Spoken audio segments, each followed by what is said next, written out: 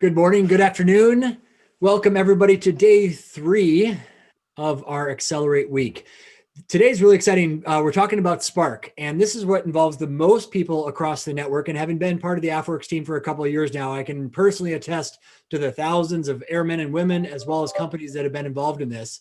And because this involves so many more people, we're going to make today a little bit more personal and bantering. And we brought in a new host, V, for that. And V and Nate, before I turn it to kick over to you, just to show that it was my 13th wedding anniversary yesterday, and my wife got me really frizzy Birkenstocks.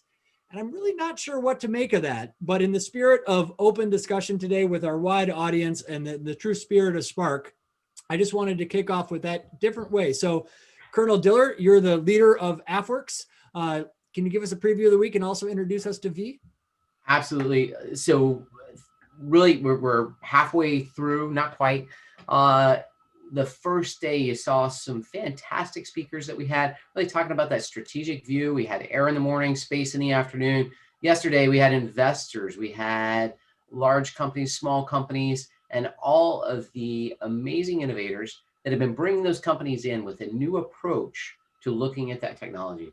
But as everyone knows, that technology, without the talent to understand where to apply that technology to the hard problems, does not have the ability to bring us those warfighting solutions that we need for our force today, both in the air and in space. And so today is our day where we dig in with the men and women of the U.S. Air Force and the U.S. Space Force that are going to continue that innovation drive that connects that technology with this talent. And one of those fantastic innovators has been with us here, Vernice Mondragon. She is currently in Austin. She's actually a native of Austin. It's pretty rare.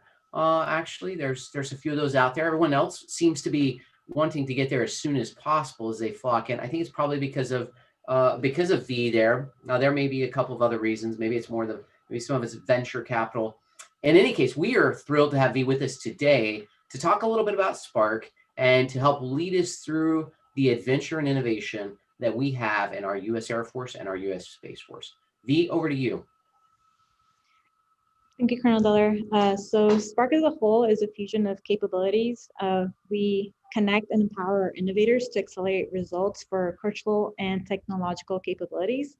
And I hope that what you see here today inspires you to get connected with us and our innovation ecosystem to drive your ideas. And super, thanks, V. So as we start this morning off, we'll begin first with a couple of our keynote speakers. After that, we're going to go with a series of panels. We'll have a lot of interactive. You get to pick some of the panels out there to see what it is that really interests you, what might be interesting to take back to your particular Spark cell, and those different approaches to innovation that we have out there.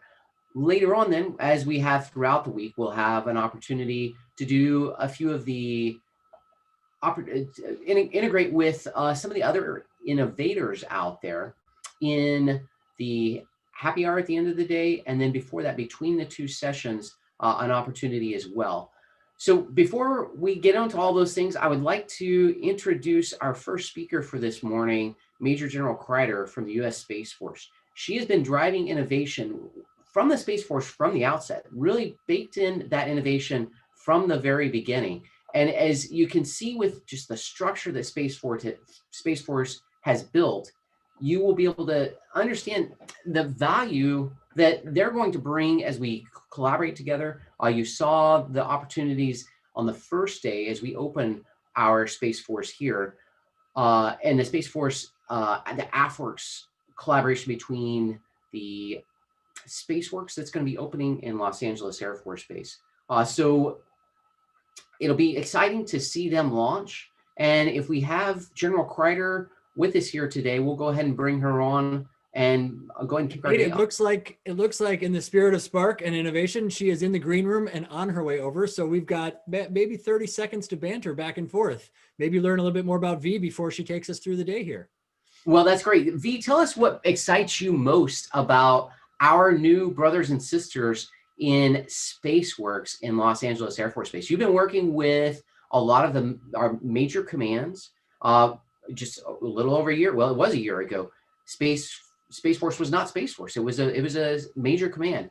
Tell us what lessons you learned from that, and now what is different now that we actually have this entire new force that is Space Force.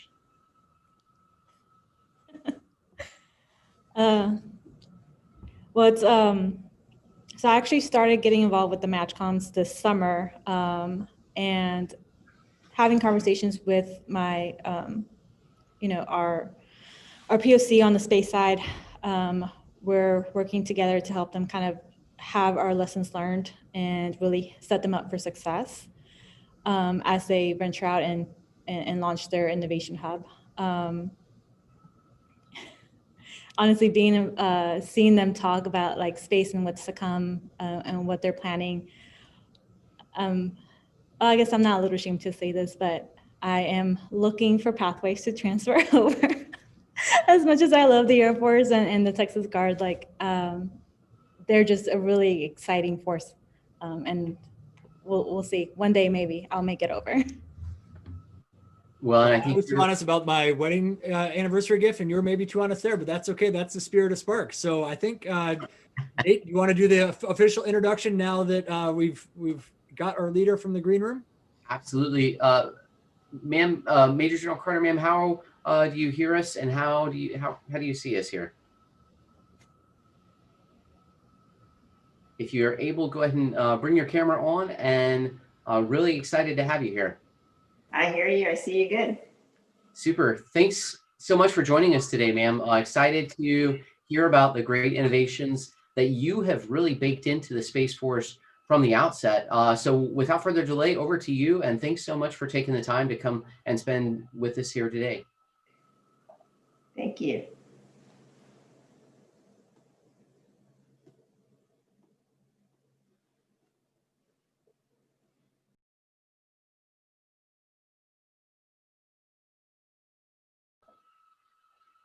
Man, we seem to have lost your video. Perhaps you're. Oh, you have me now? There you go. You're loud and clear, and fantastic audio too. Over to you. Okay. Thank you so much, everybody. Hey, it really is so fun to be here with you today. I'm glad I could take a few minutes to talk to you a little bit about how important Spark Day is, how important AFWERX is, how important innovation is to our Space Force, and how important you are in this whole process. Each and every one of you are bringing that spark every single day. We know that your whole focus in life is to get more value to the mission. And a lot of that happens when you're looking at your mission area, you're looking at your problem sets, and a spark goes off and you say, there's a better way to do this. There's a more effective way to do this. We can leverage technology, we can leverage digital, we can leverage AI, we can leverage automation in new ways. And it's that kind of spark that is really helping us ensure that our Space Force always stays ahead of our adversaries, that our operations are always highly effective, and that we can dominate this highly complex and congested domain that we have to work in. So that's what it's all about. That's what this is all about. I'll tell you, the Chief of Space Operations recently put out his CSO planning guidance, the CPG. If you haven't read it, please go read it out on the web. You can pull it down. It talks about the need to take productive disruption seriously. He is all about productive disruption. He does not want us to sit on our hands and just let the adversary get out in front of us. He wants us to be disruptors. He does not want us to be disrupted. And he wants us to take risk. He wants us to lean into these problems, and he wants us to lean into innovation. My job as the Chief Technology Innovation Officer is to clear the pathways for you to be able to make that happen.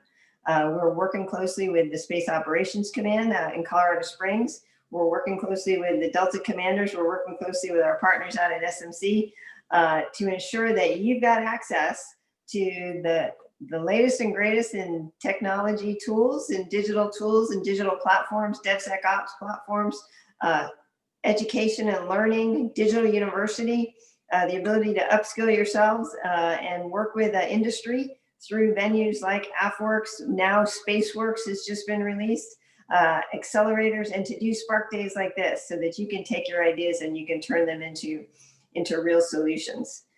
So thanks again for what you do. Our Space Force is all the better for each and every one of you. You are the future of space power and space warfighting. Without you, we wouldn't be where we need to be today, and we certainly won't be where we need to be in the future. So thanks again for everything, and Semper Super, everybody. Excellent, General Carter, man. Thanks so much for all of your support and the fantastic spirit of innovation that you are taking into the Space Force. That will be paying dividends for years ahead. So thanks for the time today. My pleasure. Have a great time. Excellent. All right, V, thanks for joining us here. Exciting to hear about the things that are happening in Space Force, but you had a great experience as we were still kind of in an okay shape in COVID. We had the opportunity for some guests down in Austin.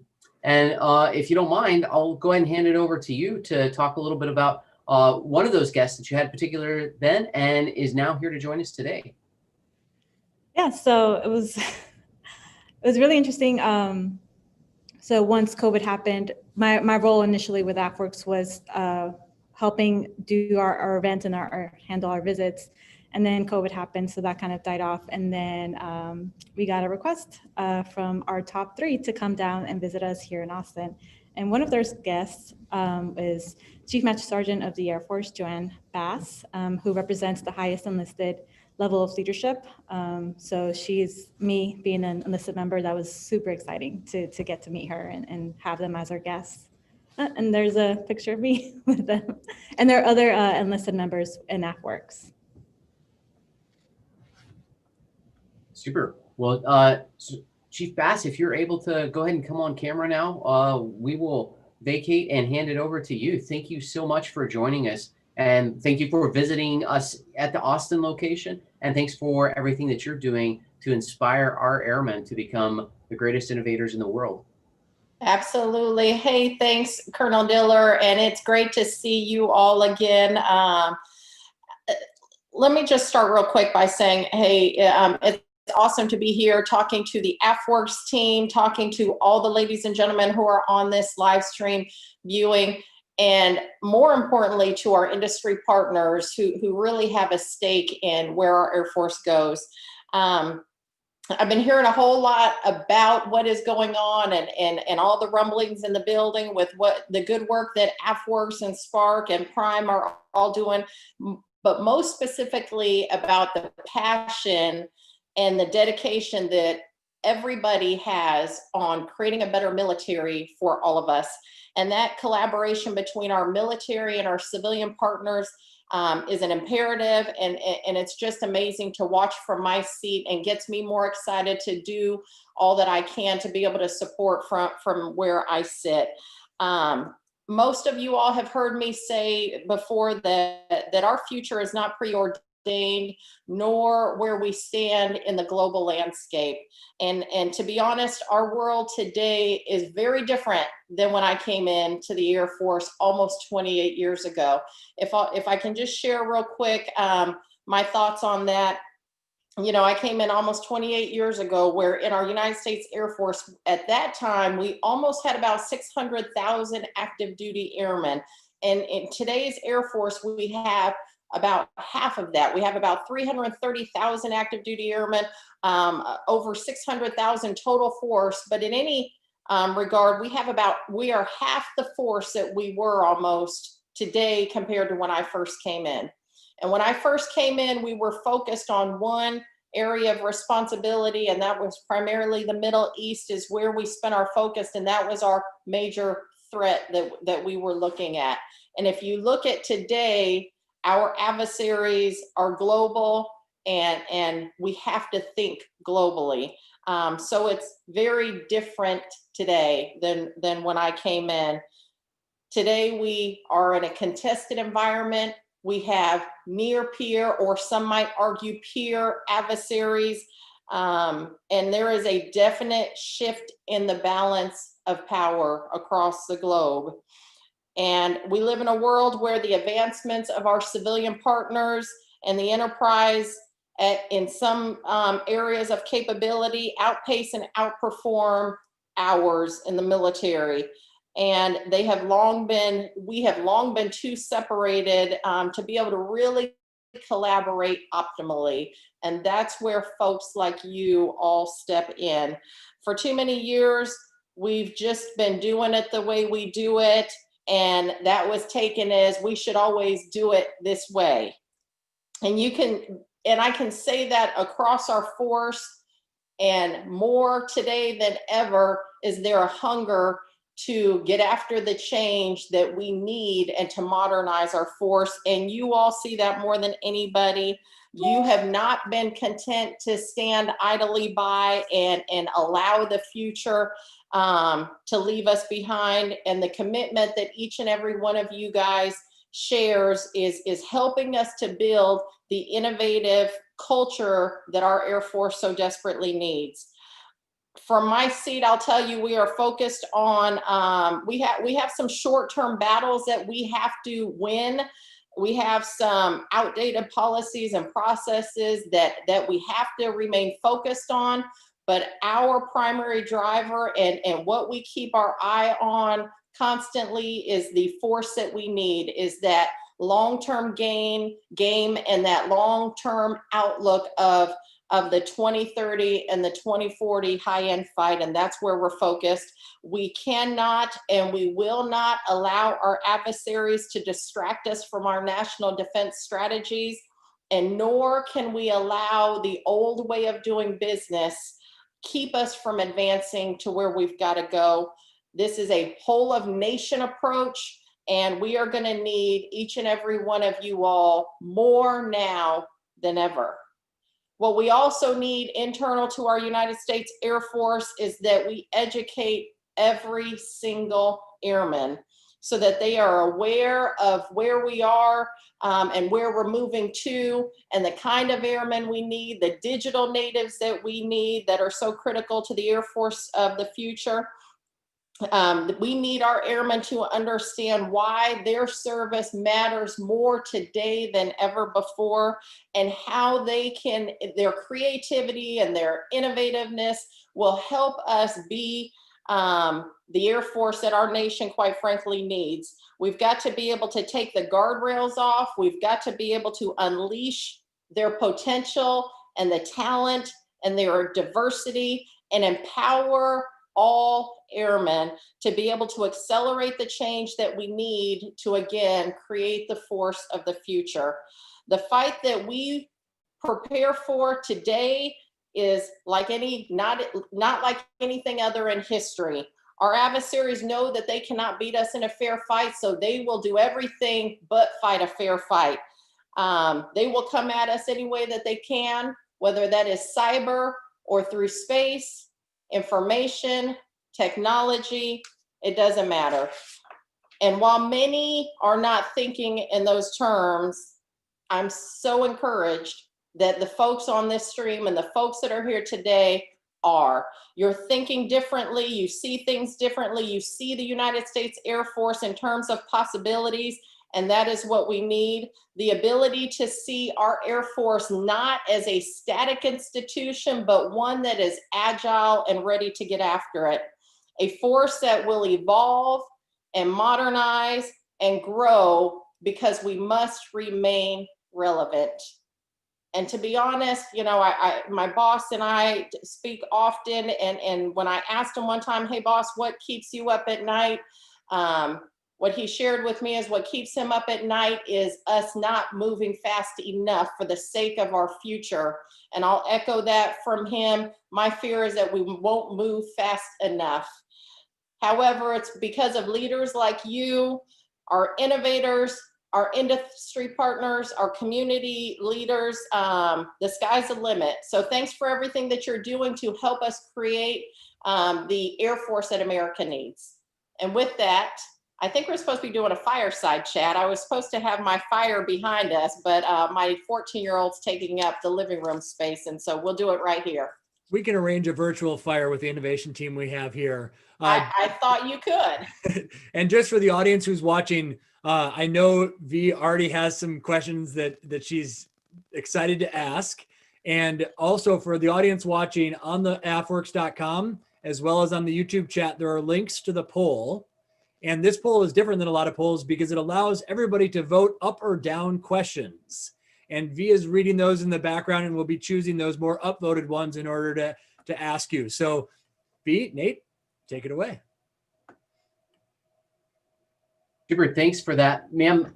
Really appreciate those words. What do you see as the biggest challenge to getting our innovators to solving these problems? What's the biggest thing or two that you see in ensuring that we are matching the talent that we have to the task of innovation that we have in our force today?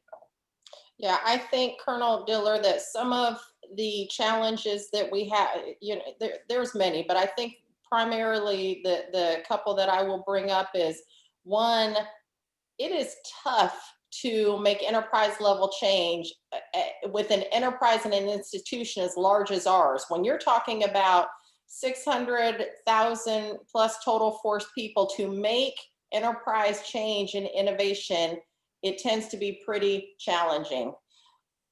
And while everybody who's serving today are great Americans, because they're all part of the 1% who volunteer and say they want to support and defend our Constitution, you know, all volunteer force, we have a whole lot of people, great Americans within our ranks, that it's really tough for them to change, you know, and it's tough for them to broaden their perspectives on where we need to go. And the Air Force of the old, when I came in, wasn't always open to that too. Now, we've always been an innovative force, you know, we've always been a creative force in general, but we've also had communities and populations where we've become too stagnant.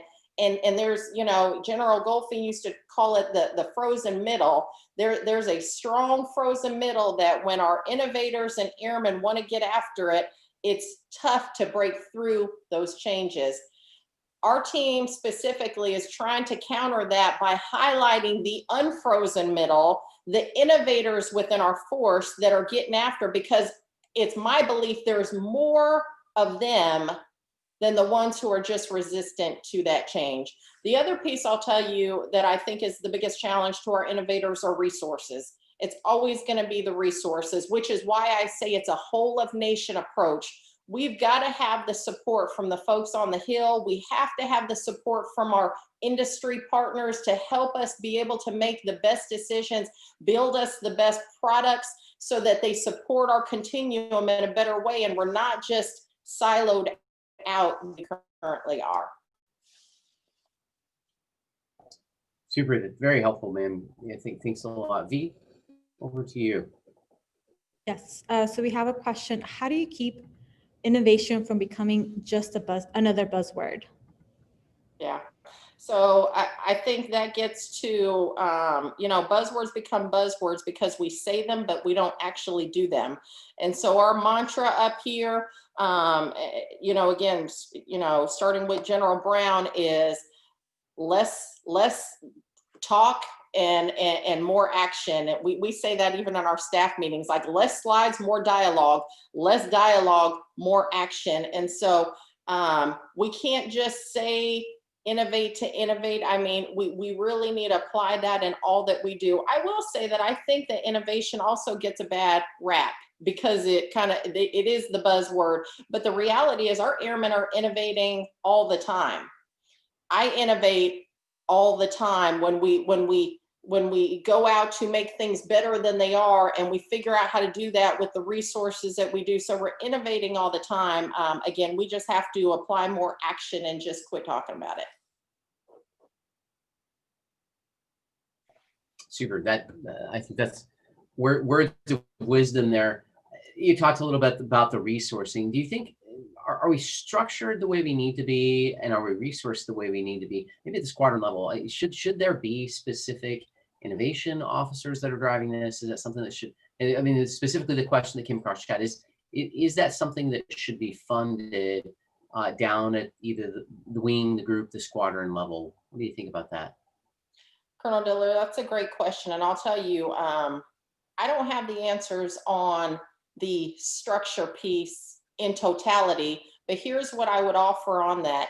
There is not anything off the table when it comes to what does our United States Air Force need to look like in the future force. You know, how do we need to be organized, structured, to be optimal and most effective? And we are looking at that right now when it comes to the design of our Air Force. Do we need to have an innovation officer in every organization? I would probably say no, because what I really would rather we get after is a culture of innovation where every airman is an innovator.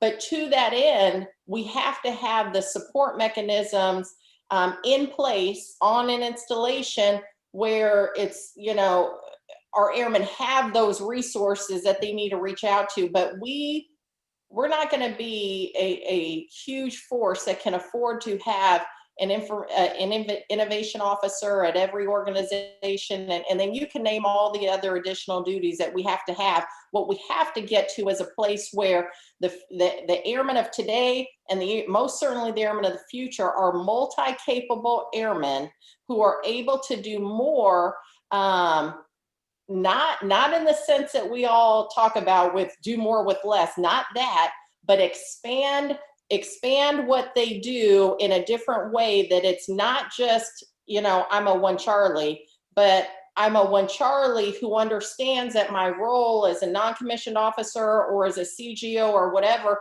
is also to be innovative, to be a good steward, to propel my organization to be better, to always be forward thinking and forward leaning in that. That's part of that multi-capable airman mindset that we're getting after.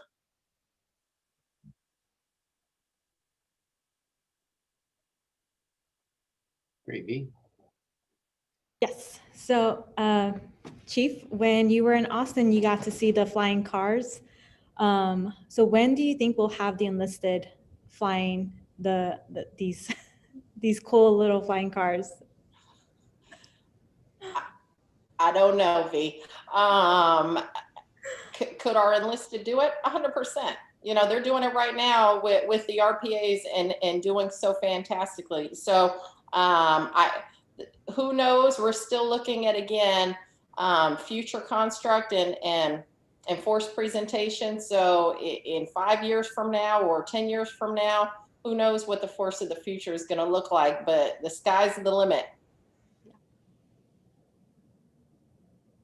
Super. Thanks for that. We'll see as the week progresses, some of the other flying cars that are out there, and then as we move into the next year, what are some of the options that we might have there as we bring in some of those other approaches maybe that allow a breadth. Can you tell us a little bit from your experience, any personal stories that you have about some of the innovations along the way, challenges to those innovations, and maybe some of the ways you personally found as useful in overcoming some of those situations?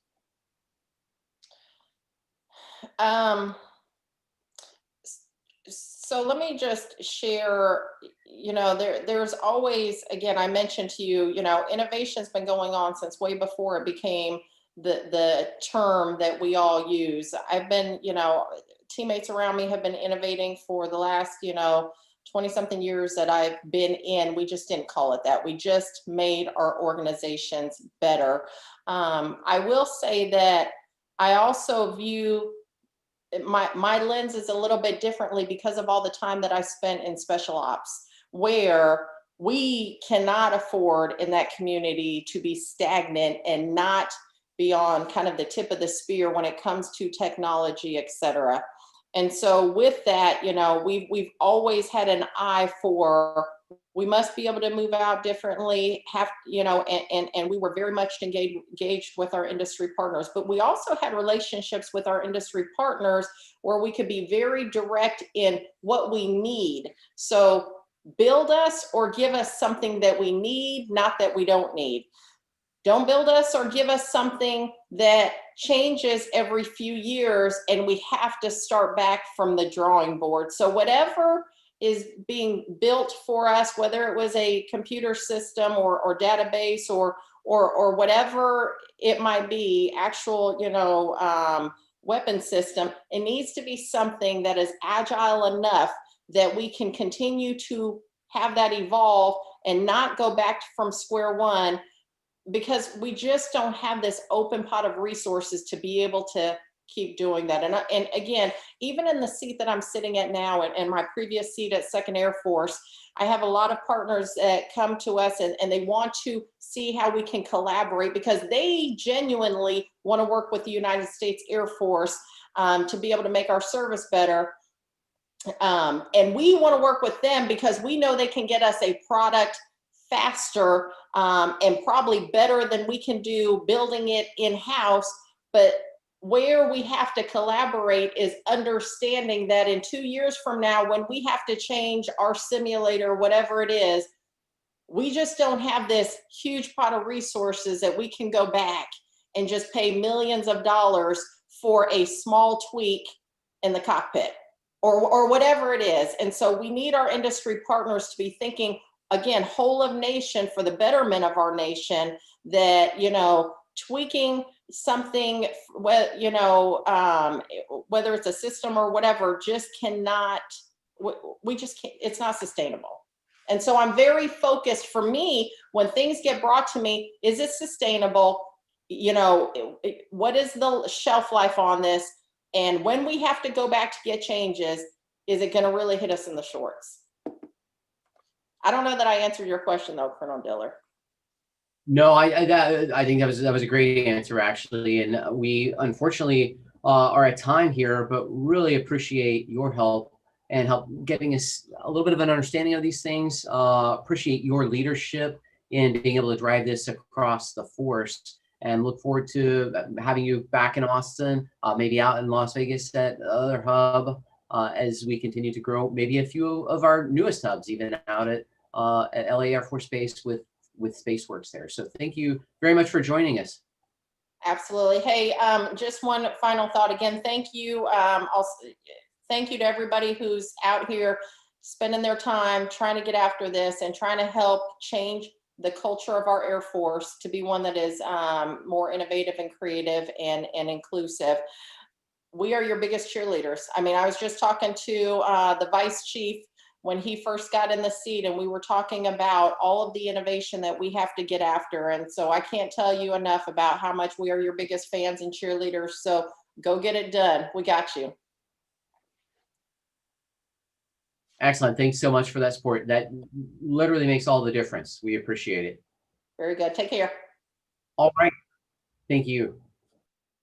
Next up, we have a discussion of what Spark looks like. What is Spark? And to have that discussion, we have with us Kinsley Trigger Jordan, who is himself quite the innovator. He is the head of innovation, chief innovator at the 71st Flying Wing. Nothing requires more innovation than taking a new kid off the street and teaching them how to fly a military aircraft. He goes daily into that danger zone himself. And so it's exciting to have him here. In the spirit that we've tried to keep with this opening session, I'm going to throw him a little bit of a curveball just at the beginning to have his reaction. So let's imagine, Trigger, you were, I don't know, 5 or 10 years younger than you were. That take you back a bit in your career there, and you had the opportunity to do as many of our innovators right now could do. They could go to AFWERX.com, they could scroll down, and on AFWERX.com, they could see a link that says, join the AFWERX Fellowship. If you had something like that, you were to click on that, tell us a little bit about the adventure that you might expect ahead, because that's actually something that we're going to release today, the first of our AFWERX Fellowships. We're going to talk differently about the AFVentures Fellowship later on. Trigger, thanks for being here. I'd love to hear your reaction. And I'll hand it over to you to talk to us about Spark. Thanks a lot. Yeah, absolutely. Thanks so much, sir. You know, with that experience that you would have, one of the things I love the most is that the Air Force we live in and we get to work in and operate in today is so different than it was when I first started. And sir, just talking about specifically that opportunity to be able to join the AFWERX Fellowship for anybody who's coming into the Air Force, it has been so amazing, the leaps that have been made in the last 2 years, the last 3 years of not only bringing innovation to the forefront, but frankly, making it something that anybody can do and anybody can get involved in. And specifically to that fellowship, sir, what I would say is, if you have any interest in bringing those bringing simple solutions to everyday problems, about learning about dual use technology, about getting involved with the problem solving process. If you're one of those people who likes to tinker with things and fix things and work on things, that is your chance to do it. You absolutely need to get plugged in, because it's a great chance to see the inner workings of how the world's greatest Air Force solves its problems and becomes more effective and efficient. And that's one of the things, really, I just want to take a second, sir, and talk about what Spark was and then where we're going, because I could not be more excited about it. Thanks so much for the intro. As you said, I'm the Spark Cell Chief at the 71st Flying Training Wing at Vance Air Force Base, focusing on the next generation of pilot training. And you may have seen articles about it in called UPT 2.5. And in the midst of that, if we rewind the clock, a lot of these capabilities not only were developed by Pilot Train X, but also if you look at your base, you see Spark cells popping up several years ago. And I love to say that we stand on the shoulders of giants, because there are people who have gone before us who saw the goodness and the ingenuity and the innovation, the creativity of airmen everywhere. And you started seeing these Spark cells pop up.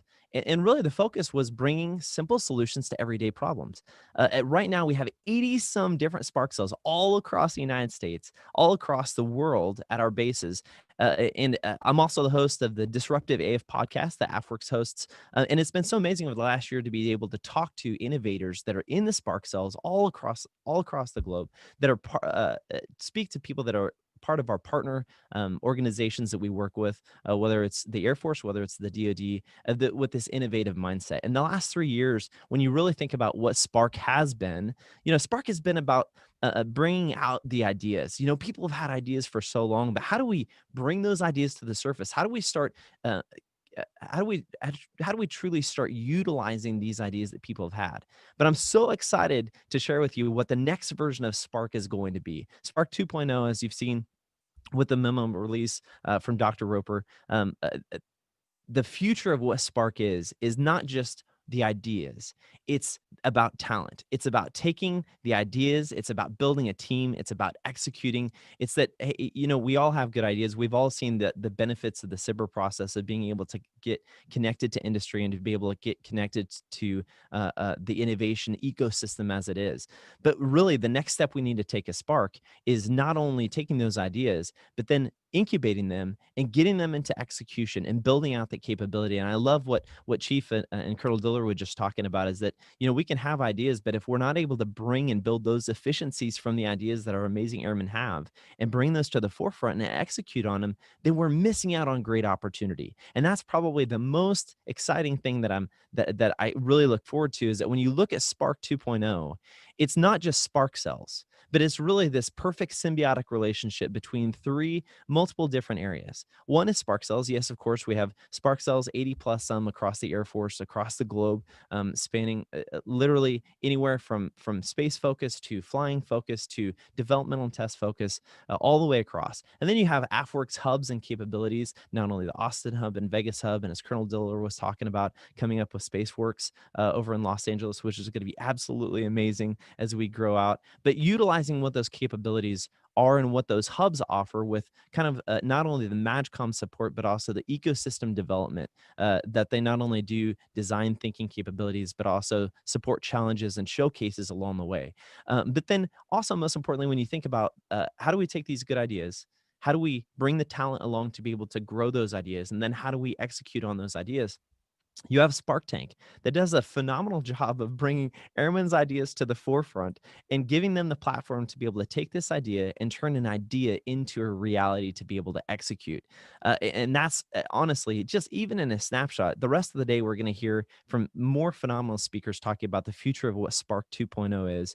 But really, it all sums down to this, Colonel Diller. And I know you have an exciting announcement that I want to hand back to you here in a second, but Spark 2.0 really comes down to this. We want to identify the talent of innovators that are out there that have a passion for it. Because one of the statements I love to go back to is if we can connect a person to their passion for a purpose. You truly create fulfillment in their life. And really, when you think about innovation, that's what we're doing. Is it's an avenue to be able to connect people to the passion that they've had to solve the problems that we have across the Air Force and the challenges that we have, and create those efficient solutions. So one, we want to identify the talent that are within the spark cells, that are within the colliders, within the challenges. Next, we want to develop that talent and give it the place to be able to grow, to incubate those ideas. And lastly, empower that talent, empower those individual airmen, those ideas, to be able to go forth and truly change the Air Force as we know it. And talking about changing the Air Force, Colonel Diller, if you're ready, I know you have an announcement for us that we've been waiting for. That's truly exciting, kind of a step in this next step, if you're ready. Yeah, Trier, thanks so much.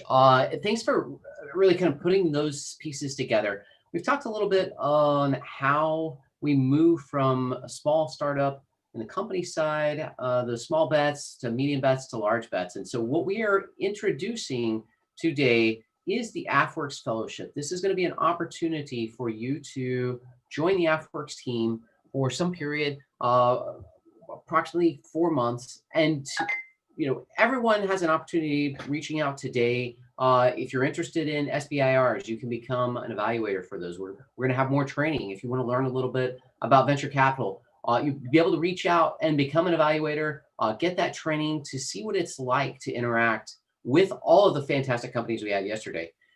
Then, if you continue to be interested and want to have a kind of that next level, then you can go on. Brandon, go ahead and share the screen right now, if you don't mind. You can go to AFWERX.com today. Down at the bottom of the page, you will find the AFWERX Fellowship application. On there, you'll be able to fill out, tell us a little bit about yourself, some of the standard things, so that we can kind of understand where you are in your career. But this is open for our youngest airmen, all the way to our most experienced enlisted corps to officer corps. Some of the working through a couple of the complexities with our civilians, but we 100%. In fact, we have already.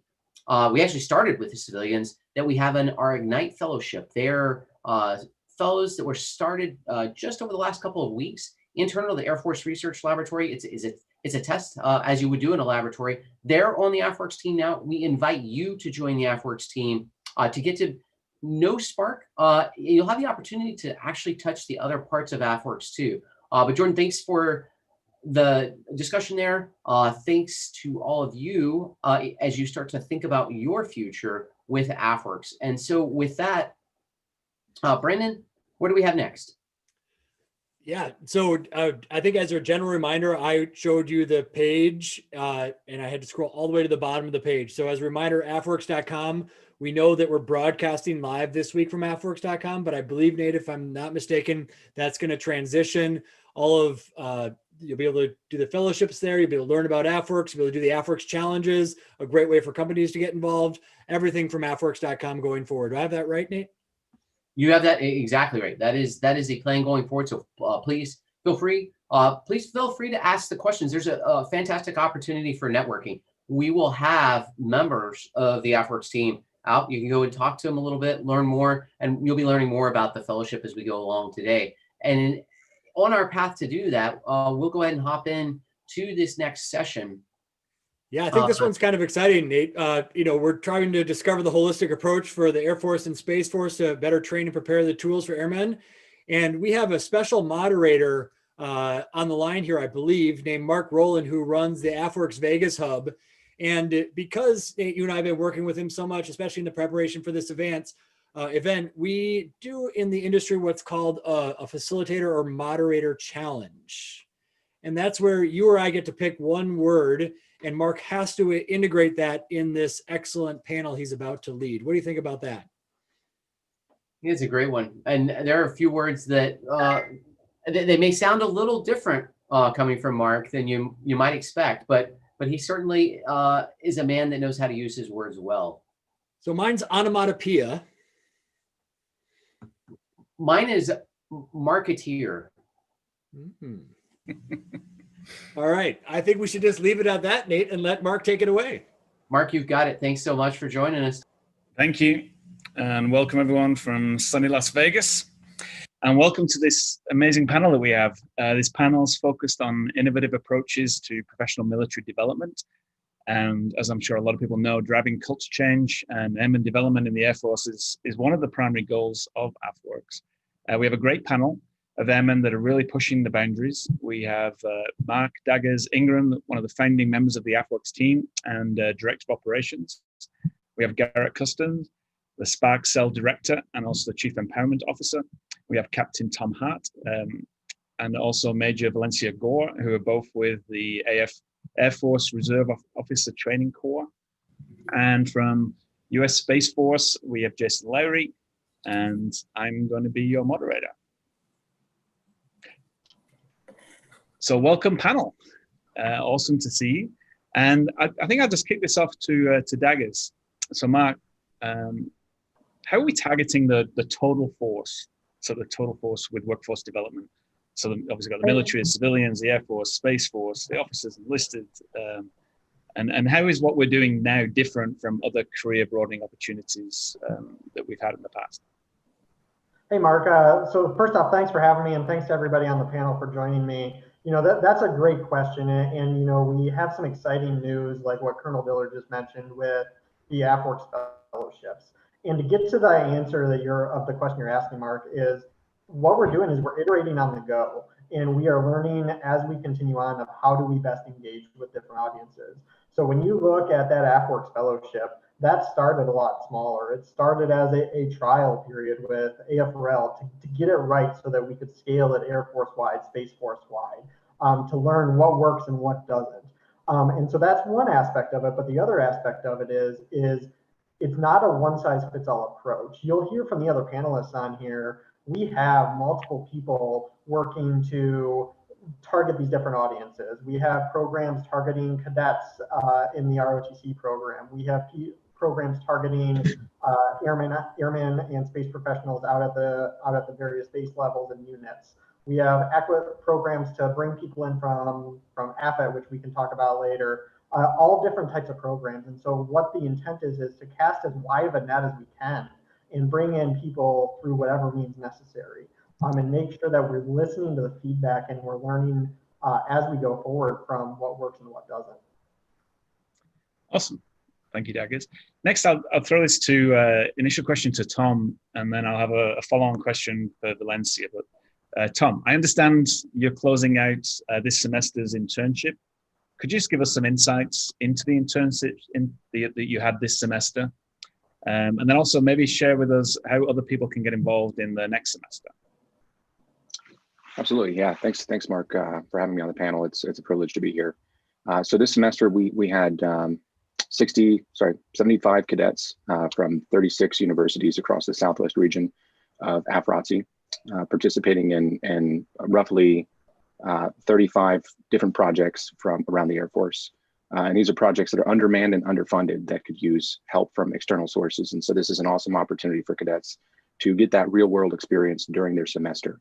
And so we had these cadets participate from 36 detachments, and we're closing out that 12-week long semester now. So they're doing their final presentations to their stakeholders and mentors. We've already had the final lesson of academics, and they're well on their way to success. We've had cadets do projects at the MatchCom level down to the flight level. And they're working on innovation that addresses capability gaps, and so we're eager to see how that helps shape those challenges across the Air Force. We've had projects at the PACAF level that include modeling aggression deterrence. We've had projects at the AMC level that include trying to optimize and assess how we do vehicle rotation within AMC so that we can expand the longevity and life cycle of assets that we use either in theater and garrison. And we've got cadets working on apps that they're building for organizations around the Air Force as well. So these are not just technology internships, or they're not just paperwork or administration internships. They are they have many different types of internships. And so next semester, if you want to get involved, we're currently in the process of sourcing projects from around the Air Force. So if you're at a MatchCom, Spark Cell, you name it, and you want to get cadets involved in projects that you have that are undermanned or underfunded, let us know at afwerx.af.mil. We have a call for projects to be nominated by 21 December. And if you're a cadet that's on the line that you're interested in participating, next semester we'll expand this internship to nationwide. So every ROTC detachment will be able to participate in this internship program. And we're looking to select up to 250 cadets next semester to participate remotely. So that's the great thing about this. You can do it during your semester, spend no more than 10 hours per week while helping real world challenges in the Air Force. So if you're interested, be sure to look out for that. It'll be disseminated through your detachments, and your detachment commanders and your cadre should let you know. And then on the innovator side, if you've got those projects, definitely let us know and submit before 21 December. Thanks, awesome, Mark. Thank you. And then Valencia, just going to you, I know you're also with ROTC. So what do you love about the program? Where do you think this could go in the future, and the benefits that this adds at Airmen? First of all, thank you very much for having me on the panel. It was truly a pleasure. And listening to Tom's statements about some of the internships that are being offered and levied upon the cadets, those opportunities are key to their development as they progress through ROTC and then soon to be commissioned. And that is a huge mission for AFWERX, is to train, retain, and commission lieutenants. Not just on behalf of the Air Force, but also now as a part of the U.S. Space Force. And so partnerships with these companies such as yours allows for those professional development opportunities to be awarded to cadets. And so the benefit is huge for our cadet force. And so it is helpful as well as a benefit to have opportunities like this that we can push out to the field, and it will pay dividends not only for during the cadet's career, during the cadet's time as a cadet, but also it will benefit our Air Force as well as our Space Force in the future, because these are current and very necessary projects that are being worked. And so that partnership with AFWERX as well with AFWERX is very beneficial and key to the development for our cadets. Awesome, thank you. Now I just want to turn to Garrett. Garrett's a pretty awesome marketeer for Spark, all things Spark and Spark Cells. And I know he's worked a lot with the AFWERX Fellowship. We do have a panel coming up that you'll be able to choose from if you're interested in that. But Garrett, I just wondered if you wouldn't mind just covering a little bit about what the AFWERX Fellowship has been, and some of the value that some of these airmen are getting through that. Yeah, no, and nice slide into the word marketeer in there. I like that. So tell you a little bit about the AFWERX Fellowship, where it is now, kind of where it's going. Don't want to go too far in depth because we do have a really good panel coming up after this. So hopefully I can get you excited about that panel. But the AFWERX Fellowship is an opportunity for airmen and space professionals to, immerse themselves with industry, work for a private company period at a time. It's currently structured at 6 weeks, where you can get some of that on-the-job training that you just can't get from a CBT or from looking at a PowerPoint. So same kind of concept as internships during your undergraduate time, working for a private company, same type of thing in the federal government. Think of it as a miniature version of the EWE program, the Air Force Education with Industry program. Tremendous opportunity. It's great. And it's actually open right now for applications. So we just got the information out. We're trying to get ready for this event. So it's not on the AFWERX webpage yet, but we'll make sure that's out there where people can apply. And this is an open fellowship. It's independent of career fields. So we really wanted to democratize this opportunity for everyone to be able to participate. There are some selection criteria, so take a look at that. But primarily it's, are you a passionate individual? Are you an entrepreneur within the Air Force? And, do you have commander's approval to do something like this? So great opportunity. And really, we're trying to expand that as we go forward to really bring those opportunities down to the base level into more of a defense fellowships where you can start doing these at your own base in your local area at low cost, no cost. The goal behind this was always, EWE is an amazing program. I actually finished up my EWE experience about 6 months ago. And it was awesome. I worked for a startup out here in DC called Decode. The Air Force sent out 73 people last year. We think that's great. But how do we send out more? How do we democratize this? How do we get out 7,300 or 73,000 a year?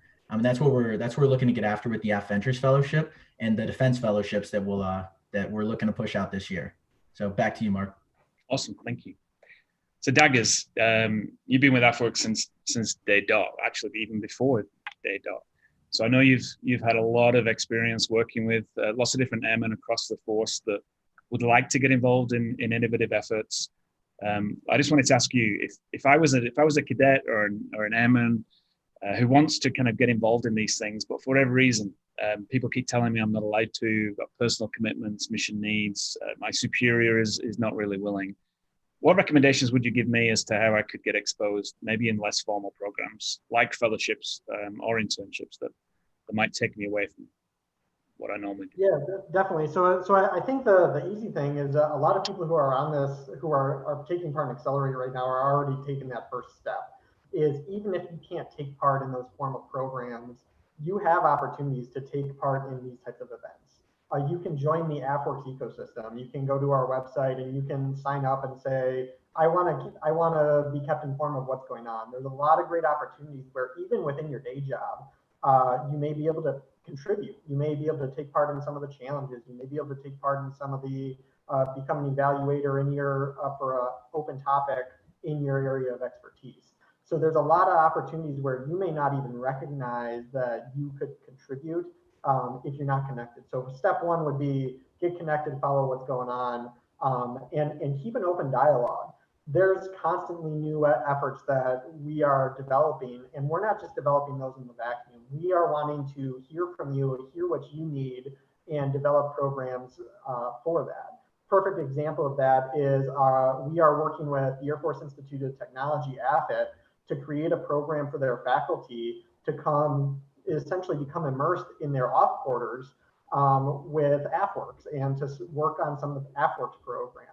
So that is something that's been in work for quite some time, and it all started because someone from AFIT came to us and said, look, we see value here, but we're on this unique academic calendar. How can we get better connected?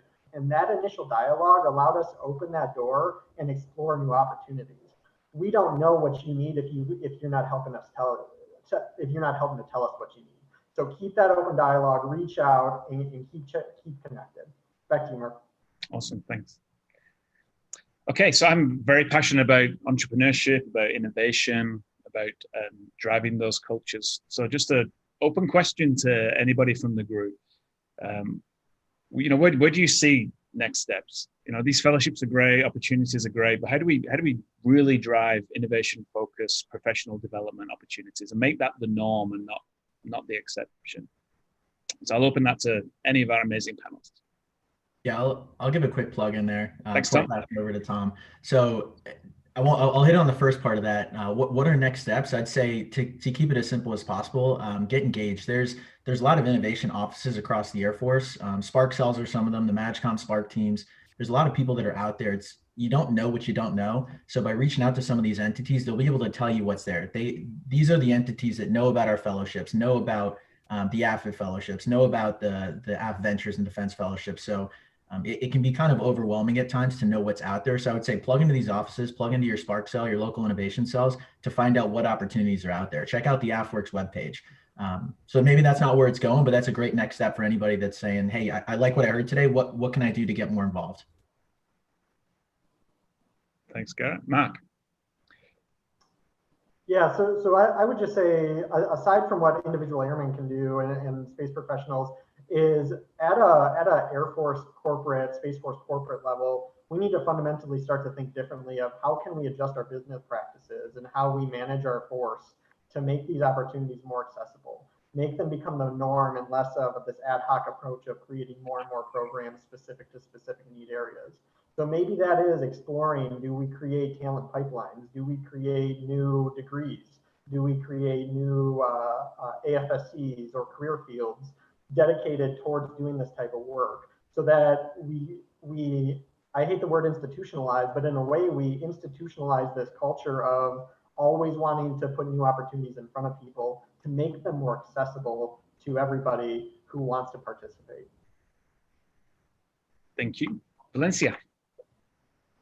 From a a AFWERX standpoint, I think continued exposure and increased bandwidth is key for us. And so once you create a culture of incoming commissioned officers who have exposure and who's aware of some of these innovative opportunities out there, it becomes a part of their culture. And so exposure and understanding what's out there, we have to start at the beginning, as well as continue exposure to the Air Force and now Space Force at large.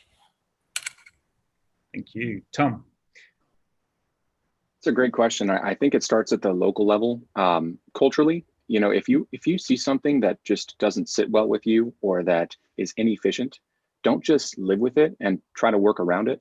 Document how you think you can improve it and take action. I think that's where we can really make drastic changes within our Air Force, is stopping and recognizing inefficiencies and doing something to correct it. And, you know, even that small change at the local level is innovation that we need to see.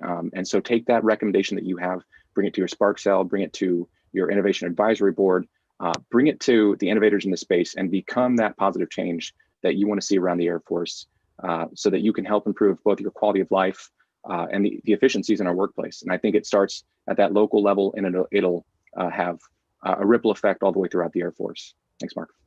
That's great. And then Daggers, I want to come to you on this Ignite Fellowship that we just launched at AFWERX. Mark, before we jump into that, I would love to hear your thoughts. You've been around for quite some time, and you've seen all these different programs that we've done. Where do you think, from a kind of an outsider's perspective, that the Air Force and Space Force needs to go? One of the things I've certainly loved being here with AFWERX Vegas for the last long time, over 2 years now, is just the excitement that I see when airmen and space professionals come in, and they realize that maybe a different way of thinking, a different way of doing than what they've been used to.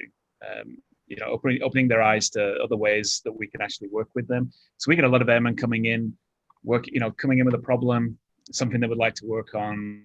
We help them, we develop prototypes with them, we might do some workshops with them, we might help them, coach them, mentor them through change, and just seeing the real value of that to them. So I would definitely say a supportive kind of mentor program where you can actually get people that maybe have a different perspective, or maybe are experts in a topic that they're passionate about, wanting to drive change with. And I know, Garrett, I'm sure you could probably add on to this as well, but the Spark cells, all the different Spark cells that have come through AFWERX Vegas over the last couple of years, it's always been a pleasure to kind of meet them, because they are the front line. You know, they're the ones that are really passionate about trying to solve a problem, because they live that problem every single day. So Garrett, if you wanted to tag on to that. Yeah, it is absolutely, it's great to work with people that are passionate about what they do. And a lot of people in the Spark cells are very, very passionate, and it's fun to do that. And, you know, really tying this whole thing together, going back to Major Gore, kind of talking about the internships, you know, it's funny, during my undergraduate time at the Air Force Academy, I didn't really know what I wanted to do. And when I got into the Air Force, I was thinking something business related. So I chose Air Force Finance. And, you know, most people, when they decide to go into the Air Force, they don't traditionally change career fields. The vast majority of people are going to stay in their career fields. So Spark kind of gives people an opportunity to try something else. They get to be a project manager. They get to go into acquisitions. They get to try new things, where there's not really an outlet for a lot of that. There are outlets, but not as many, and it's not as accessible for everybody in the Air Force. So people that come into this space are normally very passionate what they do. They're volunteers at first, and then they try to do this stuff full time. And it's great to work with people that are really passionate what they do and trying to solve problems for real people. Yeah, I would agree with that. One other thing I would just add on certainly on my career, very early in my career, I went to the person that I reported up to and asked if it'd be okay if I could take a year out with full pay to go and work in a different country and learn a different skill, and then bring that back. And I obviously proved to myself that I was a good salesman, because he agreed and let me do that. And that really was a kickstart to my career then, because it gave me a lot of confidence. It gave me a ton of different perspective, which then meant I stood out from my peers because I pushed for that opportunity and I delivered on that. So I think just to add on to that, Daggers. But I just want to come back to AFWERX Ignite, because I know that was something that AFWERX just launched very recently. Even at this event, we have a whole bunch of different people helping out at the event in the background, supporting us. They're going to be helping out with Spark Tank. They're going to be helping out with AFWERX Challenge. So Daggers, if you wouldn't mind just giving everyone a bit of an update on where we're at with AFWERX Ignite and what we're hoping to get from it.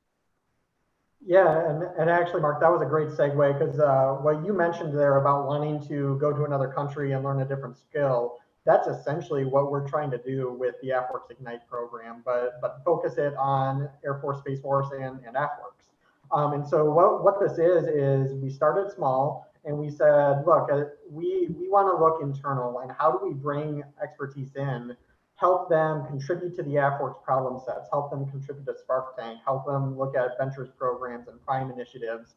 How do we leverage their talent in a way where it can be we can enrich them, and we can leverage their skills, but we can also send them back where they can take some skills back to their organization. And so what we did there is we essentially created a small trial test called the Ignite program that we worked with the Air Force Research Lab. And we went out Air Force Research Lab wide, and we put out a couple of key areas, Ventures, Prime, Spark Tank, and we asked for volunteers to say who is willing to come walk away from your day job for some period of time, be that 10 to 100% of your day, and come support AFWERX for 4 months and learn what we do, get into the trenches with us, and really figure out how we turn this out. But then to be able to take that back to where you came from and share it and apply what you've learned. And it makes us better from an organizational perspective because we're expanding our knowledge base, but it also provides new tool sets. So what Colonel Diller mentioned right before this panel was we're right in that midst of that first cohort. It started in the late November timeframe. It is going up until around the February-March timeframe. And we are already looking, like Colonel Diller mentioned, expanding it out Air Force, Space Force wide. We want to reach out to everybody, and just go to AFWERX.com, scroll down to the bottom, like you mentioned, you can sign up. And on that website, you'll see that we have the areas listed where we need support and we can leverage your expertise. And if you don't feel like they quite fit exactly what you have, again, keep those lines of dialogue open with us in the application. Tell us what your interests are, where your strong suits are, and maybe it's not your career field. When I was first joined the Air Force, they told me I was a physicist, and I don't like physics. So that's not what I'm doing for AFWERX. So you just have to tell people what you want to do, and people will listen sometimes, and that's how it starts. So reach out if you're interested at AFWERX.com, and let's take part in that AFWERX Fellowship. So I've just been given a 3-minute warning. It was like a buzzing sound in my ear, which sounded like a bee, a buzzing sound of a bee, which I believe is a really good example of a onomatopoeia. So with that said, closing remarks from everybody. We have 3 minutes left. Anything you have not said yet that you would like to say before we finish this panel? I'll lead the charge there. I'll just reiterate what I said before. Applications are open for the AFWERX Fellowship.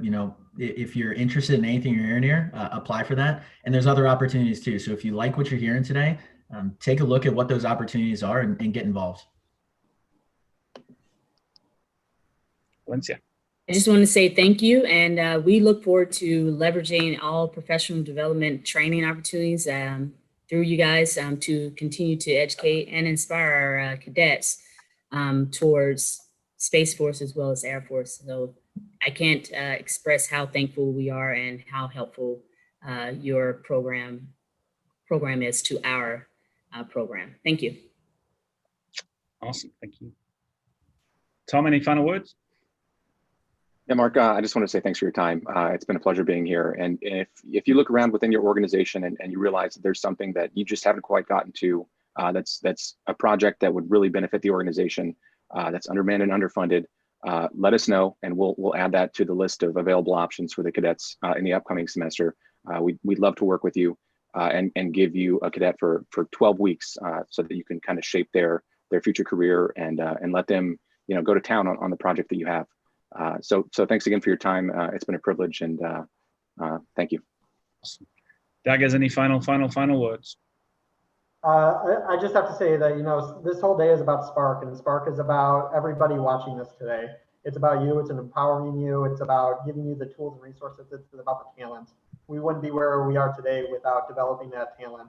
And so we've got a lot of great opportunities, a lot of excitement happening. So looking forward to what's to come. Thanks, everyone. Awesome. Thank you, everyone. Appreciate it. Brandon. Mark, awesome. And I have to give you kudos for including your moderator challenge. You didn't let us down, but I guess you usually don't, so no surprise. Thanks so much, Mark and the panel. We are at a turning point in the day where we have two options for everybody watching right now. One is if you are on AFWERX.com, scroll down a little bit, you'll see a really big blue bar going all the way across the screen saying AFWERX Fellowship Deep Dive. That is beginning now. We're in 30 seconds. If you click on there, it takes you to a Zoom webinar. We will be doing a deep dive on AFWERX Fellowship. So please join us there. For those of you not going into that deep dive, stay here live on YouTube or Facebook, wherever you're watching us from. And Nate and V, if you guys can come back up, we'd love to introduce the next panel. Super. Yeah, I think that was great. I don't know, V, what were your big takeaways from that last one? I loved everything, in particular the AFWERX internship, because that was actually born out of the Austin hub. So it's been a great partnership with AFWERX headquarters and with Tom. So a little background on him, he's actually not attached to AFWERX, but he's just really motivated and really wants to help bridge that gap with innovation and help with that professional development for the ROTC cadets. So he's been a great help to the Austin Hub team. That's right. Yeah, no, I think that's, as several of them said, there's all different flavors of participation that we have available for those innovators that are out there. It may just be a quick little opportunity that you want to take advantage of because you found something that interested you. There could be the spark cells that are at your local base. You may not even know it's there. This may be the first time. So reach out to us at AFWERX. You can, again, go to the bottom of AFWERX.com. And you can apply there for the AFWERX Fellowship. If you have questions, there's a place as well where you're able to go and or ideas. You're able to go and post those as well.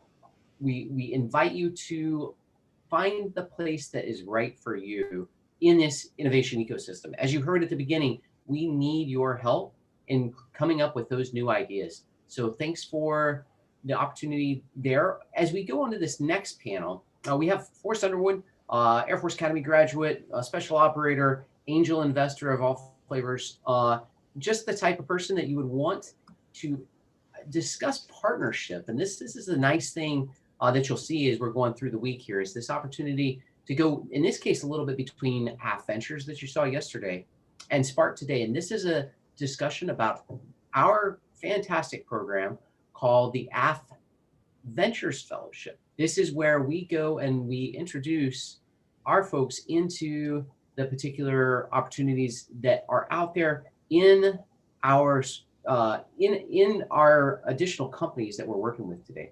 So with that, if we have Forrest and the rest of the team able to come on now,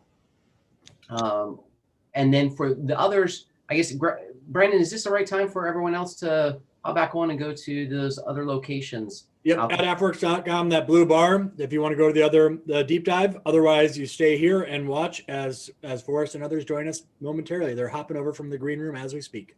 All right, so if you want to hear about that, great opportunity there with the company Shift. Interesting artificial intelligence. Feel free to go to that AFWERX.com, go to the blue bar. In the meantime, we here are going to move over to our continued live broadcast here, where we're looking at the different types of tools that are accessible to our airmen and our space professionals. And for that, we've got both, again, U.S. Space Force, some of the MAGCOM innovation offices, and then as well as our Spark Tank lead. For this, I think, Brandon, you had a particular introduction that you wanted to do for our moderator for this next fantastic panel that we have. Well, I see V smiling off to the corner of your screen there. Is that individual going to be the moderator?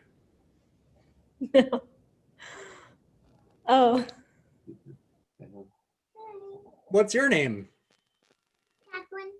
Hi. Are you going to introduce Major Forrest Underwood?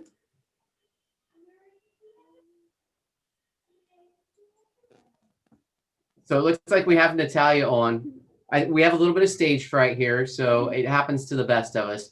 While we're working on our stage fright, we'll bring Natalia on as our moderator for this next session. Natalia, thanks for joining us, and thanks for moderating. It's really exciting to see going across the scope here of some of our greatest innovators out there. And by way of introduction, Natalia leads especially our data and design and integration team. For those who've been receiving the emails and reminders out there, it all comes from Natalia's team at the AFWERX Vegas hub. So thank you, Natalia, for making sure this event is a success. And we'll leave it to you to introduce the panel. Absolutely. Thank you so much, Brandon and Nate. Our panel today, right now, with me will be on accessible tools for airmen space professionals. So help me welcome the panelists, Lieutenant Gabriel Mounds, Gabe, who directs the SpaceWORX Accelerate program out of the Air Force Research Lab. Thank you so much for being here with us. Mr. Craig Levitt, Yogi, retired United States Air Force Colonel and advisor to AFWERX for Innovation. Thank you so much for joining us as well. And Mr. Brew, Director of the Spark Tank Program and the Department of the Air Force Director for Continuous Process Improvement and Innovation. Really long title. I love that, Brew. How are you doing? We're doing great. Thanks for asking, Natalie. Well, thank you so much for joining us. Like I said, today we have amazing questions for you guys based on everything that has to do with helping our airmen and space professionals, and just current programs are accessible to them. So with that in mind, let's get learning about all these problem-solving tools and resources accessible to them. So my first question to my panelists is, the way I see it, there's 3 pillars to help maximize the innovation programs for airmen and space professionals. Leadership has to be on board, resources and tools have to be there. Community of innovators and within the air and space professionals needs to be encouraged. So if you guys can give me any access or any talk about the current environment, what does the current environment look like for those 3 pillars? Well, let me just start off by saying thanks for the opportunity to talk about this important topic. I've been associated, fortunately, with Air Force improvement and innovation for the better part of 14, 15 years now. And I can just say that I'm really excited to see the energy that our leadership has put into listening to airmen and putting out the tools and availability things that we're going to talk about here in the next few minutes for airmen, to give them the freedom of maneuver to solve problems. And I love the way you said that, Natalia, that there's a particularly good aspect to that. Regardless of the tools that you look at to deep dive on things, we're all solving problems and we're trying to make the Air Force better than we found it. Absolutely.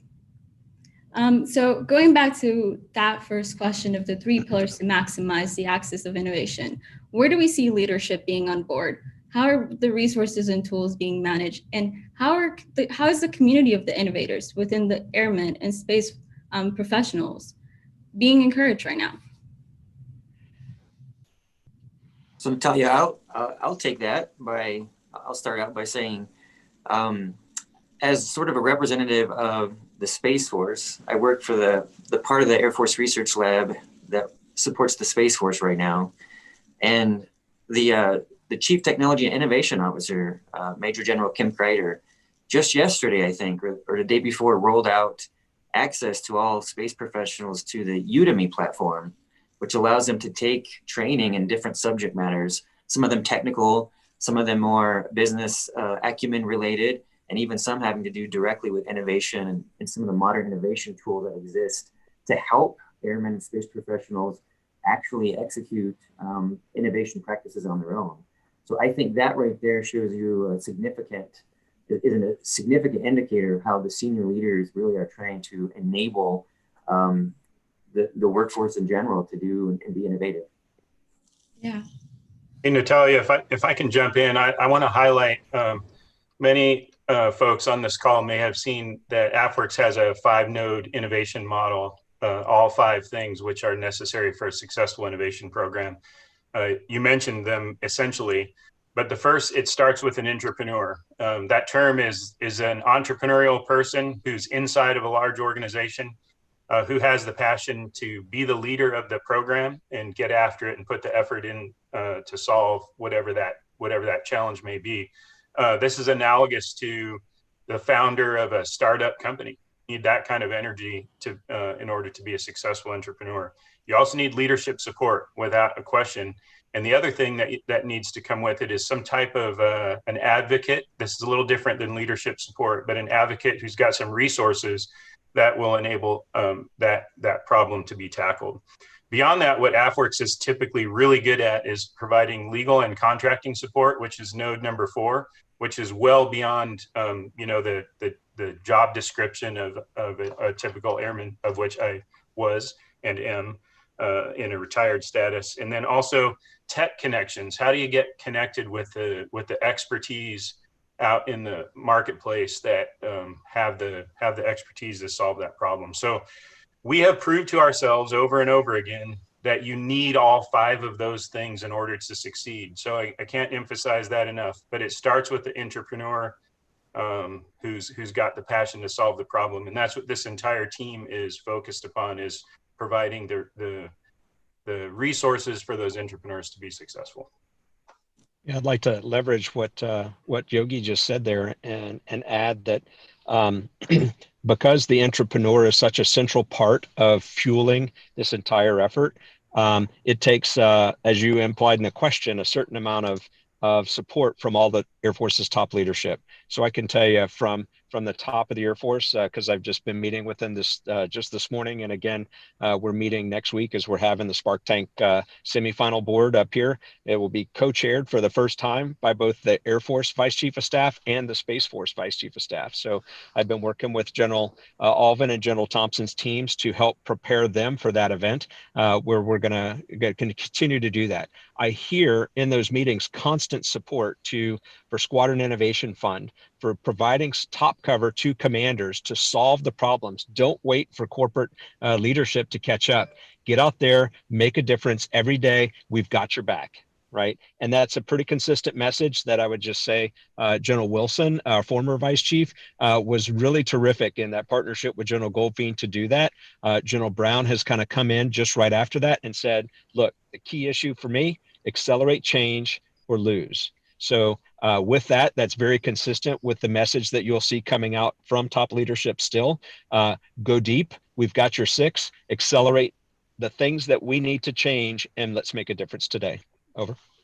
Absolutely. And if I could add one more thing to that with respect to leadership, because I mean, you can see from the leaders that we've had on this week's Accelerate event already that we no doubt have the support of the top level leadership. But for you entrepreneurs out there who are excited about getting something done, you also need the support of, I'm going to say, your base level leadership. So you've got to start with your squadron commander, group, and wing commanders, and you have to communicate with them and let them know what you want to do, because they need to give you the latitude and the freedom to put some of your time and effort that you might have been doing, spending on other things, towards solving this problem. So you've got to communicate. Communication is extremely important. Think of these people as your mentors, and don't let yourself get beat down, because solving problems in the Air Force is like solving problems and starting companies in the commercial market. It's hard.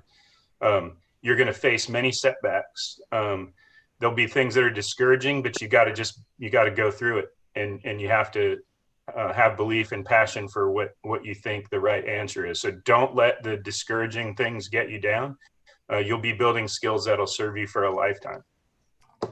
I love that you guys were touching on the environment being there. We definitely see leadership on board. Craig, you talked about it. Brew, you also talked about it. And then Gabe, you gave a little bit of an insight to certain resources and tools for online learning and skill perfecting for our airmen as well. But I just want to go a little bit more in depth into something I keep hearing. So if innovation is in our DNA, like the Secretary of the Air Force, Barbara Barrett, says, and we believe so, what is currently being done to help extract that innovation and help airmen and space professionals bring ideas into the innovation ecosystem? And if you can name some of those tools or programs right now that are available for that.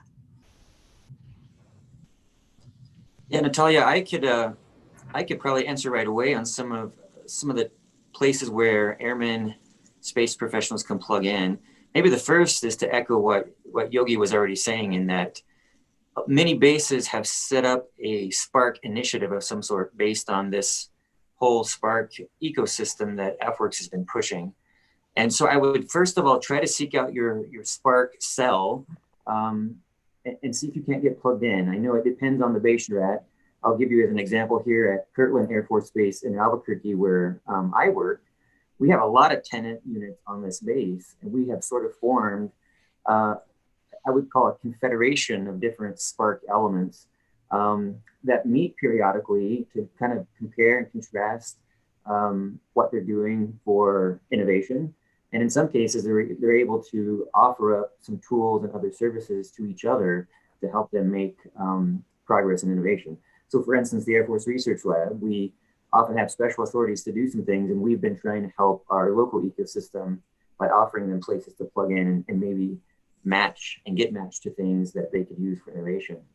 On that note in particular, through the new AFWERX CyberWORX process that really the research lab also manages, I own a CyberWORX in particular that is for specifically innovation. It's called Launchpath.io.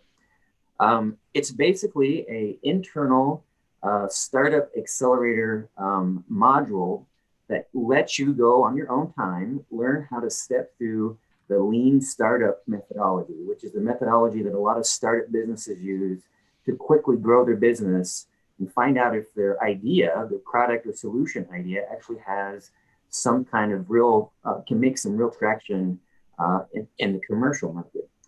This tool lets entrepreneurs, as Yogi said, do the same thing, step through that process and understand, hey, does this idea that I have, perhaps to solve a particular problem, how do I step through and make that real? So I wanted to announce here today that if you are a airman or a space professional that would be interested in using that, the CEO, his name is, let me see if I can look it up real quick, Mr. Gray is offering to the Spark initiative at large across the country, folks to use that tool to help understand how to do innovation. Absolutely. And Natalia, Brew, let me add in there. Yeah, sorry, go ahead. Go ahead. I was just gonna say, Brew, I know you have so many amazing programs that you yourself manage. Can you talk on some of those?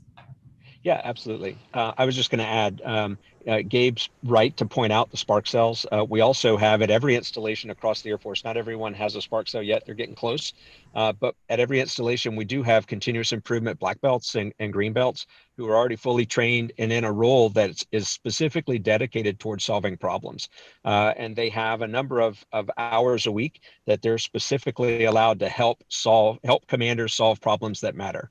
And they're not necessarily going to be plugging in with commanders. They're going to be plugging to help the people who are closest to the issues to help them solve that. One of the other assets that we're putting out at the base is our team puts together what we call an improvement and innovation consultant workshop. And a number of SparkCell team leads and a number of my process managers have attended this program. It's run out of Chapel Hill, North Carolina currently. The last one of those on this current contract is this week, in fact. Well, we're teaching people to help understand the problems, to understand the problem uncertainty, the demand uncertainty, the supply uncertainty, all those key elements that go into a decision maker's what's in it for the Air Force kind of a construct. And the net effect of the 5-day program is that they will be expert pitch coaches. So when to date, we've trained about 350 pitch coaches that are sprinkled all throughout the Air Force. And of course, one PCS cycle kind of imbalances us a little bit. So we're going to put together a contract that keeps that program going. And that's designed to be a local resource available to help people get past the nervousness of the communications thing. Because sometimes those entrepreneurs, even though they're go-getters in terms of the problem solving, they may not be as comfortable talking to senior leadership and helping them understand what the issues are and how they perceive it could be improved going forward. So that's a great opportunity we have as well. Absolutely. And I will myself also give links to those later on Slack and as well as other channels where we are all involved in. But right now, I just kind of, for a last minute thing, because we have only 7 minutes left, I want to ask about Natalia, can I jump in real quick? I want to rattle off a list of programs. It'll take me about a minute. Gabe made a comment about believing in the lean startup methodology, that But I want to point out that within AFWERX and our network, we believe in it too, and we like to practice what we preach. So I'm going to rattle off some programs here. Some of them won't be around in a year, and there'll be new ones. So it's important to stay engaged and realize it's dynamic and it's fast changing. And that's what we want for improvement. So Garrett Custon's already talked about the AFWERX Fellowship. There's the Air Force ROTC Fellowship. Spark cells are in close to 100 bases around the planet. Even the Air Force Academy has a spark cell. So if you're at the Academy, check in with your Academy spark cell. The Space Force has have organizations in their operational units called CDDs, Combat Development Divisions. It's essentially a spark cell for the Space Force. Find out about Spark Tank. You have the opportunity to get in front of the Secretary of the Air Force and the Chief of Staff, and other people. Like we've had Mark Cuban judging these things. Get in front of leadership with your idea. So look at Spark Tank. Every MAGCOM now has a new MAGCOM innovation program that's going to be led by an 06 or a GS-15. So work through your communication through your squadron and wing up to your MAGCOM level. Be an evaluator for challenges and SBIRs. We literally need thousands of evaluators with operational and acquisition and technical expertise. So find out how you can become an evaluator in those programs. If you are in the mission support group, talk to the Installation and Mission Support Center, who supports almost 100 bases around the world. They have a fantastic innovation program. They're developing a tool called the Digital Innovation Dashboard through the SBIR program. We have Idea Scale, where you can plug ideas in and share ideas with your airmen. We have SIF funds, Squadron Innovation Funds, which are available, and talk to your leadership. Make sure again that they know where you're at. This is just a partial list. Probably a new program was developed while I was talking. So find out what they are and use them. Be creative, be aggressive, and go solve some problems. That's a great segue. And just really quickly, as a last thing, do you guys see more programs and tools, especially for airmen, space professionals opening up? Is there more talk about giving a chance to these airmen and also just putting the money in the budget where it needs to be? Absolutely. Let me just tackle a little bit of that. My team continues to put out basic problem solving programs. They're all going to be 100% online and virtual. That gives you a lot of the skills and teaches you the logic behind what senior leaders are looking for and how to make your business case, and we can move out with an approval faster. So those programs are there. Yogi mentioned Idea Scale. Idea Scale, I'll just be quite honest, has a couple of limitations to it. We're working with the developer to improve on those limitations. But the problem that I see it is that we have airmen come in about 160 different flavors in terms of Air Force specialty codes, right? And Space Force is included in that number. And when we think about that, we're also all sprinkled across the world in about 200 different operating locations. And the primary issues that we're having is that when somebody comes across something that they want to tackle and as a problem that solves, is that we're not necessarily able to connect that community of 200 of those AFSC folks across all 200 installations and say, is this an issue for you? How about for you? And how do you think? And we can have that way a global problem solving network established. So my team is actually working on putting a contract requirements document together to go after getting us some type of capability just specifically to tackle that community collaboration issue. And we know there are lots of other tools out there that we're trying to get to. Short. I know this was a really short panel. I'm so sorry, but we do have a networking session at 2 p.m. and 3 p.m. Gabe, Brew, Craig, if you guys can join in there and then also have people ask you more questions about these amazing programs, that would be amazing. I would love to see everybody there. And again, I will personally go on Slack, social media, and even email marketing, and also give everyone here access to what our panelists talked about today. So whether that was the Lena startup methodology that Gabe talked about, or the Spark, AFWERX, MAGCOM, everything that Yogi talked about, as well as the API and Air Force Airmen Powered by Innovation programs that Brew also brought up, all of that will be accessible to you. So thank you so much for joining us. Thank you for being here to my panelists, and thank you for tuning in to everybody at home. Thanks, Natalia. Natalia, thanks so much. It is really impressive to see how much activity there is, all of the different approaches that our airmen and our space professionals are taking to get after these really challenging problems. One of the biggest challenges that many of us have are software challenges. Spending some time in the flight test business, there was this discussion. Look, I made myself disappear off the screen that fast. That was a software bug, I'm sure, not an operator.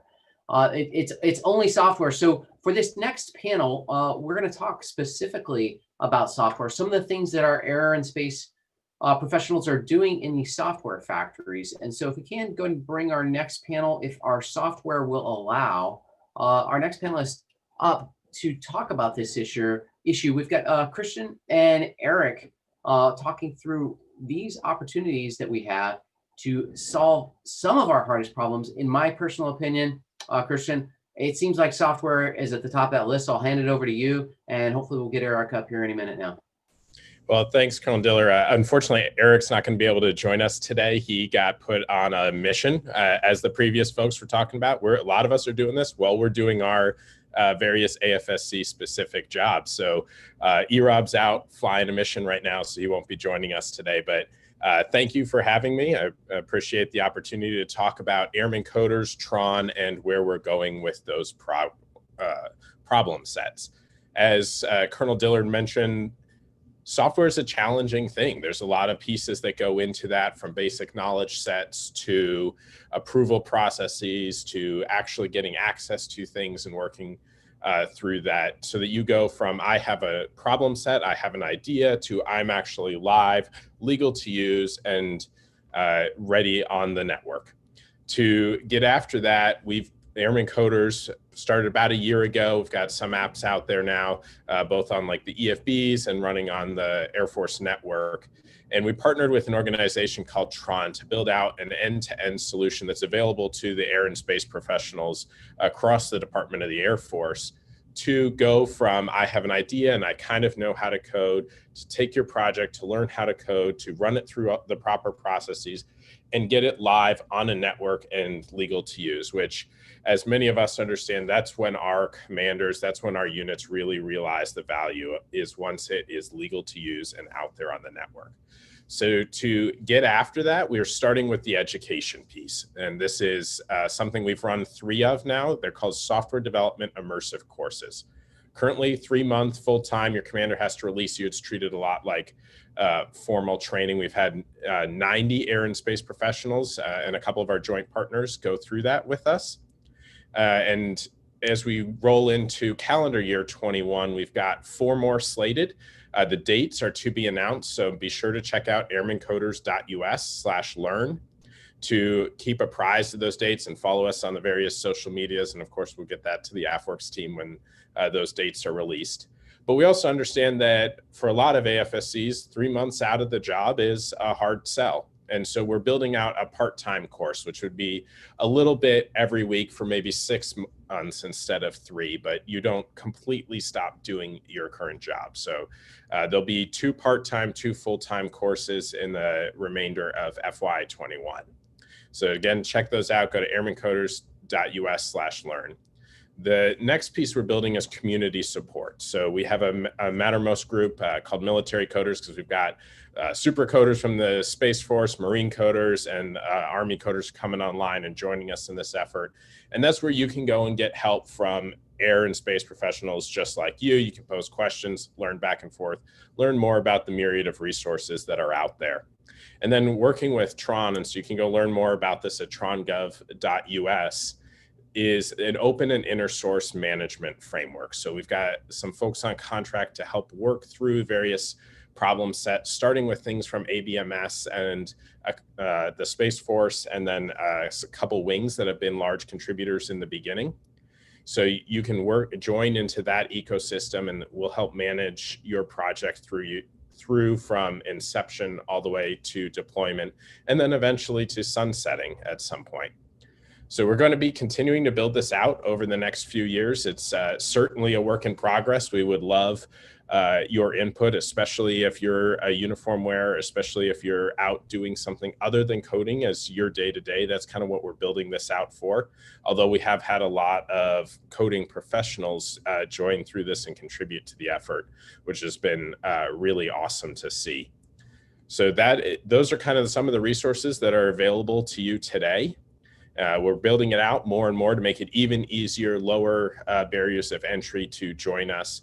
But things you can do today, if you have a software project you want to get started, is reach out to the community and start to learn more, especially if you're within the Air Force. Reach out to the community and start to learn more about what that process looks like, how to do it legally, the things you can do to expedite and get it your solution to your war fighters as quickly as possible.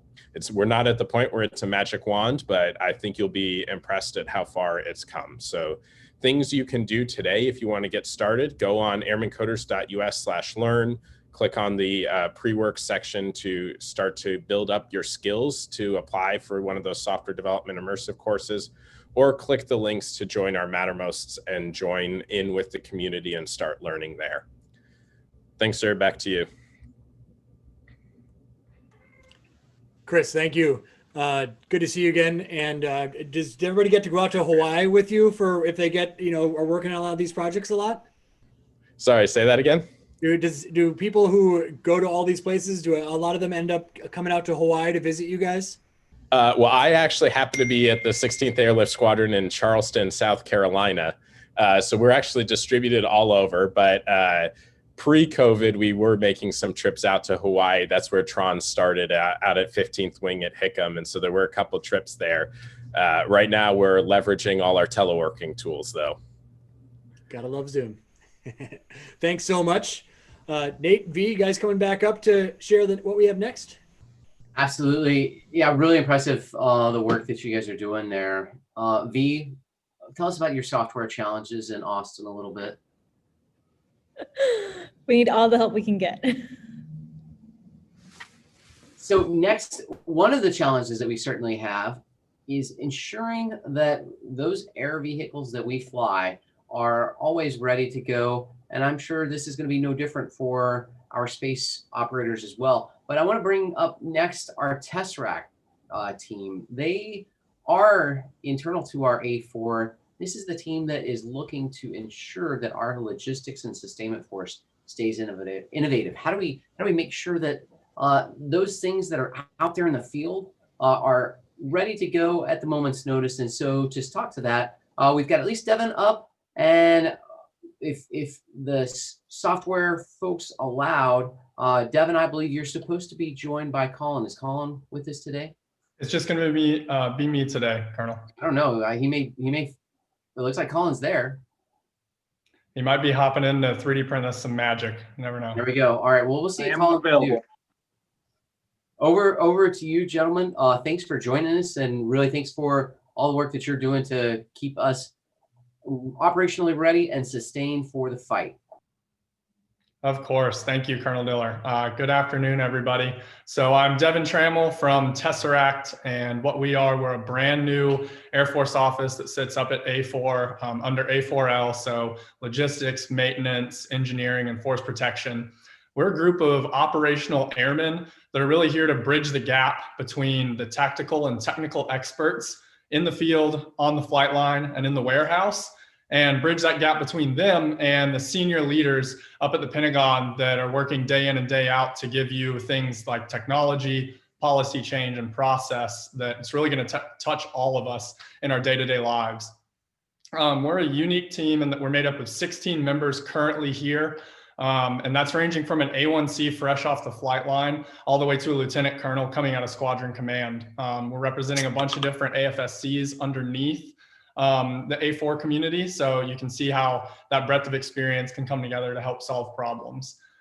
We also have a great LNO network spread all across the globe, over 200 LNOs currently, and they're at just about every base, helping us with research. If we're looking at bringing up a new process or a new piece of tech, they can test for us at their location, as well as they can help local airmen who might have problems or solutions to problems in the A4L realm. They're there to give them boots on the ground help.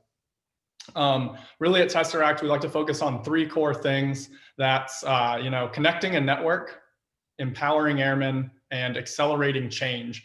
We're here to make sure when you have an idea, we can get it implemented and scaled as quick as possible. from single airman solutions, such as a senior airman we talked to recently who had a great idea to transform Air Force readiness. And we got her in touch with the right technical experts to start building out her application, as well as some like-minded airmen who had similar or the same ideas, so we can get, a good combined effort moving forward. All the way to enterprise commercial best practices. So one of our favorite projects we're working right now, it's actually in Pathfinder status, is MyCap Prime. And that's taking a popular Amazon Prime model and bringing it to the Air Force into MyCaps. And this was an operational airman who came up with this idea, used Excel to build his first mathematical model, proving that it would be successful. And he's been working at that for over a year now, and we're seeing great results. Along with that, we're also working on an initiative that's also a Pathfinder called Kitting, and that's taking Delta's maintenance practices, which are world famous, and seeing how we can utilize those in the Air Force to make sure our jets are ready to go at a moment's notice. So we're partnering with folks like Delta, GTRI, Amazon, Google. It's been great, and we couldn't do it without our Air Force or DoD partners as well. Needless to say, AFWERX has been integral in our success so far. Getting in with spark cells and bridging that gap between spark cells and getting policy changes up here at the Pentagon has been a great thing so far, as well as, JFWORX, who you'll hear from in the future, Airmen Coders, who you just heard from, Kessel Run, you name it, I could go on. With that, really, I have a QR code up here, and if you scan that, it's going to take you to Tesseract's LinkedIn, where you'll find, a list maybe out to our Twitter, to our Facebook, and to our Slack, which is how we keep up with all the projects all over the place. Please go to that, give us a follow, hop in on some of the conversations. If you have an issue at your base, reach out to your Spark Cell or reach out to us directly. And you can go on there and help people solve problems if you have similar ones, or you might just have some experience. That's all I have. Thank you. And those are some major problems that we have out there. Really happy that we've got innovators in Tesseract and fantastic partners there as well. V, over to you for our next innovator. It's a different Colin, but a Colin nonetheless. Thanks, Kevin. Yes, thank you, sir. So up next, we have JFWORX, who is going to be discussing prototyping solutions for airmen and space professionals. Over to you, sir. Thanks, V. So as she mentioned, I'm Major Colin Engebretson. I'm the manager of Junior Force Warfighter Operations in RX, or JFWORX, as we call it. So I think we can all agree that Air Force is very good at training our folks and educating our folks to become experts in their field. This leads to what I call, though, a specialized training conundrum. On one hand, we have operators, pilots, maintainers, loggies who are very well-trained experts in their field. They're extremely adept at problem solving, but they lack an acquisition know-how and engineering expertise that might help them bring their problem-solving ideas to fruition or prototype. On the other hand, we have engineers, scientists, and program managers who have gained the acquisition know-how through their training channels. They have a very specialized technical education, but oftentimes when they have just entered the workforce after their undergraduate degree, or maybe even sometimes a master's degree, they often lack what we call tacit knowledge without having had any hands-on experience in their field. And a lot of times they're thrown into long-term Air Force or Space Force programs with very far off results. So they might sit in a certain job for 3 or 4 years, put in a lot of hard work, and not get to see an operational product come to fruition. So this is where JFWORX tries to bridge a gap. Our mission is to help develop our junior force, both military and civilian, through operational focused rapid acquisition projects, typically less than a year in length. All of our volunteers and funds come from within AFRL, and we provide fast technical solutions straight to end users such as warfighters, maintainers, load masters, pararescue, etc. Basically, we offer subject matter expertise support in science and engineering, program management, market or technical research. You can think of us as a front door straight to AFRL, connecting the innovation cells with the subject matter experts that might not otherwise be in the the networking circles that they're accustomed to. So if I can share a couple of past successes here.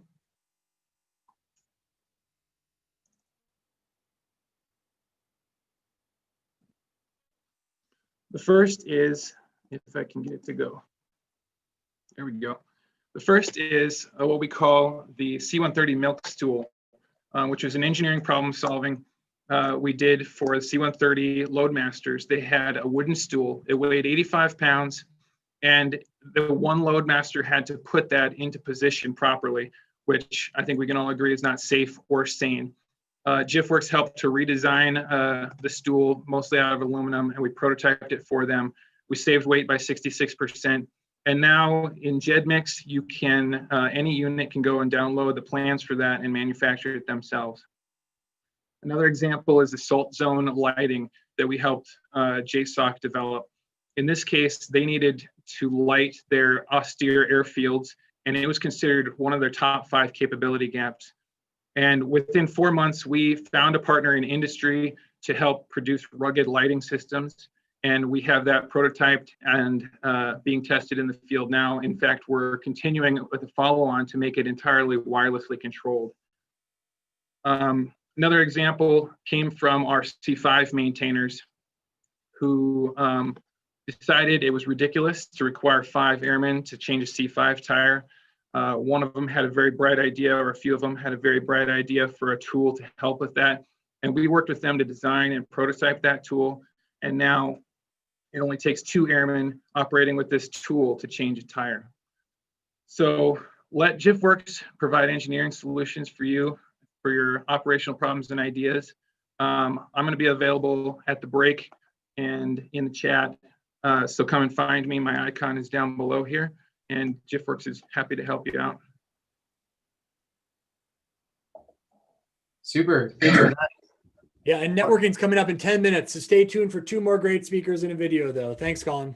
That's right. The list goes on, Colin. Really great work that you're doing there. Next up, we have CyberWORX. If we can get Greg to come on screen now. You're up, Greg, and to tell us a little bit about CyberWORX and the great things that you were doing there.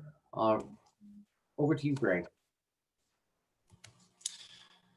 Thank you, sir. Good morning or afternoon, depending on where you're joining in from. I'm Greg Bennett, CyberWORX lead for partnerships and strategy.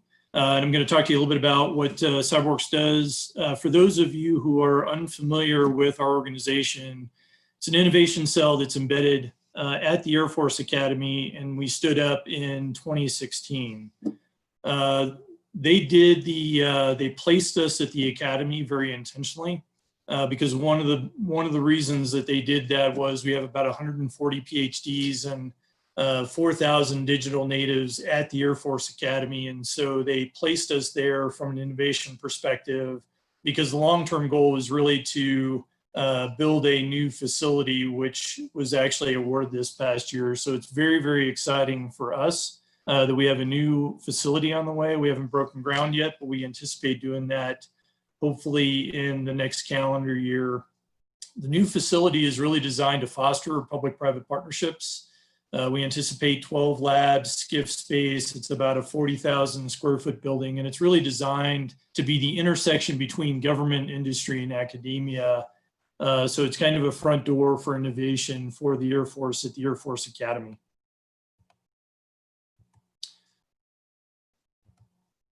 Want to talk to you a little bit about the 3 lines of effort that we have for our organization. First and foremost, human-centered design. So we are really a solutioning organization for the Air Force. We are primarily military and civilian, and then we employ some contractors.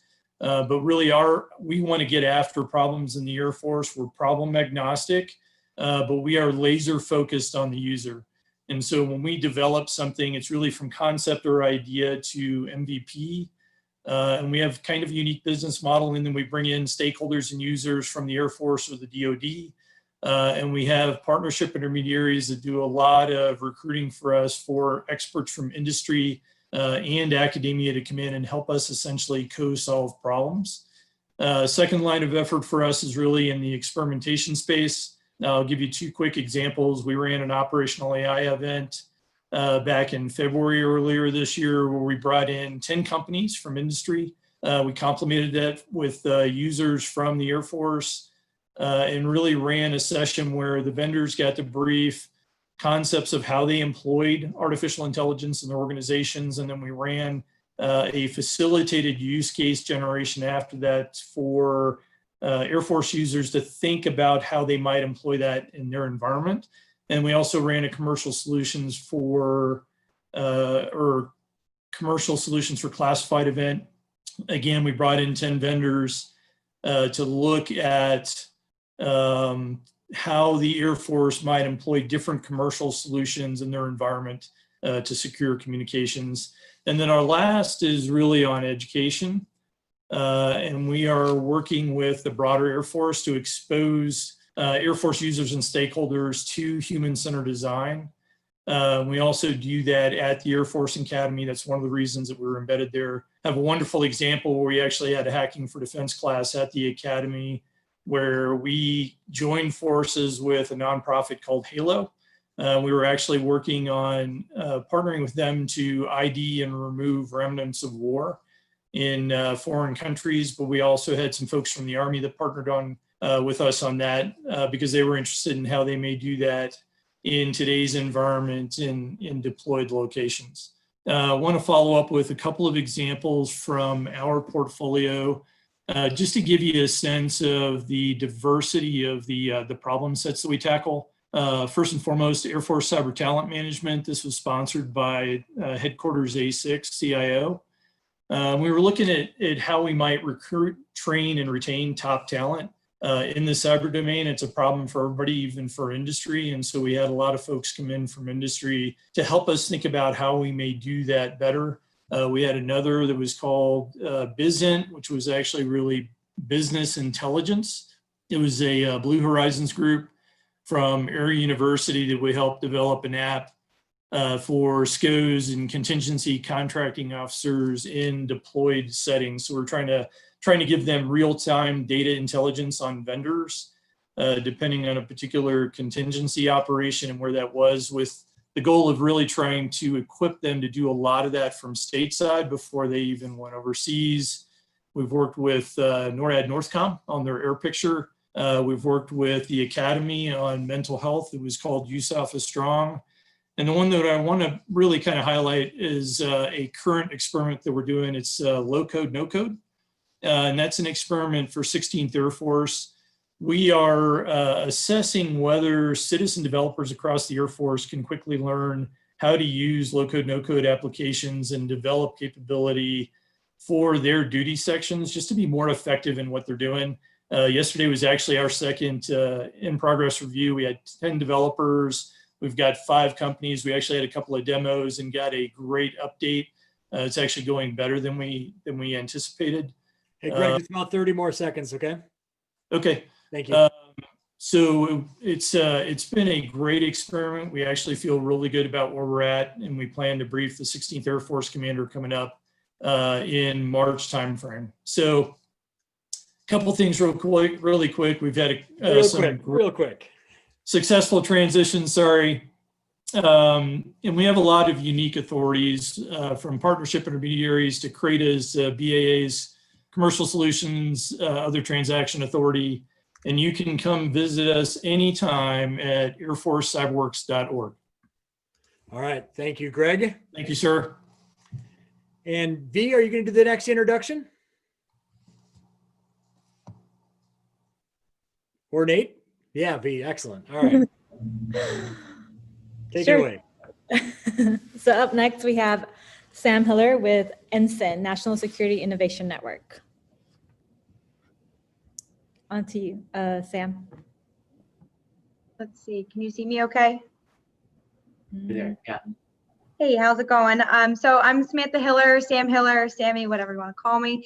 I am the University Program Director for Arizona State University with NSIN, the National Security Innovation Network. Just a really quick background. I'm not going to put up any slides. I've only got a few minutes here. But we're a program office under OSD, R&E, and we exist to create a network of innovators to solve national security problems in new ways. And we really are sort of the gateway to partnering with academia, startup community, and obviously DoD. We do that by a series of programs, and we always start with the end user, the DoD end user, and their problems or their initiatives. Because I'm at ASU, I want to give an example of some things we have going on. I know there's going to be another speaker actually from Luke Air Force Base later today, who's going to talk about the current, or actually their last project. They built this emitter, and they had an ASU PhD student on their team.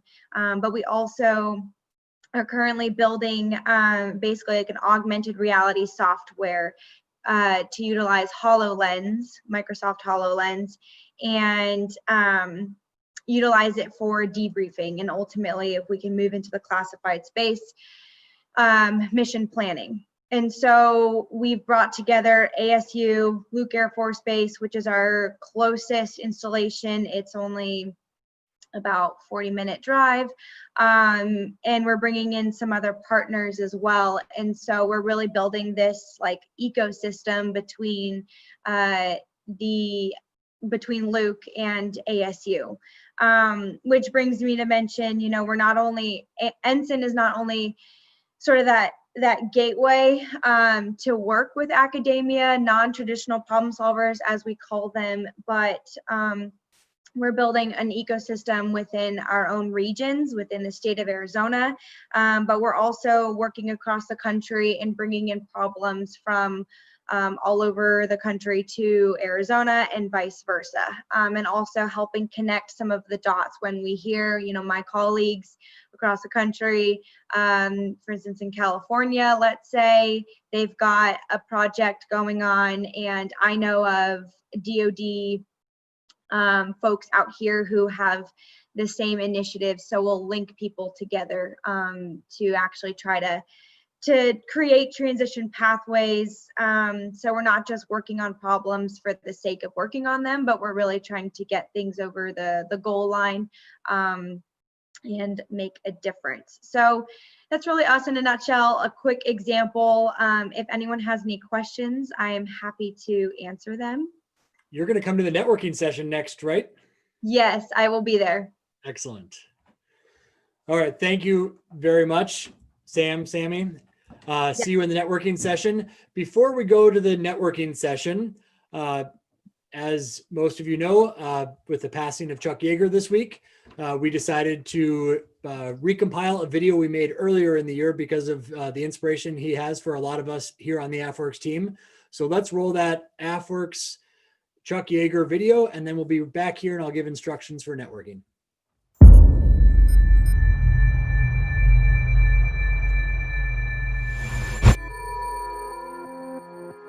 He started out an enlisted private in the United States Army Air Forces in 1941. By the time that he retired in 1975 with over 33 years of active duty service, he was a brigadier general in the United States Air Force. How does a private become a brigadier general? It takes determination, no pain, no gain. But it takes innovation too. 2 days before becoming the fastest human being on Earth, he fell from his horse and broke 2 ribs.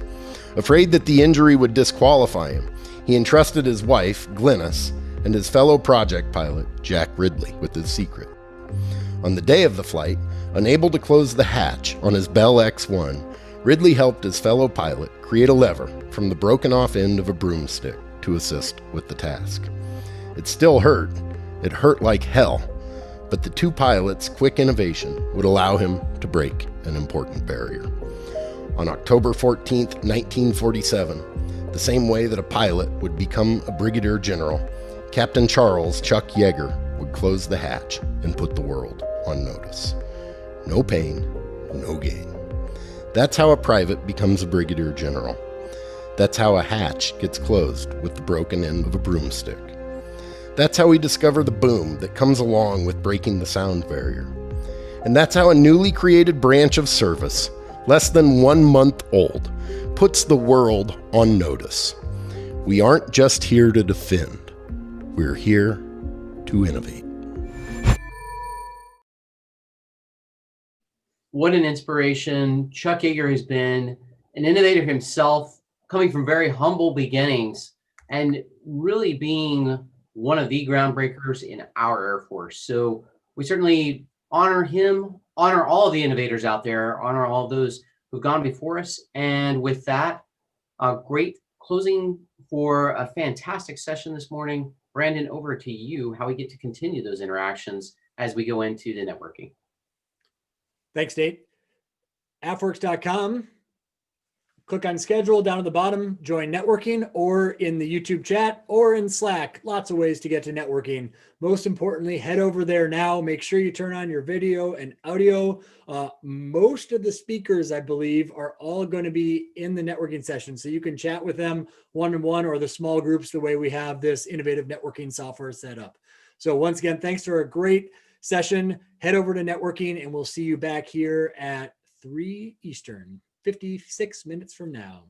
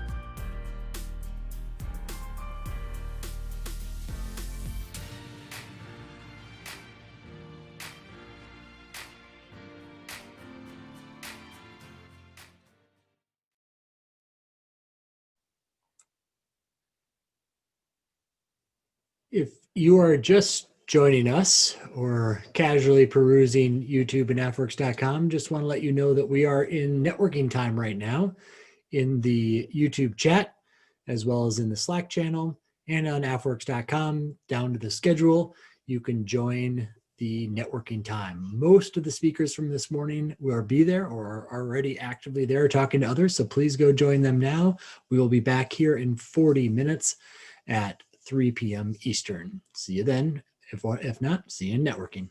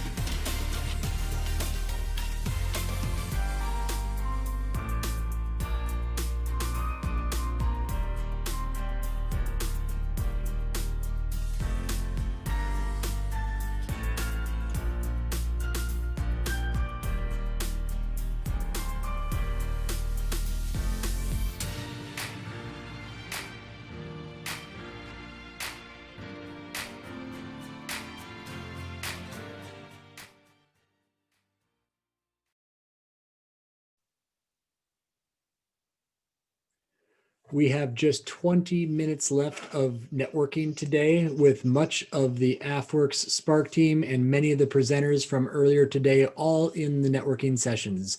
Please head over and join them for the remaining 20 minutes. Otherwise, we will be back here sharp at 3 p.m. Eastern for another great lineup of speakers, content, ideas, and inspiration. So 20 more minutes of networking. Links are in chat on AFWERX.com. Please join us there. Otherwise, see you here back in 20 minutes.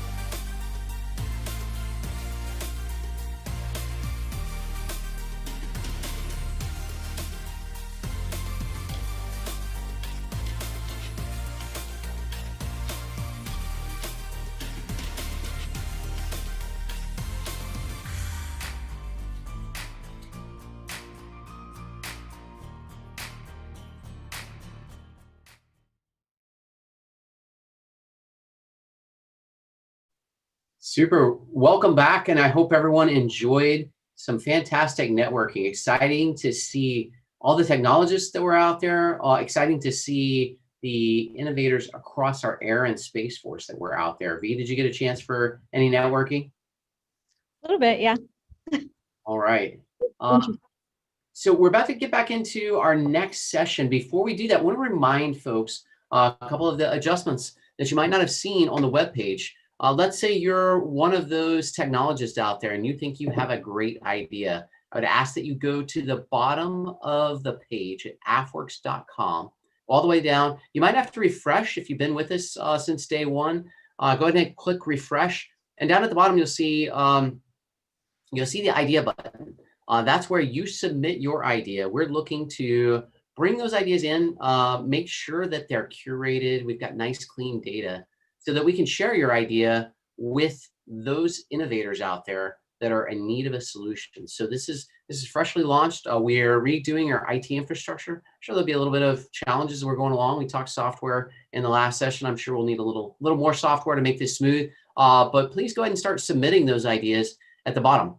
Additionally, we have another place for those of you who would looking for opportunity to join the AFWERX team. We have two different options. One is if you are currently a government employee, military or civilian, looking to join the AFWERX Fellowship. You'll see the fellowship button down at the bottom.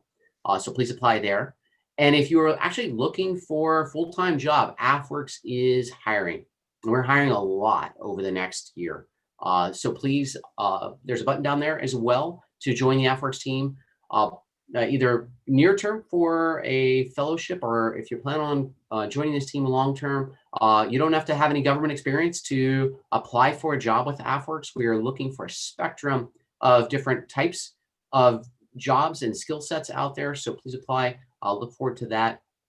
Any other additions or thoughts before we move over to Brandon and Swath, who will be coming on screen here shortly? Yeah, no, just to iterate, definitely apply, and we're looking forward to having you on the team. Super. Thanks, Brandon. Swath, over to you. Thank you. And thanks for everyone for taking part in the networking sessions. Swath, we go a ways back, and you're really one of the founding AFWERX members, if I'm not mistaken. That is correct. Yeah, a long time ago. I can't say I was one of the originals, but very, very near the beginning, and I think it counts. It definitely counts. And now you're the director of Agile Acquisition. I assume the Agile just means you're really fast and good at your job for doing acquisitions. Is that correct? I mean, some people wouldn't say that, but definitely we use Agile tools, and that's what we help teach. And that's a perfect segue into the AFWERX Challenge process. Take it away. Yeah, so thank you everyone for tuning in to learn about the AFWERX Challenge process. It is a unique process. It's something that was kind of born out of an interaction we had with one of the teams that came into the hub that was just struggling with getting more people or more companies to apply for its solicitations. The helmet team was trying to get a new fixed wing helmet developed for fighter jets. And they've been doing this for 20 years. They couldn't get anyone besides the incumbent to apply towards their solicitations. Now, part of that was because the way the requirements were written, but they were really struggling, and they had spent over $10 million to help develop a new helmet, and they continued to not get anything innovative, and just really had nothing to show for that $10 million. They came into the hub, and we thought, how can we reimagine the acquisition process?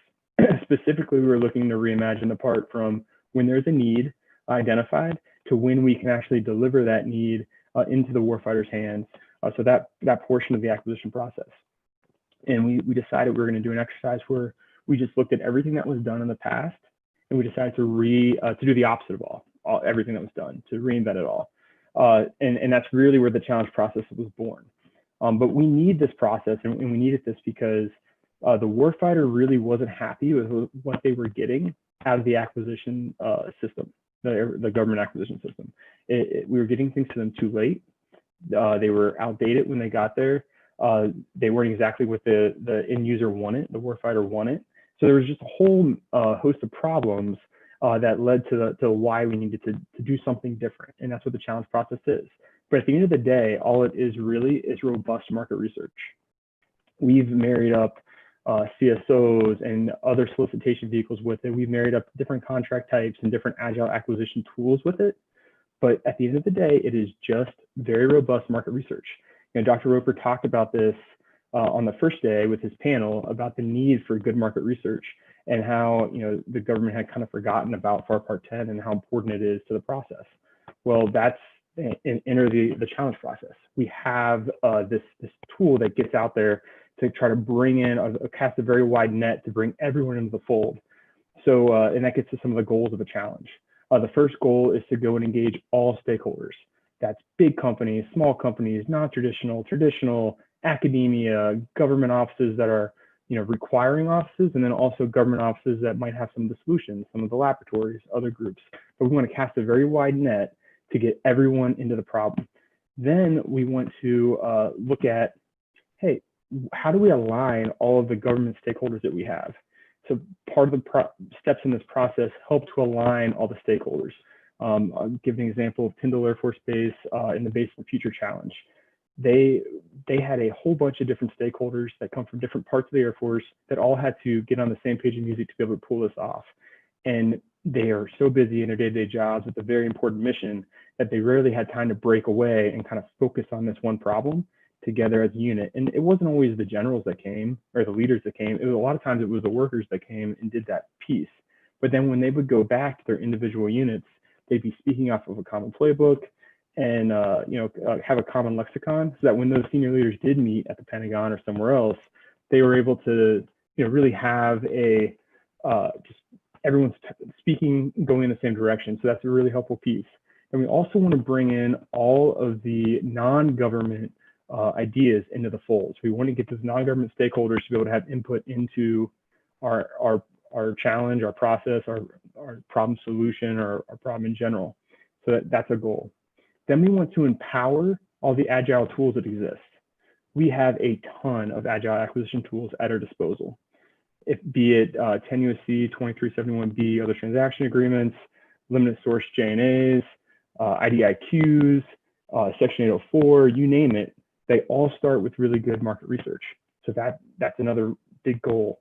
And then the final goal of a AFWERX challenge is to deliver something valuable to the end user, to the warfighter.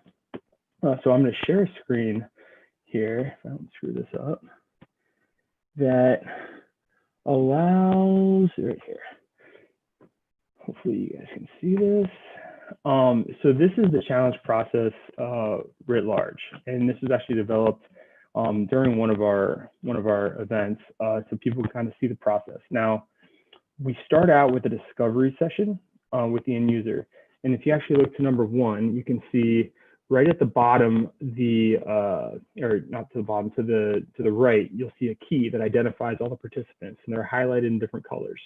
And you can look at the highlight at number 1, and you can see the different colors that are involved in that stage.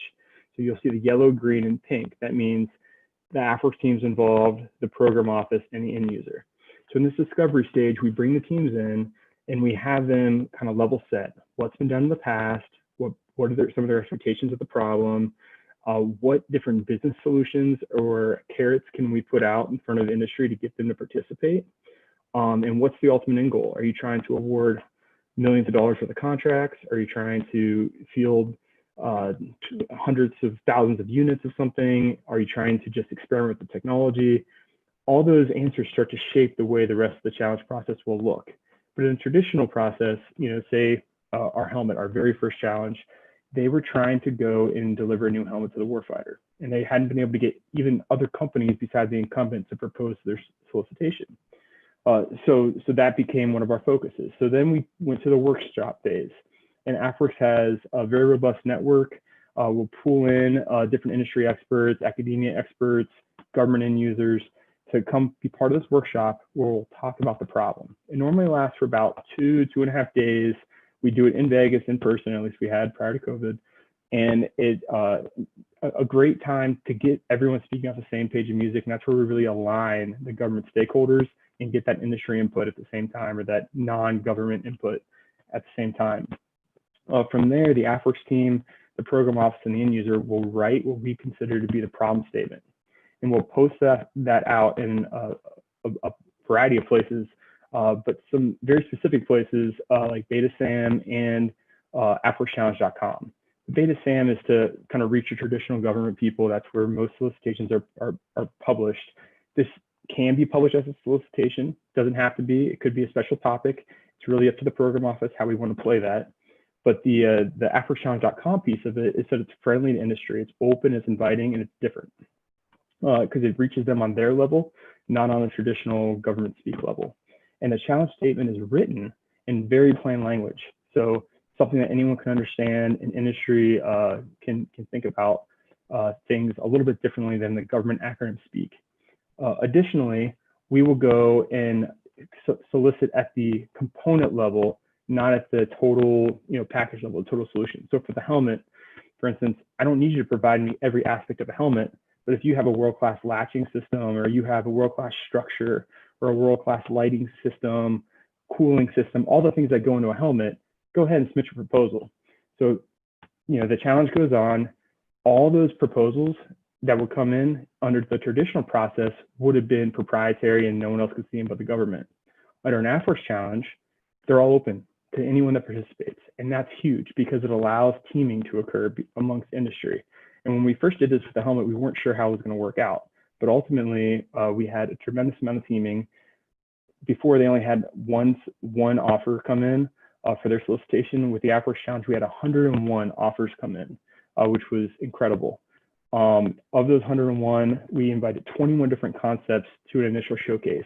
That's a chance where industry got to meet each other. They got to meet with end users. They got to continue to show off their wares, and ultimately build some deep relationships where they felt comfortable to team with one another and put forth more robust solutions. Of those robust solutions that got put forth, we invited 3 of them to go prototype, to come to this MVP scenario. That MVP is where the teams get to see, feel, and touch, no kidding, what the potential for a helmet could be, or the end solution. As a result of that, the team now has all the market research it needs to go forth and decide on an acquisition strategy. And you'll see in step 6, I put one example on the board, but there's a host of different examples that you can go with. If you're a cyber company and your product's already ready to go, you have an onboarding acquisition strategy that we can roll with. If there's multiple prototypes that show potential but need further refinement, we can section 804, or we can go 10 U.S.C. 2371B and do other transaction agreements for prototype on those. There's only one solution, well, we have all the market research that we could possibly need to go develop a limited sources J&A and get after the problem. So if you guys are in a position and think that, hey, you would want to participate in an AFWERX challenge, reach out to anyone on the team. Some of the things to think about are bring your contracting officer along from the very beginning so we can have the discussion about what the end game looks like for the acquisition strategy. And then also to look at, hey, what are some of the business goals that we can put forth? How do we want to prototype? What do we have of value that industry needs?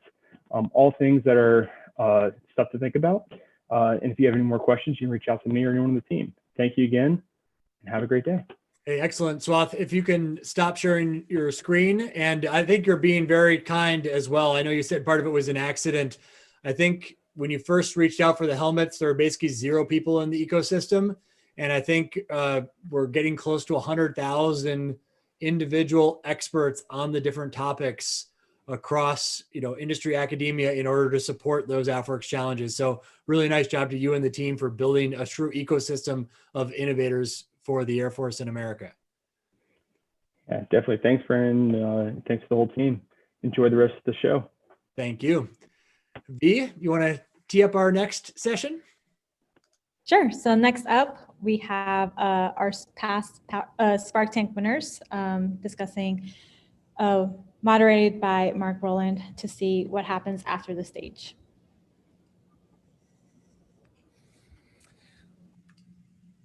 Thank you, V. And thank you for not giving me any challenging words to bring in this time. That's awesome. We appreciate it. All right, so it gives me great pleasure to be on this panel. Spark Tank is one of my favorite programs within AFWERX.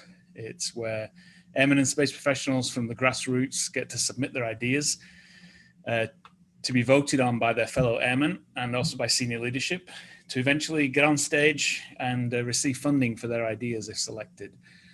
And indeed, this grassroots innovation program is one of the reasons that AFWERX was selected by the Fast Company this year to be recognized as number 16th most innovative workplace in the world. So Spark Tank at the moment is run by the Airmen Powered Innovation Team. It starts in July each year with submissions to a crowdsourcing platform, which is viewable by everybody and can receive comments and votes. And then in December, finalists are selected, which are announced in January. There's usually 6 finalists that are selected to go to the Air Force Association Warfare Symposium in Orlando. Participation in this program has just gone from strength to strength. For the 2020 to 2021 program, we saw a 40% increase in submissions, 5,000% increase in views of these ideas by fellow airmen, and a similar increase in the number of votes casted for each idea. Today, though, we just really want to talk about what it means to be a finalist, and also what happens after the stage. So how do we actually go to some level of deployment and scalability? So I'm really excited to be joined by 3 airmen who represent 2 winning teams to get their perspective on this program, and also to talk to us about what they're currently doing with their solutions. So I have 3 panelists. My panelists are John Mass, David Coyle, and Daniel Treese. I've had the pleasure of working with each of them at AFWERX Vegas Hub to support their pitches for funding and prototype development over the last couple of years. John was our winner in 2019. He was awarded his trophy with Mark Cuban, Secretary Wilson, Chief of Staff Goldfein, and other senior leaders and key industry members. John's solution was a solar-powered joint chemical agent detector, which will lead to millions of dollars in battery and manpower cost savings, whilst also reducing tons of hazardous waste. And then also we have Daniel and David, who are part of a team that was a joint winner in 2020. Got to kind of meet Elon Musk as well, as opposed to Mark Cuban. And they were the joint winner. They were awarded with Secretary Barrett, again, Chief of Staff Goldfein, other senior leadership and key industry members. Their solution, which is still one of my favorite acronyms, is DUMPTY, the Dynamic Unmanned Threat Emitter. This incredibly useful device will provide realistic and cost-effective training for pilots going forward as they get ready. So firstly, welcome to each of you, and thank you for joining us. I'd like to just I'm going to pose a question. I'd like all 3 of you to answer it individually, if you don't mind. So my first question is going to be, how did you get your idea, and what motivated you to apply for Spark Tank in the first place? So maybe John, I'll go to you first. Thanks, Mark. Yeah, I first came up with the idea. I was in Korea. I was working with our partners over there, and we had set up these chemical detectors, and we didn't have very many of the U.S. military guys on the ground. So we were relying on our partners to take on the brunt of changing out the power supplies for these detectors. And so, our idea came about, believe it or not, at a holiday barbecue. I think it was around 4th of July. We were kind of just standing around chatting, and I was just talking about one of my hobbies, playing with some software-defined radios to Tesla, and I was just telling him about the technology, what it could do. And at the time, he was working on building a training scenario for some of the pilots that were going to be doing a local exercise. And he said, "Dude, do you think we can use one of those to actually create something that transmits?" And I said, "I don't know. Let's look into it. That's possible." And that's really what kickstarted this idea for us. Cool. And then yeah, David, so what motivated you then for Spark Tank? Yeah, so going along with what Lieutenant Treese was talking about, we did it basically to try to solve a problem. We're trying to train hundreds of F-35 pilots on a daily basis, and we're doing so with a very, very small amount of threat emitters out on our range. And we came up with this idea to try to create something that was cheap, that we could put out in density, to try to train our pilots to a near peer adversary so that we could prepare in accordance with the National Defense Strategy. So it started off all about solving a problem. We got into Spark Tank when we weren't really seeing a lot of traction with our idea. We knew we had a good idea, and we knew we needed to get it in front of some important people. So we saw this as our avenue, and it ended up working out great for us. Awesome. And then, if you don't mind me asking, I was just curious how. And sorry to cut you off, John. I mean, maybe you can jump in with in answering this question as well. I'm just curious, what prototyping efforts had you kind of taken on, prior to applying for Spark Tank? Was Spark Tank the catalyst for the idea, or had you already started working on it, tinkering on it prior to actually putting in that submission? So, John. Yeah. So for me, I've always kind of been one that I just enjoyed kind of tinkering around, and I'm probably like a lot of other airmen out there that didn't really necessarily, care about what the Air Force was doing with innovation. I heard the terms and the concepts, over the years, but never really put too much into it. But one of my friends, he had heard about Spark Tank prior, and he's like, hey, you gotta do this. And so, at that point, I had already done some prototyping. I showed it to him, and he's like, yeah, I think we got something that's worthwhile here. And I got to be honest, like that whole process, doing the prototyping and getting into Spark Tank really can change, completely change the way I view innovation within the Air Force. So the prototyping happened prior, and then, we did continue prototyping after the event was over as well. Awesome. Adam or David, how about you? Yeah, we had a couple of different prototypes, and we're still working on our prototype that actually ended up becoming our MVP.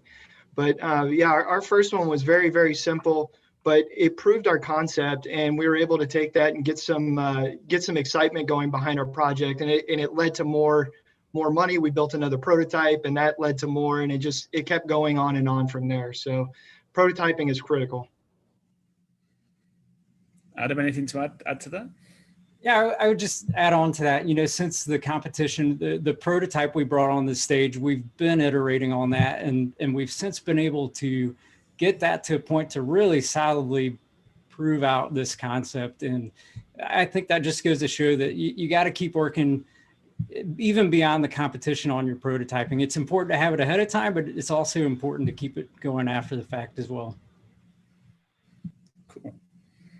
Now, one question I have to ask you all is, what was it like to meet Mark Cuban, Elon Musk, and some of the other big industry leaders that you met with, and what was it like to be on stage, having to deliver, a very short pitch, very similar to, I guess, being on Shark Tank on TV. What was that experience like? For me, it was probably the most frightening thing I've ever done in my entire life. The fact that you get such big names out on stage, it was something that was completely out of my personal comfort zone.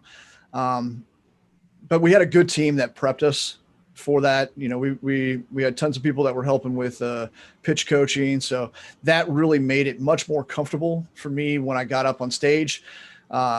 As soon as I got up on the stage, it felt good, it felt right, and it was just a really great experience to be able to take those ideas and express it to real heavy hitters in industry.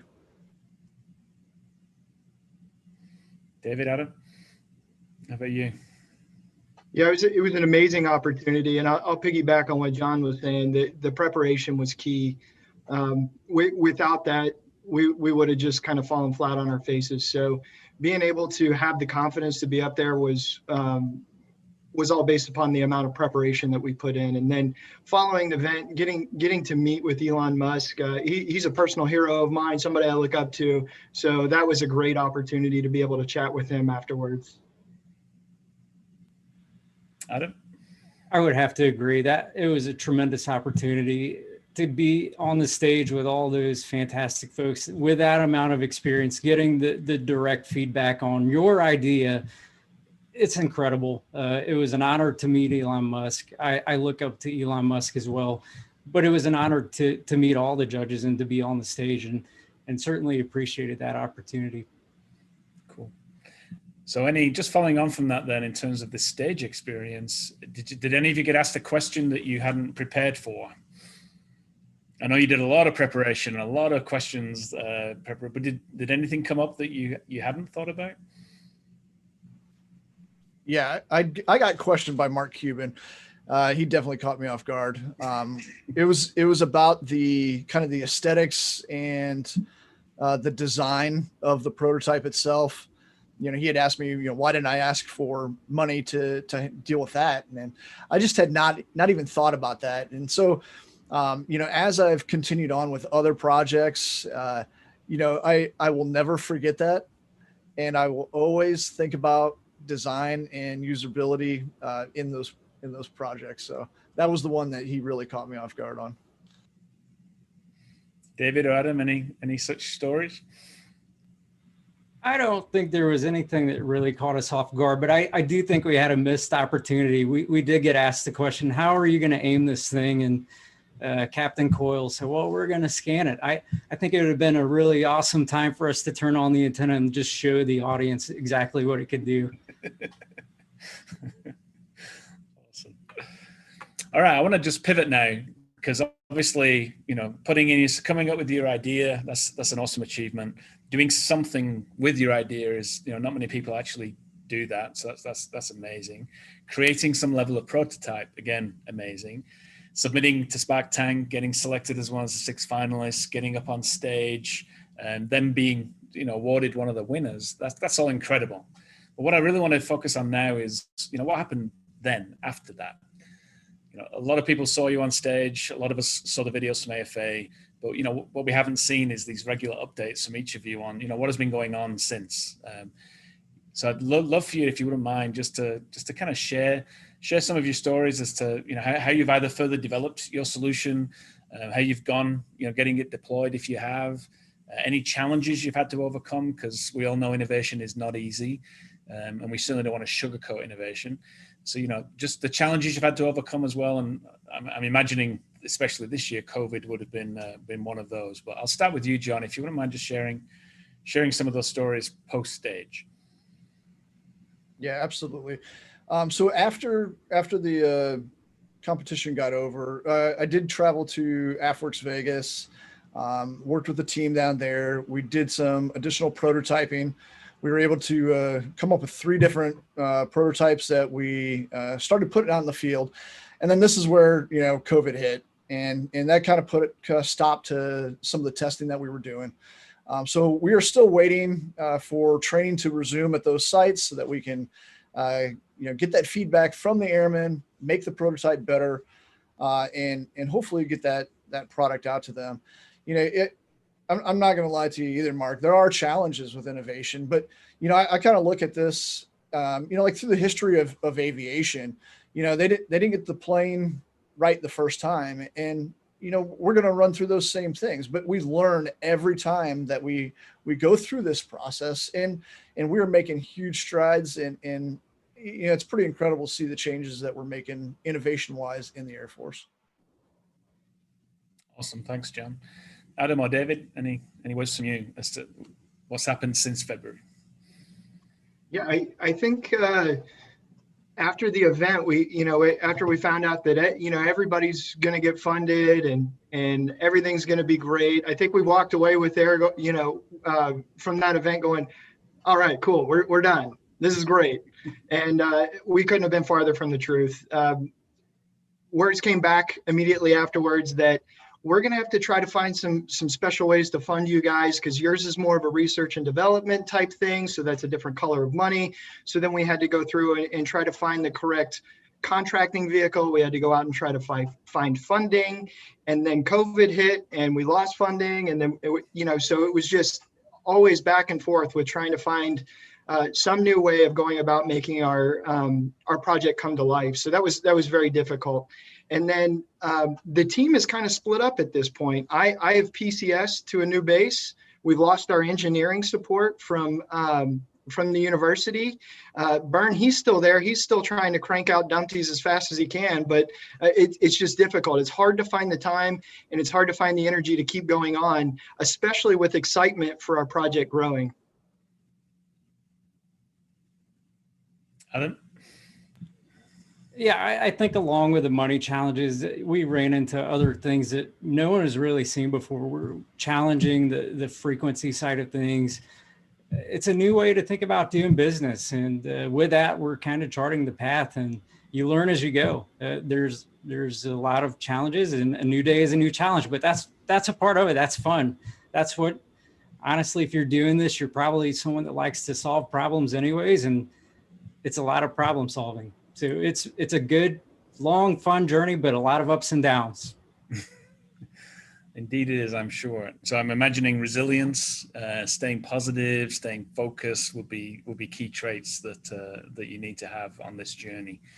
Being an entrepreneur myself, I can certainly attest to that. It is an absolute roller coaster. You can have the highest of highs in the morning and the lowest of lows in the afternoon. And then you get up the next day, you do it all over again. Okay, my final question to each of you individually will be, there's Airmen, the space professionals watching this panel right now. Maybe they're going to watch it on the recording later.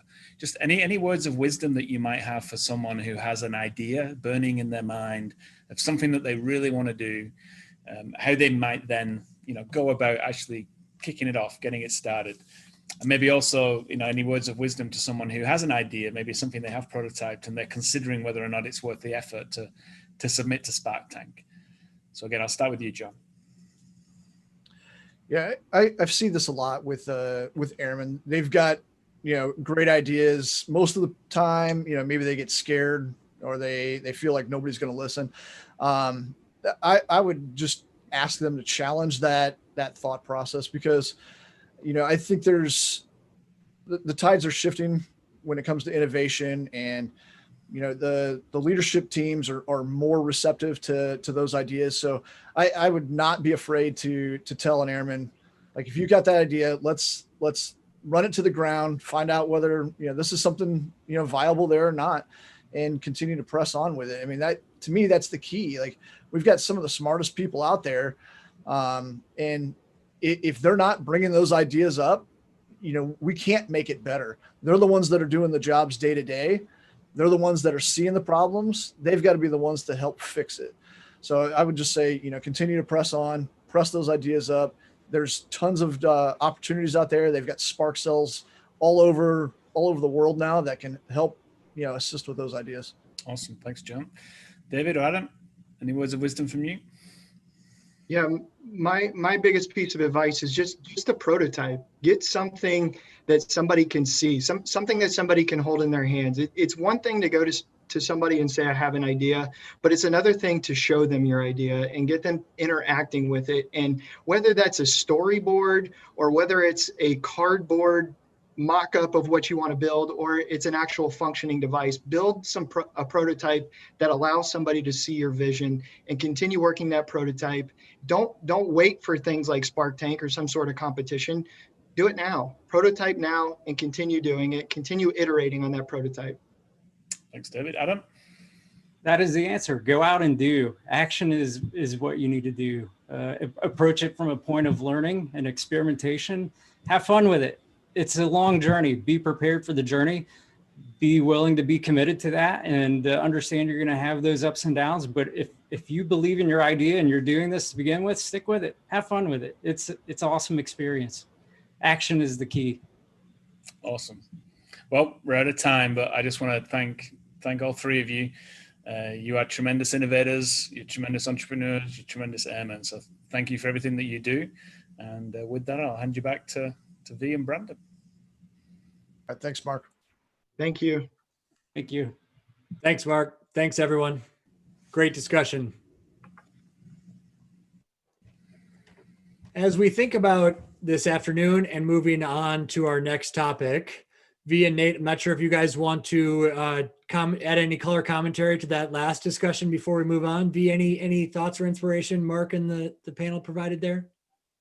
I really like that they said, just go and do. Like, you don't have to wait for AFWERX to provide that event for you to showcase your idea. We are working to kind of help empower the MatchComs to start creating their own events and allow more opportunities for their airmen to showcase their idea and their prototypes. Excellent. Nate, any comments? Otherwise, transition us to our next discussion.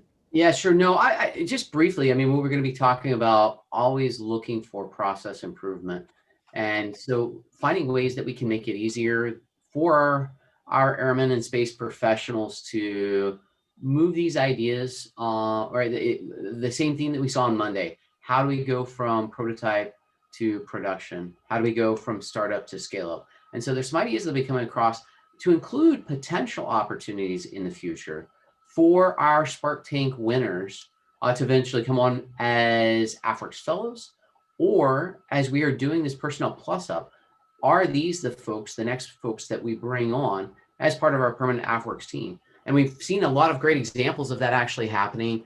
You know, a lot of our teammates here today are ones that came in through an ad hoc process. And we standardize those processes. Those are all part of institutionalizing innovation. And I know that will be a part of our next topic. So be back over to you for our introductions as we go on to our next discussion here, these collaborative centers. Sure. So we'll be going on to the best practices for team execution, moderated by Trigger. Hey everybody, it's great to be back with you once again. I couldn't be more excited to be with you guys during this section where we're talking best practices, not only of innovation but team execution. Because this is one of the areas where you think about, you know, when you think about, as we were talking previously, what was Spark in the past, and it was those ideas. But then when we step forward to the future, the next iteration of Spark, it's identifying those ideas, developing them, empowering them, executing them, just like Colonel Diller had mentioned a second ago. And I have with me today for this panel some people who have been living it, breathing it, doing it, executing it. It's phenomenal. First, I'd like to introduce our program manager, which is Ryan McGuire. Has great experience. Ryan, welcome to the panel. So glad to have you. Great to have you with us. You have some phenomenal experience in program management at what it takes to be able to execute these innovative ideas. So first, welcome. Great to have you. Thanks, Trigger. Great to be here. Next up, we have from finance, Lauren Cashpool. That when you talk about innovation, you talk about not only whether it's Spark cells, whether it's Spark Tank preparing for it. You know, in that last segment, you heard them talk about some of the challenges of financing and finding the right vehicle.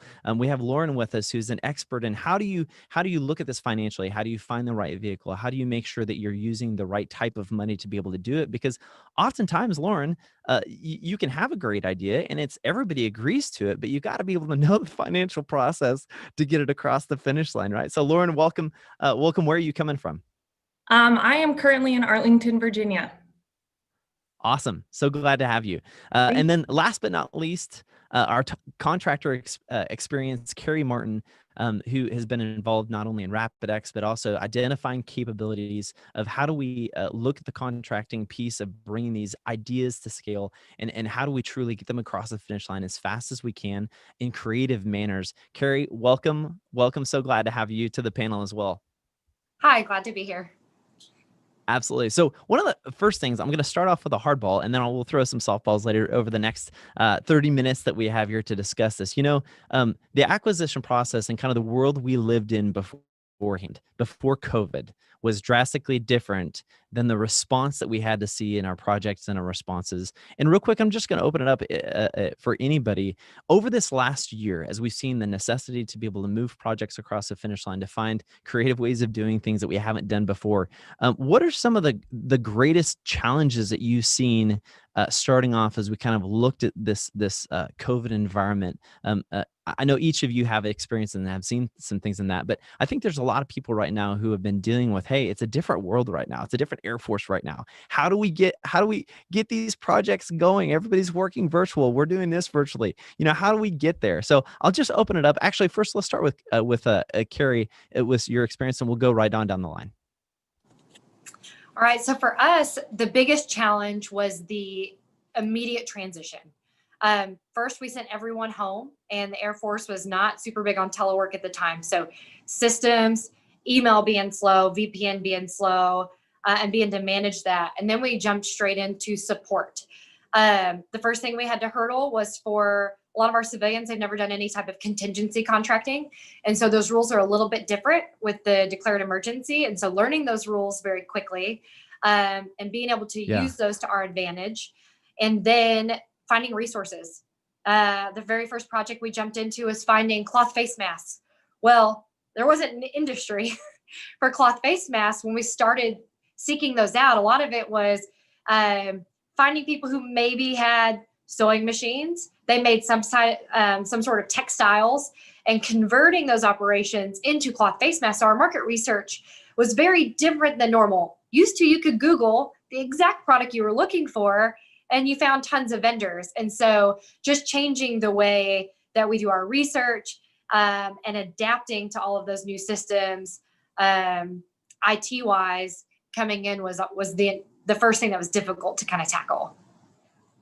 Yeah, absolutely. And I bring this hardball question up initially is because, you know, as we get ready to talk about program management, finance, and contracting and those pieces, it requires pivoting. It requires identifying the area you're in, the world you're in, what's happening, and pivoting to the challenges that are before you and being able to do it effectively. So Ryan, tell us a little bit about when you look at what things used to be a year ago and the processes we have used, but then what we're using now. What are some of the things that you guys have seen on your end just from the program management perspective?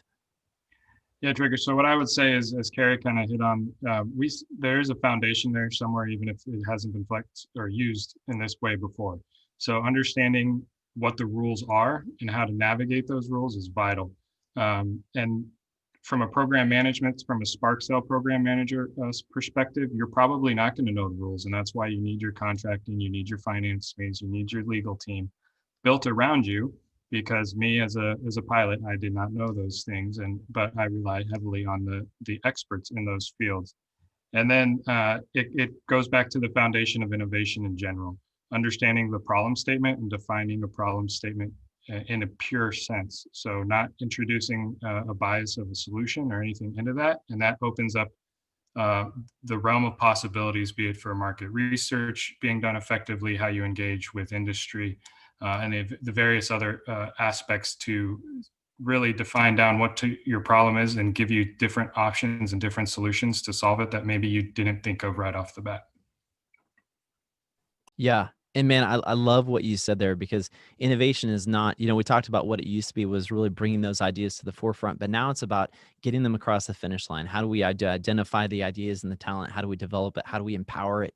And I love what you said there, because it's the importance of knowing your team, whether you're working in a Spark Cell, whether you're working at a Spark Hub, whether you're getting involved with Spark Tank, you have to know that, you know, one person can't get this across the finish line. And this was a hard lesson for me as a Spark Cell chief to first learn, is that success isn't just an idea. Success is sitting down and having a Spark Cell meeting and getting contracting involved and getting finance involved and getting legal involved and getting resource advisors involved and getting everybody involved with where you're trying to go, because then they can use their talents and skills to quickly streamline the process and identify maybe what challenges are going to be coming up. I love that point, Ryan, because it takes a team to be able to get innovation across the finish line, which brings us perfectly to finance. Lauren, I mean, in my experience, and I'd say it's probably the same for Ryan and Carrie, is that finance for me as a pilot has been the greatest challenge, because I have no idea and understanding what that world looks like. And frankly, it was probably the most important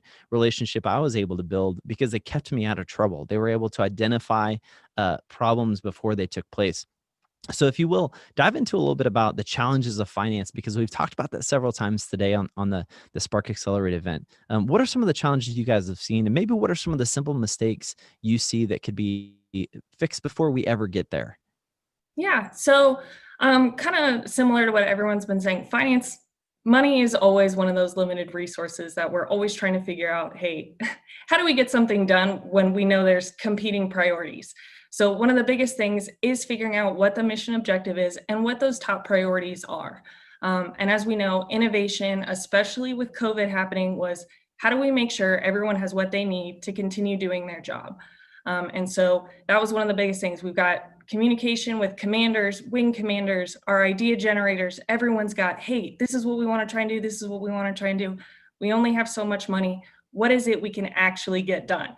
So that was probably one of the biggest things initially, was what is immediately executable with the money that we have.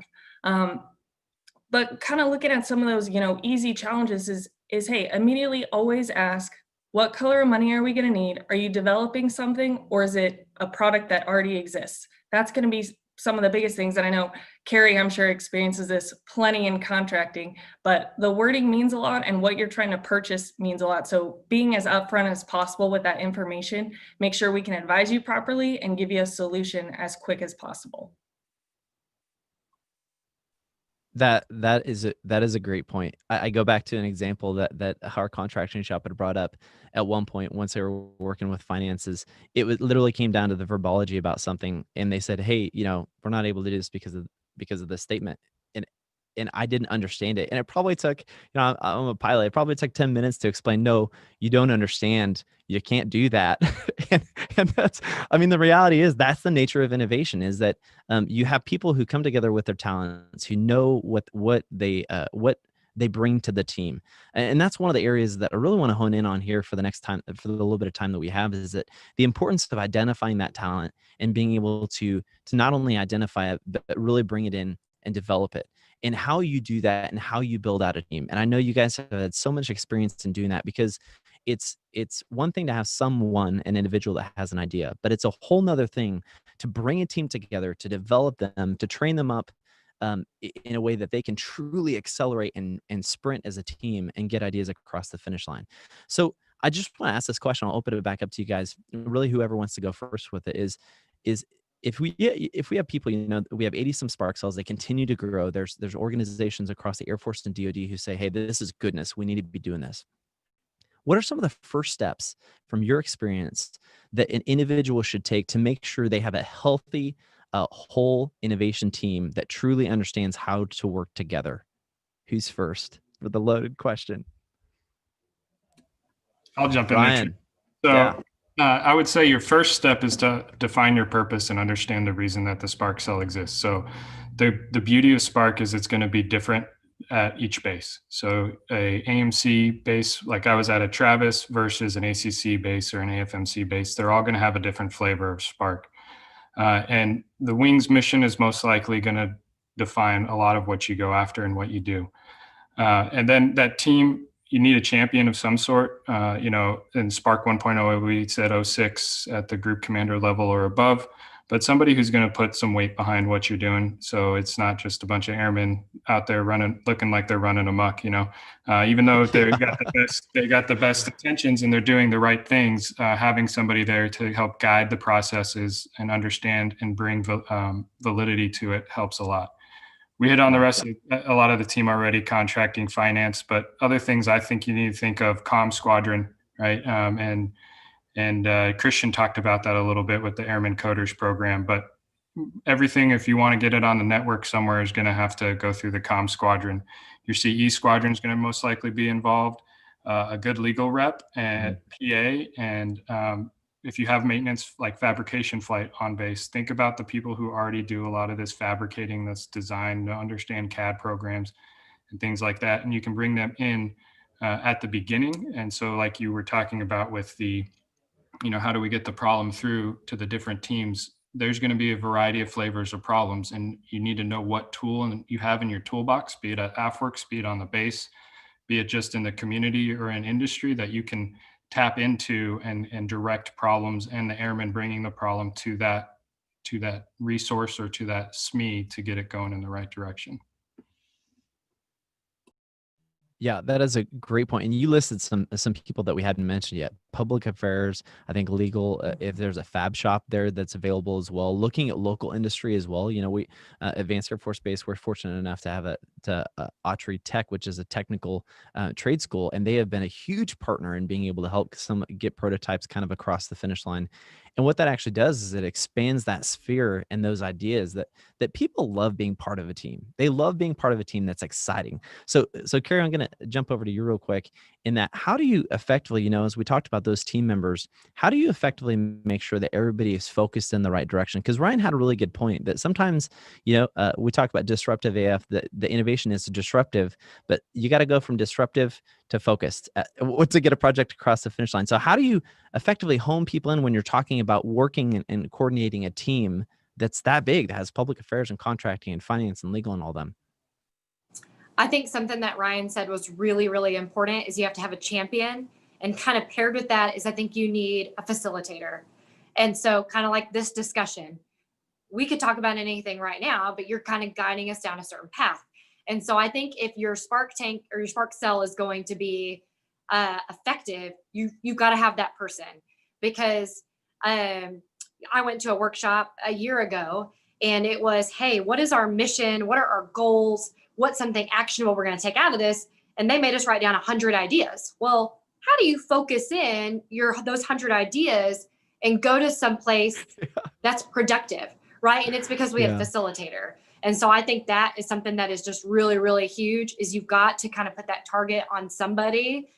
You know, a lot of times it's a group of leaders, but you still need to have a leader taking that charge to keep everyone on the same level. Yeah. And that's so true, because especially when you get innovators together, you know, I'm not gonna type anybody or classify anybody, but for the most part, we're kind of creative people and we like to think outside the box and we get excited about ideas. And then before you know it, like everybody's excited about it and you're waving hands as you talk and things like that. But Lauren, I'll go over to you real quick. Is that in the midst of the excitement, there's got to be somebody who is able to bring you back to ground level and be like, okay, guys, this is a great idea. This is a moonshot idea. We have a very low chance of probability, but it could happen. How do you manage when you talk about these innovation groups? How do you manage the level of excitement and the disruptive and kind of the chaos of what innovation is, but also hone it in so that we can actually get an idea across the finish line? Because there's a lot of great ideas, but oftentimes great ideas die in the desert of inactivity and not actually getting them across the finish line and getting stepping stones. So what have you done, or what have you seen that has helped in that process of kind of pulling those ideas and getting them formulated so we can move forward? Yeah, so as finance, you know, everyone comes to us and we're usually the people who say no, unfortunately. But in this arena, we definitely don't want to be that. So I know kind of how we formulated it at Canon was we said, hey, don't worry about the money initially. That way, you know, we're getting as many ideas as possible. We're generating excitement. We're like, hey, just throw everything at the wall. We'll see if something sticks kind of when we get down the line. But as Ryan and Carrie have both said, having that team that really understands the intricacies of the different elements helps us know, hey, this is what we need to focus on. All right, how do we make it an actionable item?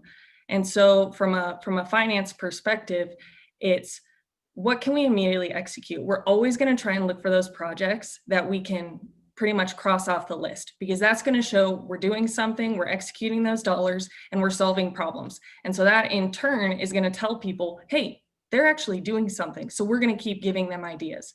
Those bigger projects, I think one of the biggest things is you have to have a project owner who is really invested, because it's great to give it to your Spark cell, but they can only do so much if you're not really invested, because they're working so many projects. They're trying to find the best solution. They're briefing as many people as possible. They're trying to partner with industry and universities. And if you don't have that project owner who's super invested, it might not get there. We're always going to try and pull you along, but that's probably one of the biggest things that we saw is someone would give us an idea, and if they weren't invested, we couldn't really do anything to help them because we just didn't understand what they were really trying to get to. Wow, such a great point. And that really goes back to, oh, Ryan, did you have some? Yeah. Yeah, I was just going to add on to what Lauren said. So I think what you're going to see too is we get to, let's just take 100 problems because it's easy math. But depending on the size of the Spark cell, so my experience at Travis was it was initially one person, it was me as a Spark cell. And then it grew to about 3, I think, by the time we left, right? But we had about 300 problems in our queue. Now, if nobody's committed to that problem and they're treating the Spark cell as a Dropbox, that problem is not a big enough problem for your energy to be put after, right? And then also realize kind of when you get those problems, take a step back and look at what they actually are, right? So the great thing about all the different AFWERX products is they're kind of spread across the different levels of innovation, right? Everything from sustaining or utilizing existing technology and onboarding those problems all the way up to disruptive innovation. So what I expect most Spark cells are going to see at the wing level is about 70% is going to be that sustaining or just catching up and onboarding the technology that we already use and bringing it into the DoD. and that's okay. And those projects are actually really easy to execute. And it improves airmen's lives and solves problems. About 20% will be incremental or moving forward, and then you're going to have your 10% moonshots. So if you put all your energy and investment into that 10%, and you don't focus on the other 80% or 90%, you're going to miss out on a great opportunity to do things quickly that you can really affect airmen's lives and get quick wins. So take that for what it's worth, but don't worry about the big stuff. No, absolutely. Absolutely great points. And real quick, I want to go to chat because we have some of our viewers that are asking questions. Patrick Wilson asked, were you talking about Cannon Air Force Base? Yes, I believe, Lauren, you were talking about Cannon when you say Cannon Air Force Base. Yeah. Peter mentioned, bring all the ideas to the, Peter Webley said, bring all the ideas to the table, then look at the commonalities, and then see how you can move forward with them. So if you're viewing right now, hey, if you have questions, throw them in the chat right now so we can answer them in the time that we have remaining. There was one question from Johnny Barnes that said, do you design your team with diversity in mind, specifically diversity of thought and diversity of type? Some people, for example, some people are creatives and great at an idea stage, and others are better closers and getting to scale. Oh my gosh, Johnny, what a great point. Admittedly, I'll tell you, I am a visionary and I'm an idea guy. And I know that my useful consciousness ends when we get it to the first steps of sustainment. And then it's time for me to hand it off to somebody else. And that's just who I am. And that's great. But I want to hand that over to the team as well, because that's a really great point. As you bring people, and this is what I love about what Colonel Diller was saying before about identifying talent and then developing it and empowering it to be able to move forward. As we design our teams, and I'll hand this over to you guys, what does that design look like? Do you bring people in based on their skills, based on the projects that you have, or are you bringing people in based on the projection of, hey, where do we want to go? What do we need to look like in 6 months? What is the spark seller? What is the innovation mindset, whether it's a hub or whether it's, working on a project? What are the type of people we need to bring in with that? So I hand it over to you guys. Thoughts?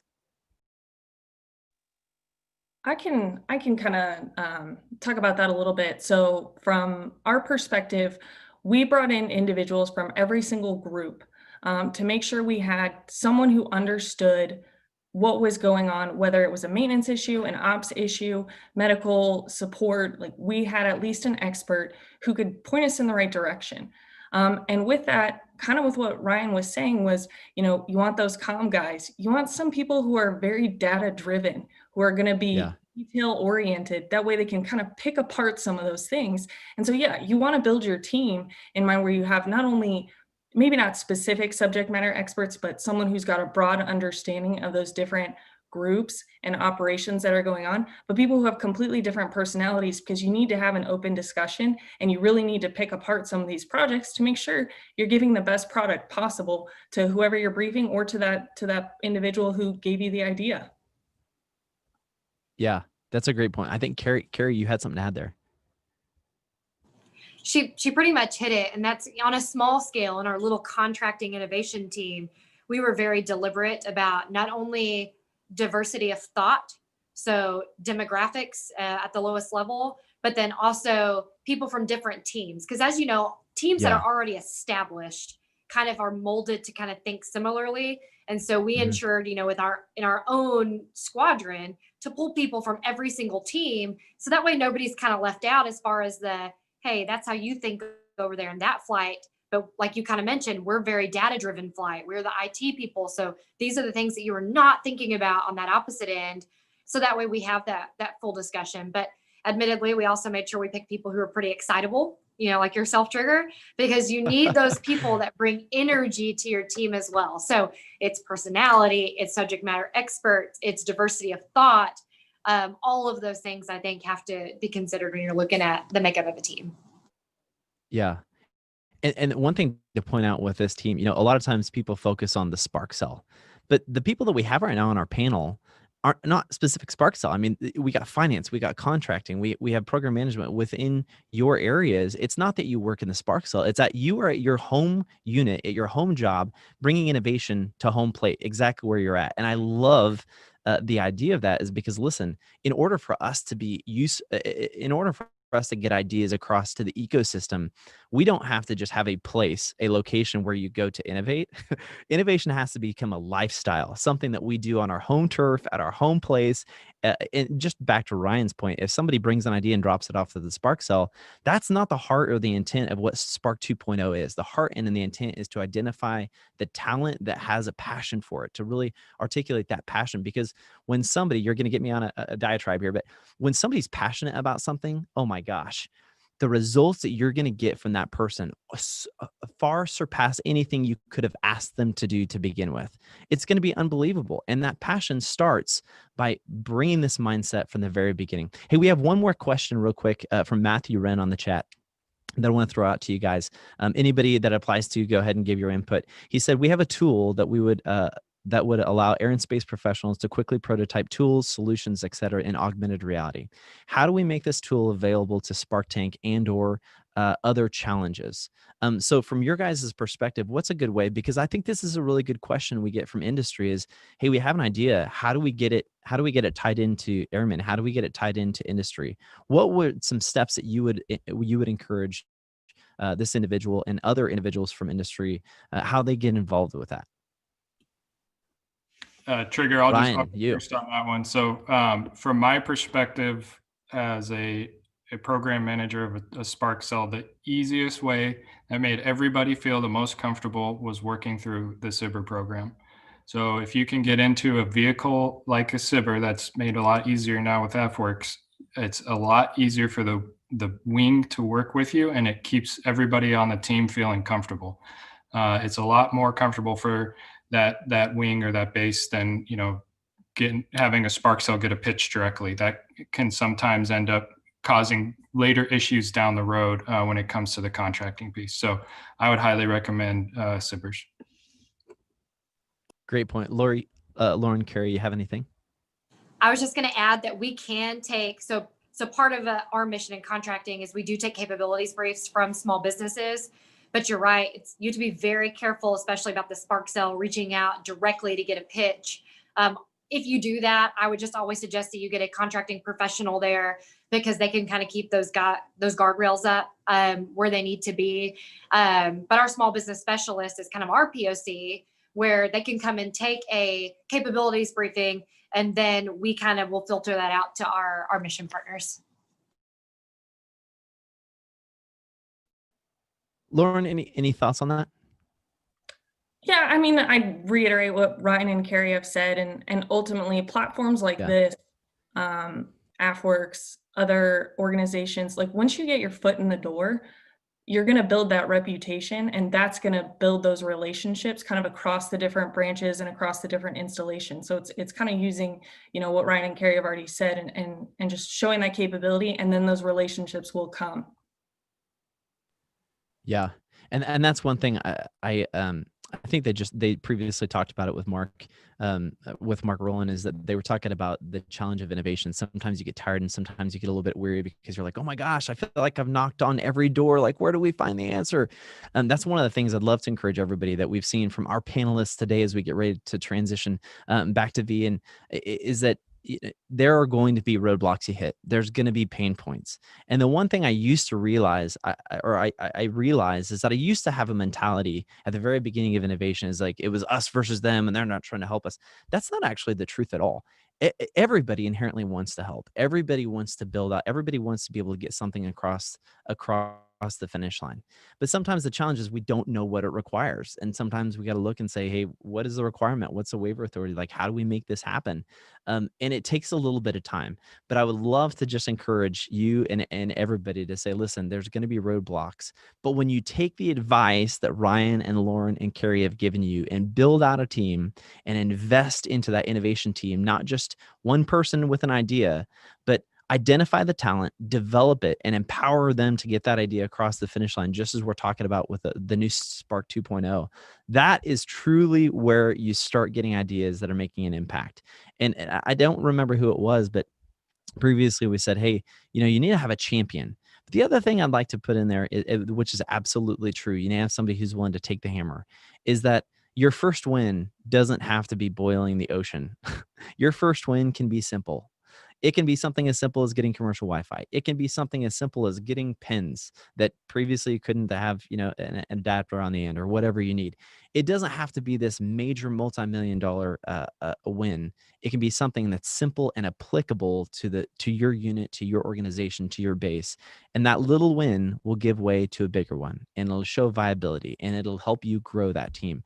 So Ryan, Lauren, Carrie, thank you so much for being with us today, talking how a team executes and the best practices. Truly, truly been great having you. V, as we move on to our next segment, it keeps on getting better. As we've been watching throughout the day, you think it can't get better, and then it actually literally does. So thanks so much for having us here on Best Practices, and we'll hand back to you.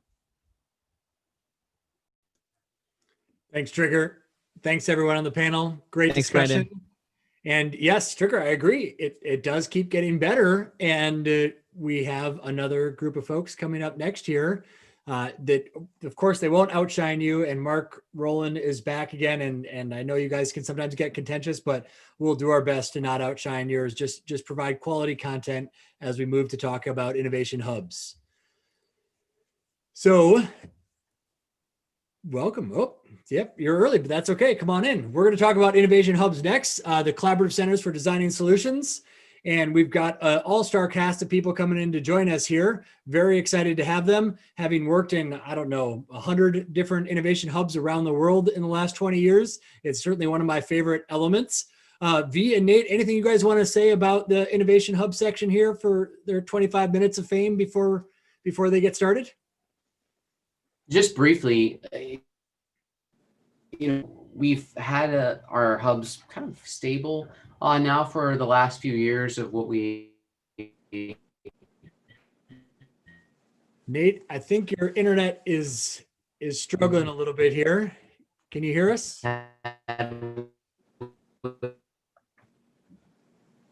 Solo, Garrett, you guys hear that? He's having difficulty, right? I have you loud and clear. Nate, we can't hear you. Sorry.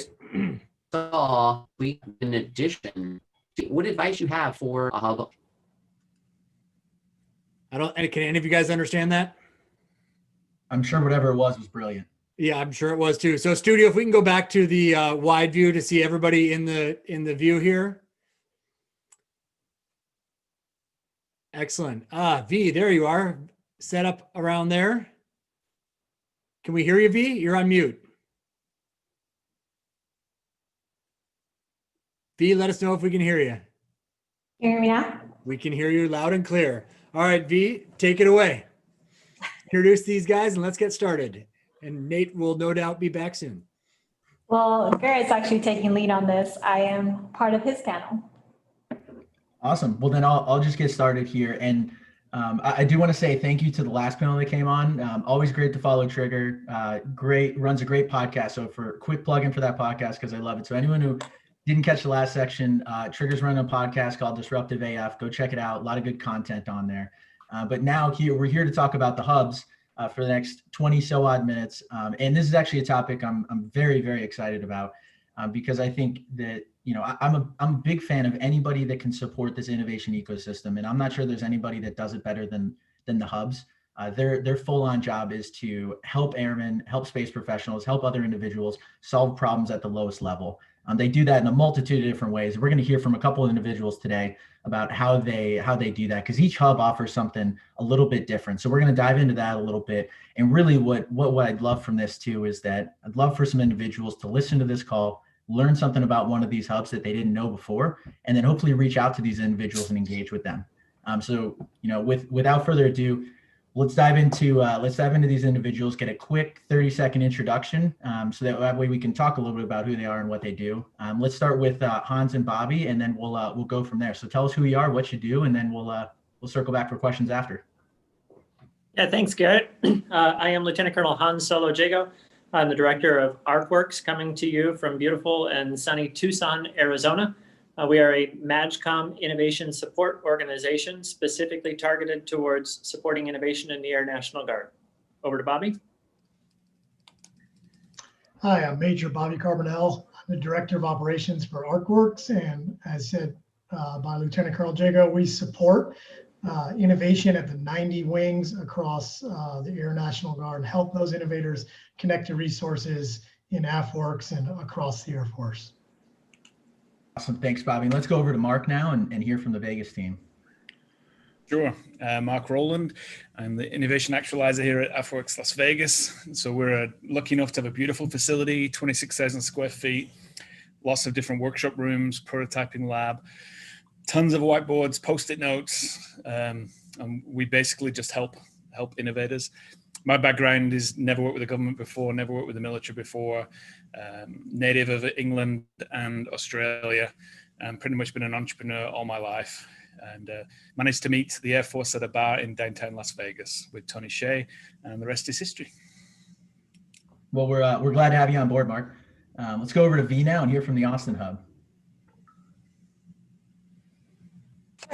So I actually had a drop-in guest from Tesseract. Maybe you can see him on the camera. So here at Austin, we are the open door to our industry and our airmen. So as you can see, anybody can just drop in by. We're located in the Capitol Factory building, which is the center of gravity for entrepreneurs. So that really provides a really good connection to our industry within the Austin area and any other partners that we have here on DoD side too, just such as the Texas Military Department. We have Army Futures Command and Army Applications Lab in this building as well. So we're just a really good connector at making and connecting our airmen to these industries and to these DoD partners. Yeah, and not a bad place to go TDY. Some good barbecue food out there too. Let's go over to the PIAs now. So let's highlight Alan, and then we'll go over to Roxanne. So Alan, tell us a little about who you are and what you do. All right. Hi, I'm Al Dybert. I'm the director of the Miltech Partnership Intermediary, and I just learned this morning how to put the background picture up of the AFWERX pallet trailer we did for the Kurtzes, and that's just a quick example. So we've been around 17 years almost, and we're called a national PIA, meaning we can work for any service, OSD, SOCOM, Joint Special Commands. And our three areas of expertise that we've been doing are manufacturing and manufacturability. It ties directly to prototypes, prototyping, design review, etc. And then a lot of tech scouting and information analysis like a lot of folks are getting into. So I've done a couple AFWERX projects and again, a long history working with airmen on the flight line to listen to their fantastic ideas and put them into reality. So thanks. Yeah, thanks, Alan. Bet. And hi, I'm Roxanne Aragon, and I'm coming to you from Albuquerque, New Mexico, in partnership with the Air Force Research Labs here in New Mexico, the Space Vehicles Directorate, and excited to talk a little bit more about our program as it relates to Q Station, which is a new innovation hub here in Albuquerque that connects airmen, space professionals, and industry. Nice, thanks, Roxanne. And actually, I do want to clarify for the audience here, what you have you have some government innovation hubs, and then you've got some PIAs here. So actually, Roxanne, if you wouldn't mind coming back on board and telling the audience here what a PIA is real quick, that would probably provide some clarifying context. Oh gosh, you're going to make me explain government agreements? Okay, so a partnership intermediary agreement, we work, so I am a civilian and I get to work in partnership with New Mexico Tech, which is an academic institution, other institutions and academia throughout New Mexico. And so we get to partner with the Air Force Research Labs in particular, and our work to, we particularly work to engage the space ecosystem. I'm not gonna go into the logistics of the PIA though. No, that's perfect. A lot of airmen and space professionals don't have a lot of exposure to PIAs and aren't familiar with the term. So just you explaining that you are an entity that works with the federal government. I believe you guys are a nonprofit as well. Correct. Yeah, that provides a lot of clarity for the viewers here. So actually, if we can go over to Mark Rowland, who's been in this space a long time. I do want to talk about the Vegas Hub, because every time I talk to the Vegas Hub, I seem to hear something new and that I didn't realize you guys do over there. So you mentioned an array of your services that you guys offer. Would you maybe talk about some of the services you guys offer that maybe some people don't know a lot about, or maybe one of your services that's maybe a little bit more your favorite side that you want to highlight a little bit here for everybody? Sure, I'll be happy to. So we've been operational fully since June 2018. 2018. We were unofficially opened by the vice president in January 2018, but we only had one room that was actually finished then. So since June 2018, we're a space, we do lots of workshops. We have trained facilitators on the team. So we have airmen, literally maybe 2 or 3 airmen come in wanting to discuss a topic, or we can do a workshop with 100 people as well. So we have rooms that can cater for small groups of 2 to 8 people, rooms that can go all the way up to over 100 people. We are situated just off the Strip in Las Vegas, so I can see the Strip from where I am. The reason for that is we're close to 2 amazing Air Force bases, whether it be Nellis and Creech, with it 15 minutes from Nellis, but we're only 5 minutes, 10 minutes from the airport here in Las Vegas, and we're only a few minutes from a lot of the pretty amazing events that go on in Las Vegas. So you can literally walk from our hub to CES, you can walk from our hub to DEF CON, there's lots of pretty amazing events that you can take part in. And what we do there is we sometimes organize drinks after the events as a bit of a social occasion to invite airmen along and space professionals to meet with industry in our facility. So we do lots of cocktail events for them during some of those big events. But the thing that I like the most about working in AFWERX Vegas is you never really know what's going to happen from day to day. So on average, in any given week, we'll probably have 100, non-COVID obviously, 100 to 200 people will be coming through the hub, and we really don't know what it is that they want to work on until they get here. The typical conversations we have is when airmen come in and say, you know what, this is a real big problem that I have. I'd love to see if I could solve it. How can I work with non-traditional industry? How can I connect with startups? How can I connect with businesses that would not ordinarily work with the government? So we make a lot of connections. We have a pretty awesome kind of ecosystem development database that we connect people through with. But people can literally just walk in off the street and come in and have a conversation with us or on a workshop. In addition to that, we also run AFWERX Challenge. So Swath mentioned AFWERX Challenge earlier, but AFWERX Challenge is a pretty incredible opportunity for airmen who have a problem that they think can be solved with non-traditional industry to come in, talk to us about it, have a little bit of a discovery session, then run a challenge definition workshop, then launch a crowdsourcing campaign and get literally hundreds of ideas from companies in a very short space of time to try and solve a problem. And then also in Vegas, we host the showcase events that we have, where we bring in all these different industry partners with potential investors, with airmen, not only the Air Force as well, but also the DoD services to come in and try and create those collaboration moments so that we can actually get some ideas funded and developed, and also connect industry partners with each other. So we're a non-government facility, similar to what Roxanne was explaining. So it's, you don't have to go through any protocols to get into our building, literally walking off the street, meet us, sign in. If you seem like you're a nice human, we'll let you through the doors, and then we'll make connections and we'll start from there. So very much so, a bit of a storefront to the Air Force, and something that people in Las Vegas really appreciate. Yeah, and I think an interesting point you brought up there is that airmen can physically walk in and start working on problems with you. And I know that Solo and Bobby are even looking at doing something similar next week, where they're putting on a course where airmen are coming out to come talk to them. So Solo, Bobby, seems like you guys have some similarities there. You want to tell us a little about who you guys are, what you guys do, and if you guys are doing design thinking courses, or if airmen are coming to work with you on problems. Sure, I'll start off with a bit of a broad brush scope of what we do. We're tasked with providing education, connection, and facilitation for 90 wings and 54 states and territories. And in much the same way as what Mark was talking about, it's any idea from any airman that we bring in, and then we educate that airman on opportunities ecosystem-wide. We are supportive in connecting them to resources or the means to actually bring that idea to fruition. We facilitate the problem definition statement working groups and bring in subject matter expertise all into this absolutely beautiful 100-year-old loft space in the middle of downtown Tucson. It's a civilian closed environment. What we wanted this space to be was all about the airman's idea, where subject matter experts can come in, inform that idea, and we can take all the stereotypes away and make it all about any idea from any airman. I'll turn it over to Bobby.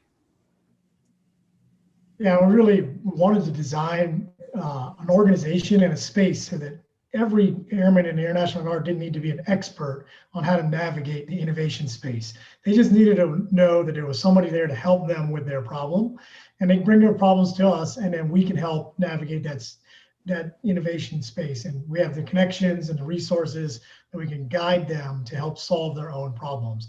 And the physical space is going to be very similar to what they do at AFWERX Vegas, but we're doing it on a smaller scale for Guard specific problems. And we've had some success doing this virtually. Obviously, 2020 wasn't a great year to open an innovation hub in a physical space, but we'll get back to holding physical events hopefully in 2021. We see sometimes that airmen across different Guard wings are trying to solve the same problem. So we can bring them all together to come and bring different perspectives to making a better problem definition statement, which leads to better solutions matching and eventually to a better solution to that problem. Yeah, and Bobby, that's interesting. So my key takeaway from kind of what you were getting after there is that you do similar type work to what the AFWERX Vegas hub does, but more focused on the Guard and reservist type folks. So if you're a Guardsman, reserveman, then reach out to Bobby and Solo.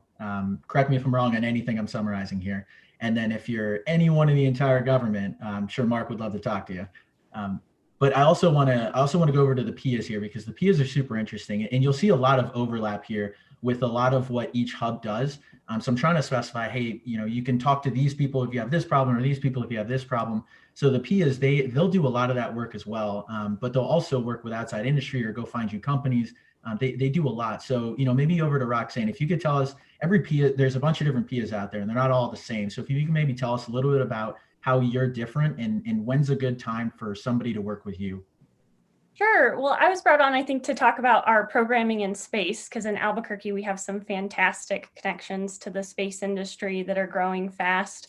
And so what we do with some of our programming, like the Hyperspace Challenge, is we foster innovation, like you mentioned, not only within the Air Force and Space Force, but by leveraging connections with startups, universities, and industry. And so we specifically each year look for airmen and space professionals, both civilian and military, who are interested in working with fast-moving startups and university teams to solve their problems. So we do that kind of in a similar structure in many ways to the AFWERX Challenge folks, but we've seen everything from facilities managers trying to understand how to keep up with their buildings using geospatial data analytics to solve those problems, to helping folks doing search and rescue in the oceans to solve their problems by using the newest technology in small satellites. And so tons of ways to plug in. And we also, help find solutions to those most pressing problems and leverage the ideas that our airmen and space professionals bring to the table. Yep. So Roxanne, following up on that, if somebody is they're listening to you speak, they're like, oh, this is awesome, this sounds right up my alley, what are some good ways to reach you guys? Yeah, so the best way would be contact at hyperspacechallenge.com. We're a conduit for a lot of these ideas, and we help support the AFRL team. Like you mentioned, the PIA is an ensemble of folks, and so we're a great entry point to start these conversations. And if we can't help, we'll get you in the right direction. Awesome. Love it. And then over to Alan here, because we're highlighting some PIAs here. And Alan, I think you guys did some interesting work on actually your picture in the background, that palette.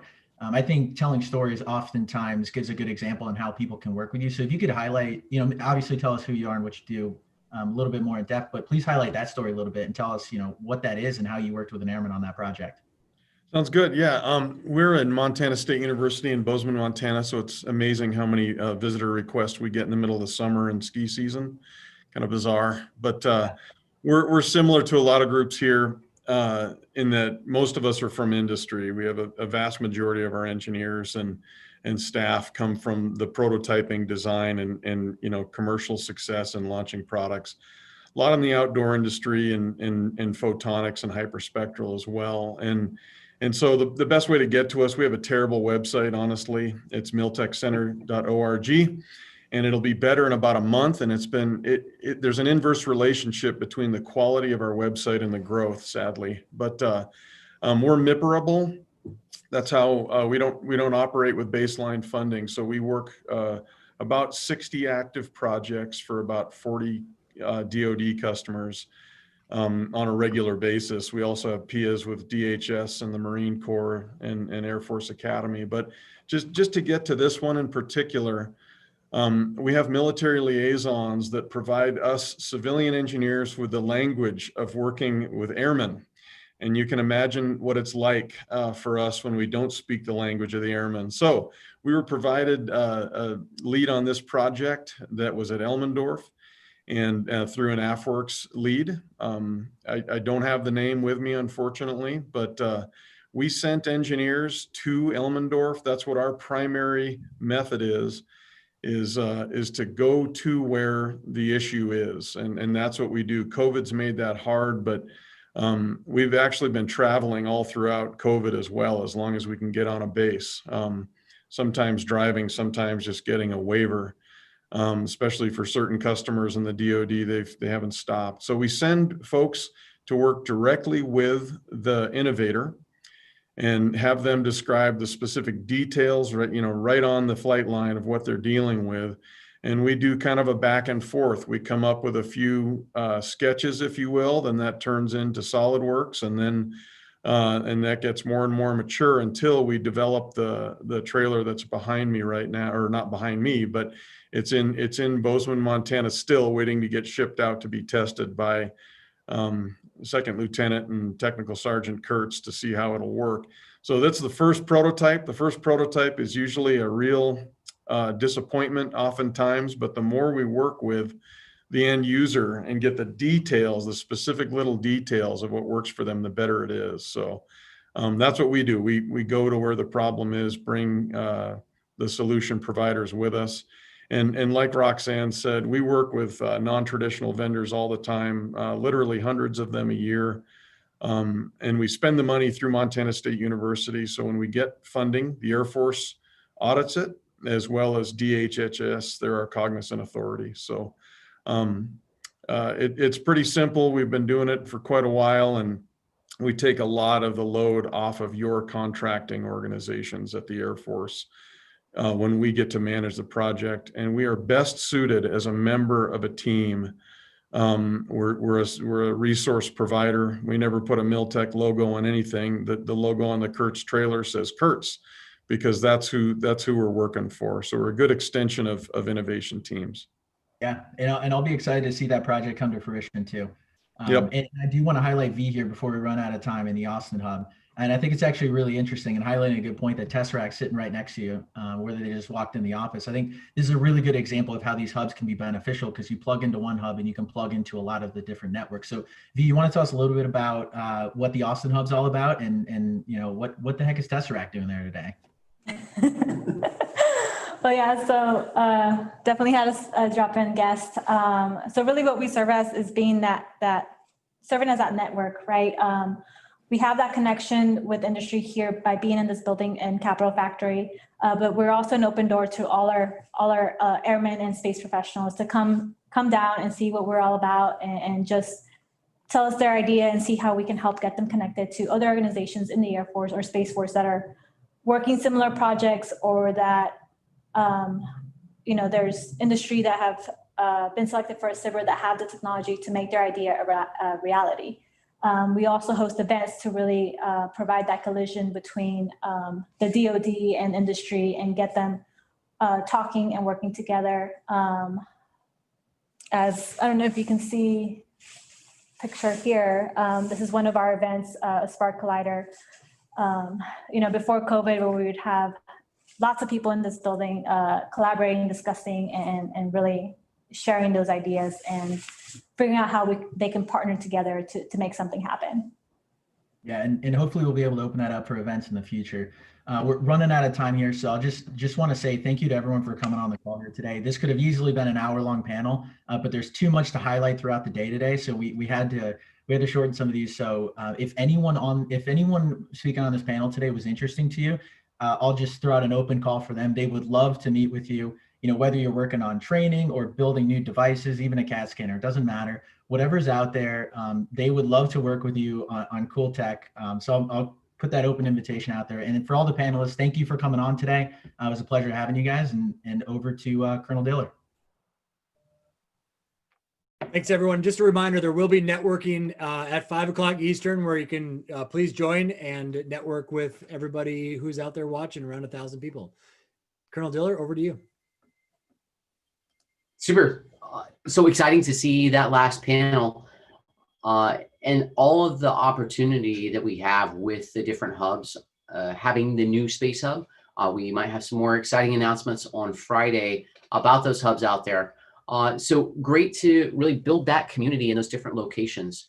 As we're transitioning over, Brandon, any key thoughts before we go into our last panel for the day? And then again, reminding everyone, go take a look at some of the new buttons that we have put, the release for some of those fellowships that are out there, as well as the ideas that you're able to submit, AFWERX.com. Brandon, back over to you for this last panel.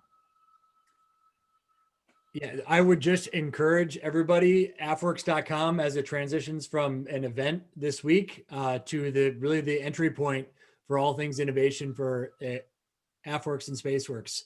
And really, we're really excited to be building that out with direct feedback from everybody here. But in the meantime, yeah, hop into chat, hop into the Slack. There's a community, it looks like over 1,600 strong there right now, I think I just saw. And so look forward to seeing and chatting with you there. Our next discussion, though, is, I think, Colonel Diller, are you moderating this one? Or, sorry, Scott, you're moderating this one. Come on up. Hey, how are you, Brandon? Long time no see. Good to see you. Yeah, long time no see. Good luck. Enjoy this discussion. You got about 23 minutes left. Great. Thank you. So it's great to be here. So as we close out today, hopefully we're able to have a conversation here, kind of reflect on what today was about. Today is about people. It's about people innovators. We heard about entrepreneurs. We heard about all the great things that Spark is doing. And I am honored to be joined here today with Ms. Nossenberger. So Ms. Nossenberger joins us previously as the Chief Transformation Officer, joining the Air Force in 2017. She's currently the Deputy Chief Information Officer for the Department of the Air Force, where she's responsible for $17 billion budget. And I like to say she supports and her team supports all of our critical IT everywhere. So her team really does touch every airman around the globe. And attitude, it's inspiring for all airmen. And I like to say, whether that's an airman that walks into a Spark cell for the first time at bases all over the United States, or whether you're our own Chief of Staff of the Air Force or the Secretary of the Air Force. And Nate, are you here with us? Or I hear you might have some internet problems. Clearly, we need some. I am here. Indeed. Thanks, Scott. IT support.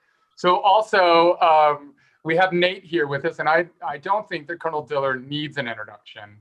Obviously, he's been leading the show this week and a whole week with his team.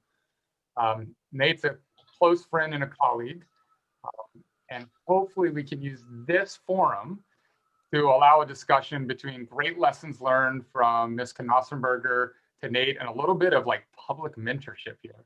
So we'll see how this goes. So before I start, I thought I'd get a little Kickstarter because it's 16:30 at the end of a long day. I'm going to read a quote, and I'm going to ask for Ms. K, your reaction, and then Nate's, and then come back to you, Ms. K. So this is a quote from Machiavelli. Some people like Machiavelli, some people don't. But I think what he had to say when he was describing the power of innovation is incredibly important to what was discussed today. So here it is. The innovator makes enemies of all those who prospered under the old order, and only lukewarm support is forthcoming from those who would prosper under the new. Their support is lukewarm, partly from fear of their adversaries who have the existing laws on their side, and partly because men are generally incredulous, never really trusting new things unless they have tested them by experience.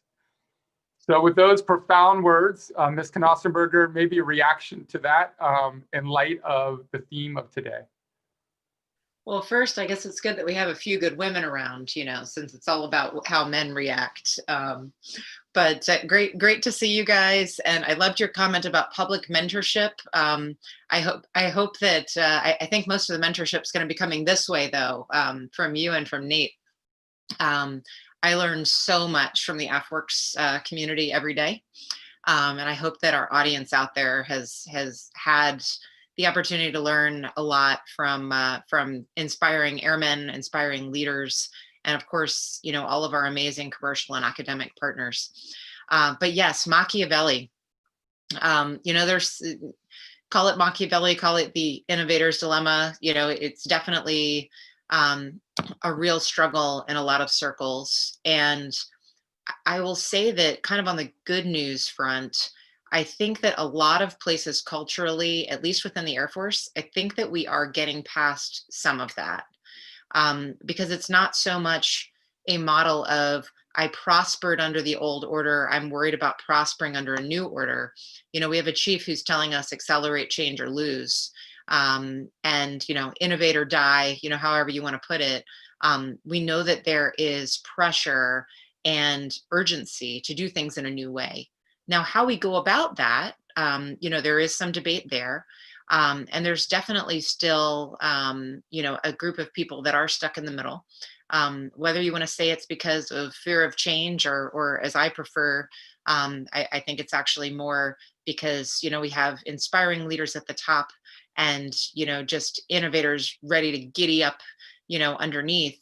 And we have leaders who are trying to figure out how to lead in very new times, and we haven't necessarily prepared them for that or given them the agile guidance that they need to go to the next spot.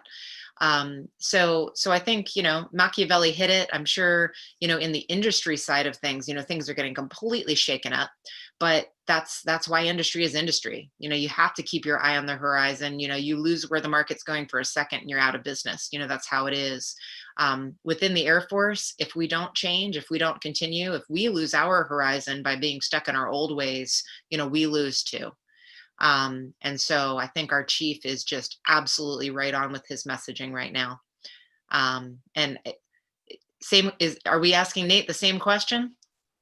I think he gets the same question. So Nate, I guess now that you've heard that and that description, and thank you for Ms. K for updating it out of the just men into men and women. So I appreciate that.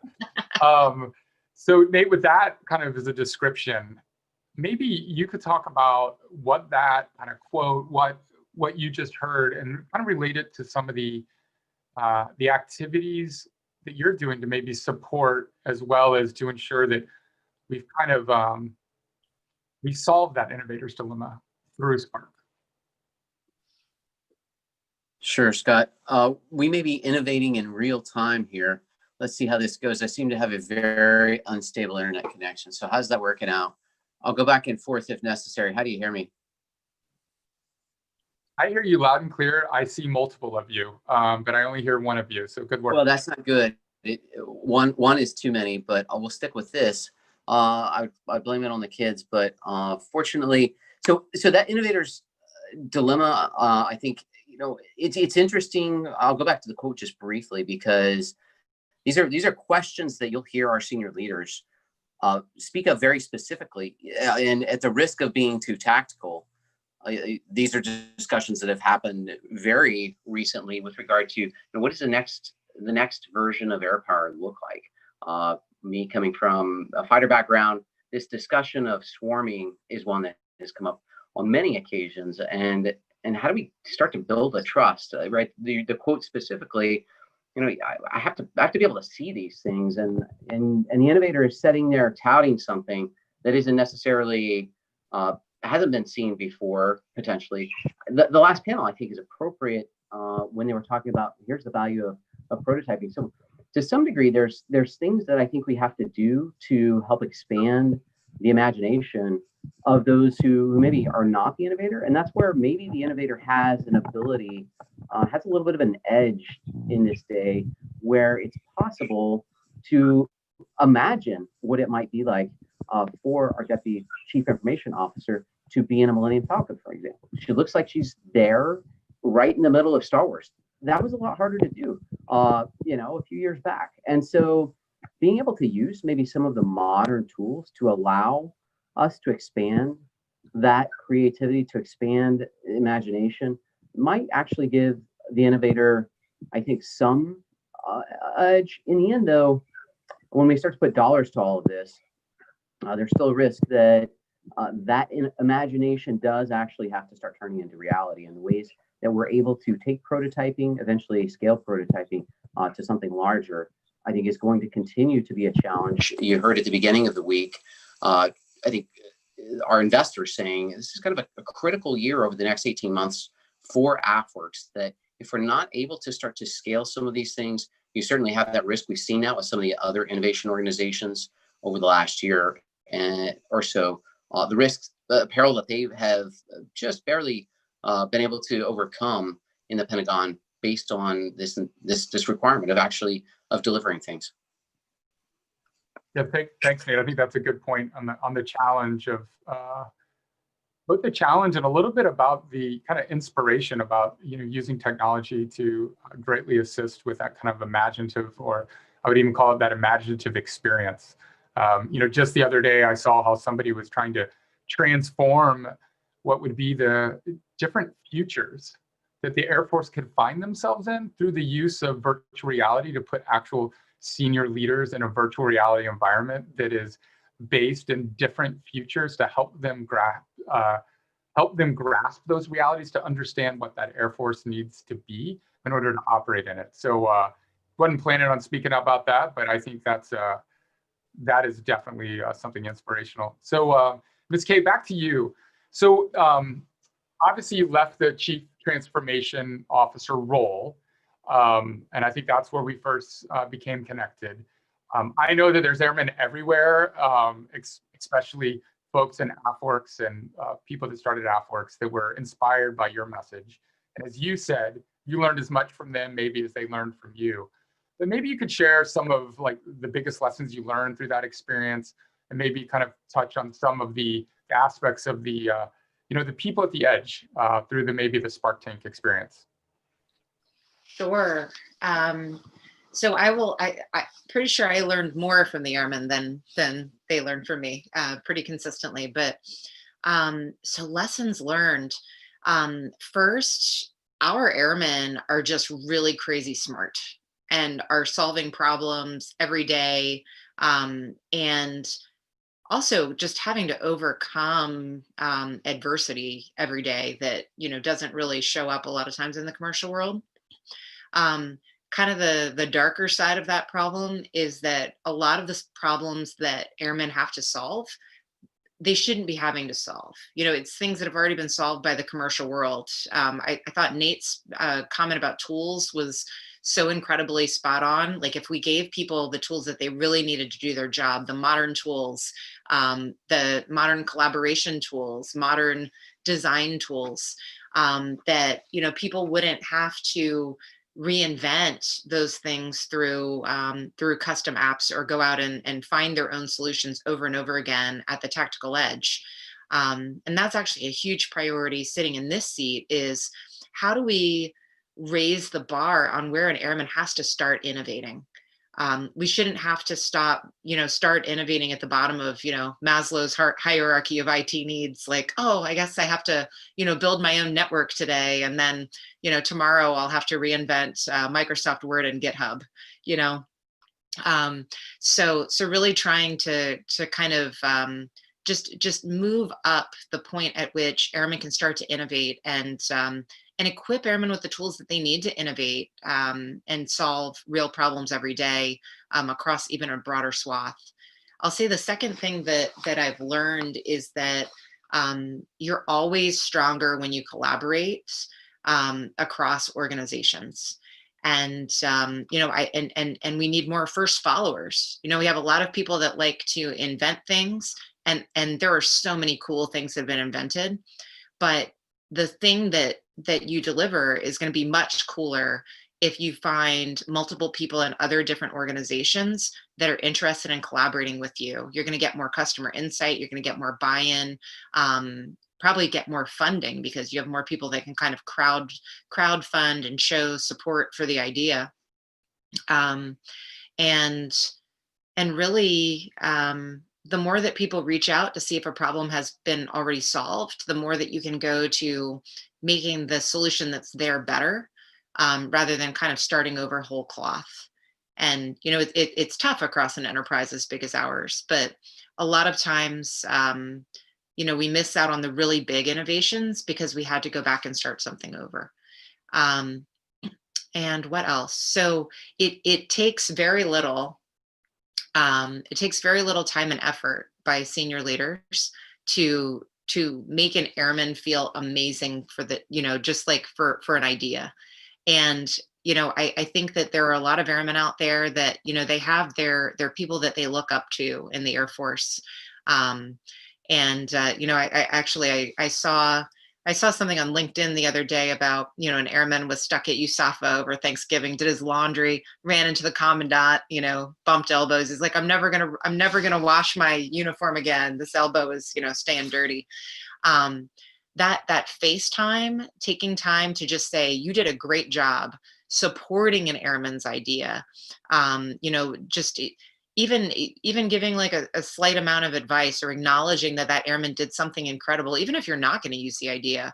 I think that's something that we need to do more as senior leaders, because I think it really does, you know, kind of feed people's souls and kind of keep them moving. And, you know, and I feel the same way. You know, if I'm doing something crazy and I hear from a group of airmen, hey, that thing that you're pushing, it has made a really big difference for me.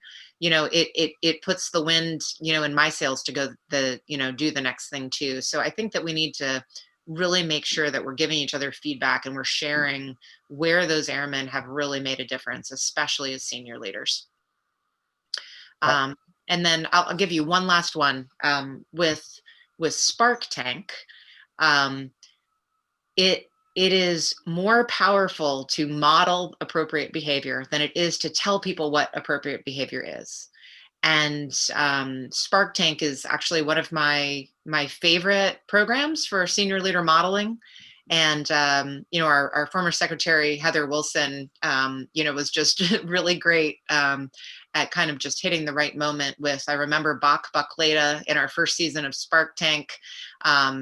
You know, she asked him, who's your SPO? He said he'd been trying to get it through for 3 years.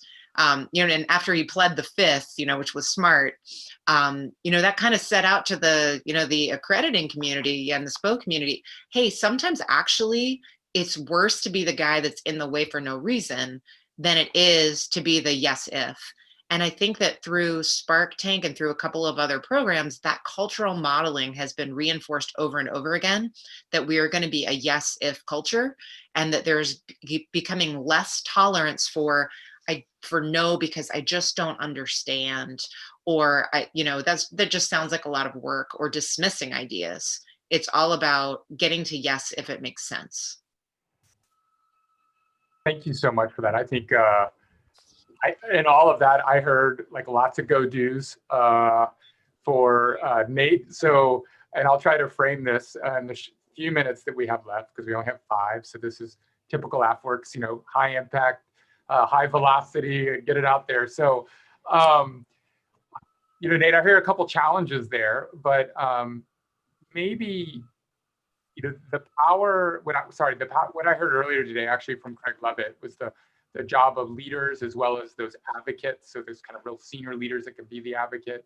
And then I also heard, you know, sometimes all you have to do is support the idea, but maybe you can talk a little bit about your vision here as we wrap up, as you go from startup to scale up, and we try to focus on how we're going to take airman ideas and the support we created the ideation phase to then really get after some of the making sure that those gaps and capabilities, which might be simple things like what, you know, just making sure your computer works or the software works, but it might be very complex things that the warfighter needs. Maybe you can leave with that, with a vision. Over to you, Nate. Yeah, high bar there, but I'll give it a try. I think from an airman side, and from a space professional side, we really have to try to look at some alternative approaches on how we bring people in. I think we've got an interesting path we've made with AF Ventures and being able to go from these small bets to intermediate bets to large bets. How do we do the same thing to put bets on our military members so that they're able to scale? If you look across the group that we have in AFWERX, many of them, and it was just by happenstance that many of us actually ended up here. I've certainly had there's no vector necessarily to bring people in. There's not an AFSC for innovation. But what we're looking at as we try to launch this AFWERX Fellowship, this AFWERX Fellowship, to some degree off of the success of the AFWERX Fellowship, how do we start to bring those innovators in and give them a little more free space? It's great to do things. I mean, Scott, you and I did a little bit of a launch of a government startup with Agility Prime. It's great to do things, nights and weekends for about 6 months, but after that, you run high risk of burnout. Are there ways that we can make some of these small bets early, right? People can go be evaluators for SBIRs, or people can go join their Spark tanks, or they can go start that initial Spark, some of the Spark tank work. How do we, if those are going well, how do we bring them in then and give them that maybe 4 months? I had the good luck of, just getting to be a DARPA fellow, 4 months to go play in the halls of DARPA. That's fantastic. Can we do something like that with AFWERX that allows that scaling? And then now with a lot of the advocacy of all of you being able to grow AFWERX now from a personnel perspective, are there some of those individuals that we can bring on if it becomes a larger project? Where this can actually be, we can actually say there's really a space here. We don't have to go triple billet in order to try to make things together. So I think it's part of the institutionalization of this, of building structures that allow sustainment and structures that allow that path to place big bets on our airmen who we expect to be big innovators, and easy access for those who just want to find out a little bit more. And hopefully today with the ability, to at least express interest with some of the places you can go directly onto AFWERX.com now and place that interest. So hopefully that's a way we can start to make those bets on our airmen and our space professionals in SpaceWORX now. So I love that idea, and just had a couple of folks on the CIO staff go through the AFWERX Fellowship. And it was awesome. And they are so energized. They learned so much. And I know that I and other senior leaders are a big fan of the fellowships, because, I mean, there's no cost to us. The airmen come back energized. They learn so much. They forge great relationships across the Air Force and the Space Force. And that's really what it's about. We have to have a coalition to go forward and solve these problems. And you have to have understanding too of the problem across a diverse and large part of the enterprise to really get to something that's going to make a big impact. And so you'll definitely have some support from me. And I love that you all are looking into that. Well, great. I know we're going to get the hook here in a second. So our former vice chief, General Wilson, always ended every meeting with attack, attack, attack. And now we have a great new vice chief in General Alvin, who is really doing great work. But Ms. K, back to you. If you have 1 to maybe 5 words, I know that I'm putting you on the spot, but to this community and maybe to Nate, or you can use a few more. But over to you for the last word. I'll just say, keep on going. You guys are doing some incredible work. You make a big difference in the Air Force every day. Keep at it. All right. Well, thank you. So keep on keeping on, Nate. Don't stop. And I think the chief would say go faster, because that's the definition of acceleration. So hopefully you could bring on a large team that can help you, because I know as your colleague and friend, you have been running fast. And so I would just want to say, kind of here publicly, in front of your team and the team of teams and industry partners out there, it's been an honor to be your wingman and to watch you run fast and to accelerate. And it's great to hear the team and the Air Force, I think, is definitely dedicated to helping you run faster, because it's going to take a team. And as I heard Ms. Knausenberger say, it's about collaboration, and it's about getting first followers. So that is, I think, a powerful message, and hopefully I can help you get those first followers on the way. So Ms. K, thank you for joining us. Nate, you got a lot of work to do. And I think back over to the moderators. I think either Nate, Scott, go ahead. Before we go, I thought of something wiser to say. We've been talking about all of these sparks. So Nate, go make some fires and kick some ash. Perfect, ma'am. Thank you. I love it. That is awesome. That is great. So I think you got a new some new artwork to create there with the team, Colonel Diller. All right. Well, I think either that's back to you, Nate. You get a transition now back to moderator, maybe, or maybe back over to Brandon. I guess that was my cue, Scott. Thank you. Nate, you don't want to bring Garrett in here and have him wrap up the day with you? Absolutely. Yeah, please. Yeah. And Scott, thanks so much. Ms. K, thank you for your fantastic leadership and your support for the innovators across our Air Force. Yeah, if we can, let's bring Garrett back in. Exciting day that we've had today. Let him do a little bit of a wrap up. And then, as you all know, tomorrow, another day at it as we go into Prime. But Garrett, over to you. And Garrett, when you're done, pass back to me so I can get people to the networking session. Really glad you said that, because I totally would have missed that. Yeah, so I'll just reiterate the remarks that came up earlier. Just want to say thank you to everyone, especially thank you to Colonel McKeever, Colonel Diller, and Ms. K. It's great to have champions. This can't get done without champions.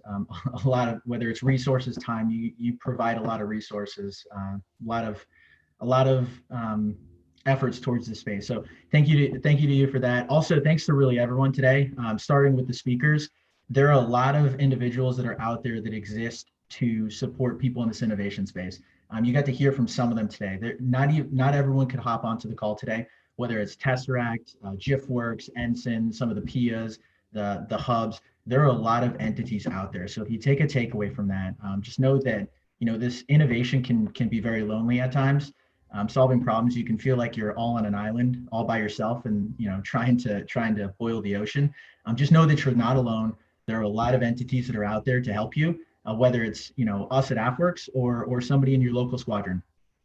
There's a lot of people that are there to support you. And last, and I'd say probably most importantly, thank you to everyone that dialed into the call today, and for everyone that's still on the call at 5 p.m. Eastern time on a Wednesday. We can't do this without you. The only reason that a lot of these entities exist is for you, is to support you.